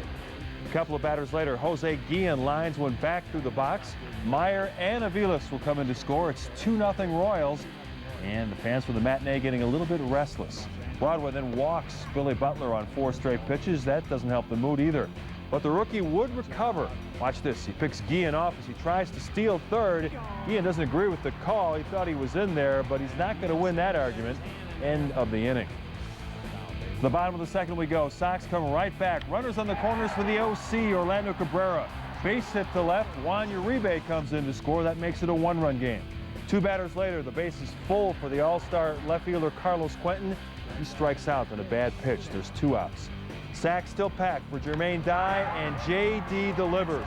He lines one off the fence in left field. 2 runs will cross the plate, giving J.D. 76 RBIs on the year. Sox in front, 3-2. And then in the bottom of the 5th, something you don't see too often, a botched hit and run. Paul Konerko, flashing his speed, steals second. That's his 2nd stolen base of the year. Top of the 6th now, Broadway gets Butler swinging, and that would be all for him. After a rough first inning, he really settled down, gave up 2 earned on 5 hits in 5 1/3. Now to the bottom half of the inning, the Sox bats explode. 2 on for Jim Thome, and he unloads off Joel Peralta. His 25th home run of the season breaks it wide open. It's 6-2, but the Sox just getting started. Very next batter, Paul Konerko, deep to left, and that's a souvenir as well. Back-to-back jacks, only the 12th of the season for Paulie. But the Sox aren't finished yet.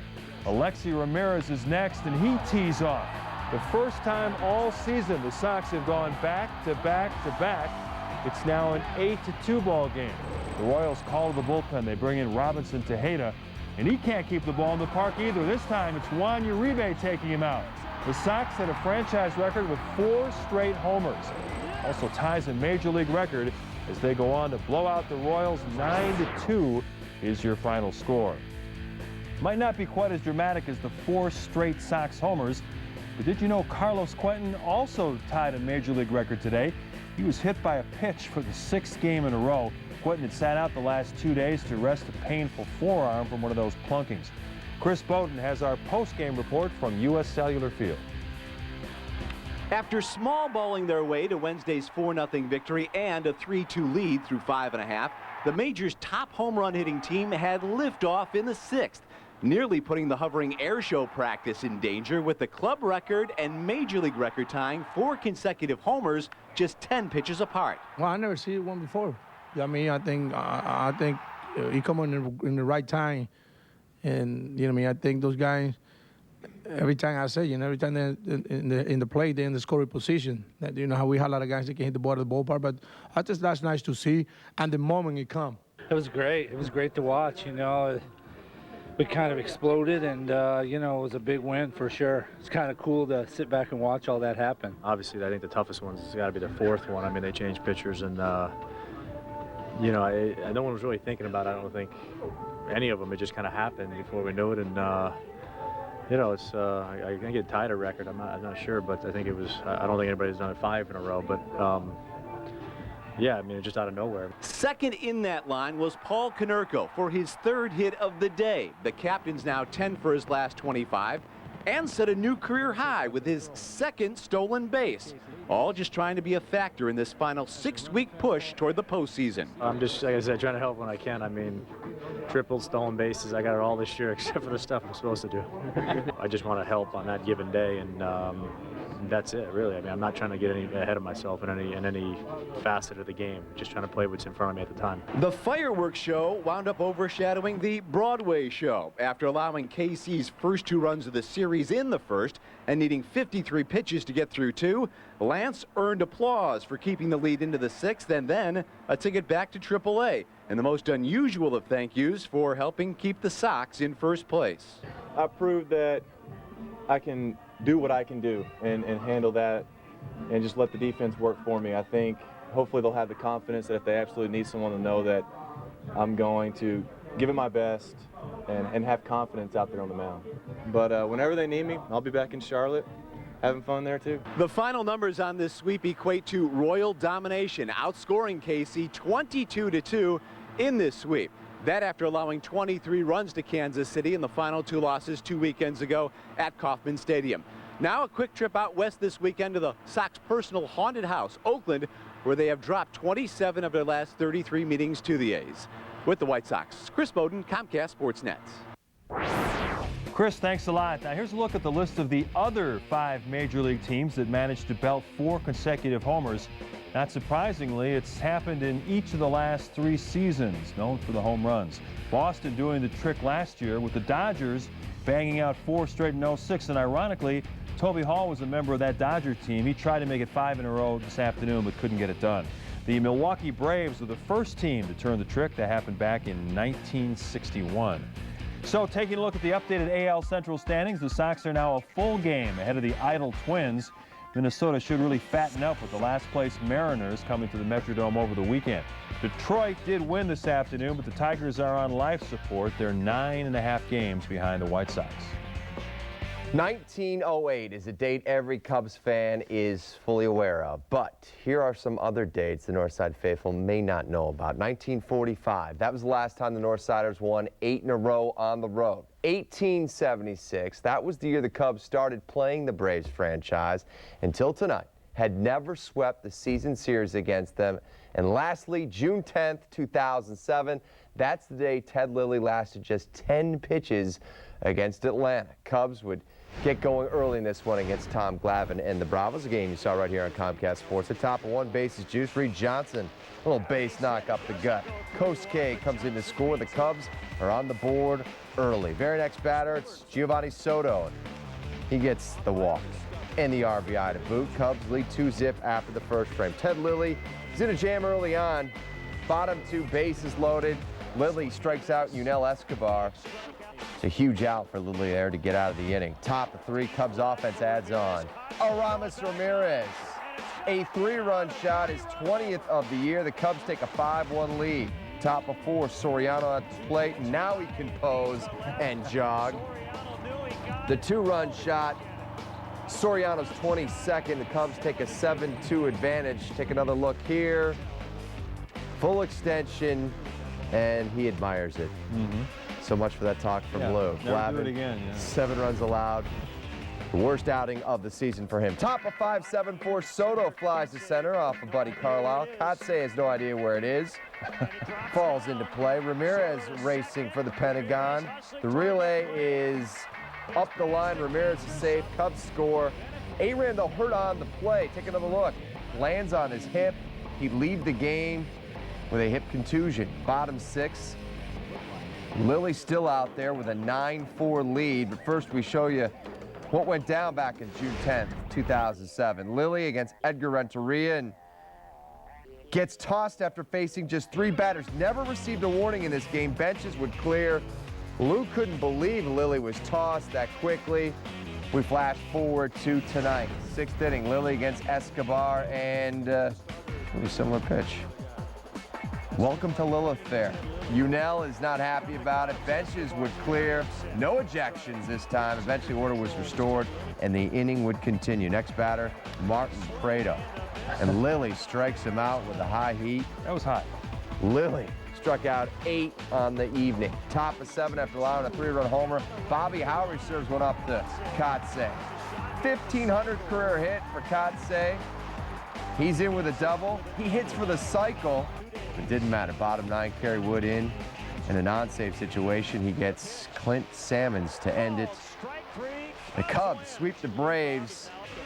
Should have been this close. 11-7 was your final. First ever season sweep of the Bravos. Again, that series began way back in 1876. Kotze with the first Bravo cycle since 1987. Northsiders with 14 hits on the night. Top 4 hitters, 7 hits. 5 ribbies, and yes, they have won 8 straight away from the friendly confines. So it should be a nice flight down to South Florida tonight to kick off a 3-game series against the Marlins. Game 1 tomorrow night, just after 6 o'clock. Len and Bob will have the call in high definition right here on Comcast Sportsnet. Chicago Tribune Live will get you set for that one at 5:30. So here's an up to the second look at the NL Central standings. The Brew Crew finally fall, and they are 4.5 games back of the Cubs. Cardinals now 7.5. Still to come on the show, we'll head inside that Cubs clubhouse down in Atlanta for reaction to their 8th straight road victory. Plus, we'll have an update on the injury to Aramis Ramirez. One other note on the Cubs, their minor league pitchers Jesse LeBron and second baseman Alexander Meja, both of whom, which with the Dominican Summer League team, were suspended 50 games for violating baseball's minor league drug policy. Both tested positive for the use of performance-enhancing drugs. Meanwhile, it wasn't a great day for Braves rookie Francisco Bueno. He was suspended 3 games and fined for throwing at the head of Soriano in that 9th inning of the first game yesterday. Bueno who was making his big league debut, was optioned to AAA earlier in the day to make room for Tom Glavine. Very bueno for him. No truth to the rumor that some of the Bears players actually had their cars running during the final walkthrough practice in Bourbonnais this morning. But it is true the guys were very anxious to put another training camp in their rearview mirrors as they get ready to leave for Seattle and Saturday night's preseason game against the Seahawks. Time now for our Bears training camp report, brought to you by Mitsubishi Motors. Here's William Jackson. The Bears had to go through one final practice in Thursday's session, nothing more than a glorified walkthrough, as the players once again exchanged jerseys to reflect the lighthearted mood as camp closes out. But everyone here was very serious about the work they got done. Happy with camp, happy with the way I'm playing right now, and feel like I got better. Just getting back into the swing of things, getting around your teammates again, and just having fun, man. You know, you get around the guys and having fun, and that's what it's all about. This camp is all about, you know, telling yourself as far as the coaches, you know, and the fans how the offense will be as the team, you know. And I think we had a pretty good camp. We got a lot of things accomplished, you know, and came in here and put in the hard work, and, you know, we're hoping to get a lot out of it. Now, while the players were glad to break camp, Danielle Manning did take time out to borrow our camera from photographer Todd Williams to shoot the Devin Hester interview. And Danielle was pretty steady. Here's a look at his work. We proved to ourselves, you know, we go hard every day in practice, you know. Good things happen, you know, and that's what we prove. For receivers Brandon Lloyd and Marty Booker, this was their first encounter with Camp Lovey, and both say they enjoyed the experience. If I could go through camp like this, I can play 5 or 6 more years. So, you know, it was cool, you know, doing the whole one-a-days and stuff. So, you know, he took real good care of us. I liked it a lot. I think just the kind of the whole approach and, you know, it keeps you fresh fresh mentally. Also, you kind of go out there and you kind of know what the task is. You know what you need to accomplish, and you can go out there and you go real hard, you know, for a short period of time, and you can get it done. So I like it. Now, Thursday was no doubt all about breaking camp and getting back home. So what are the guys' plans once they get there? Going straight to my bed.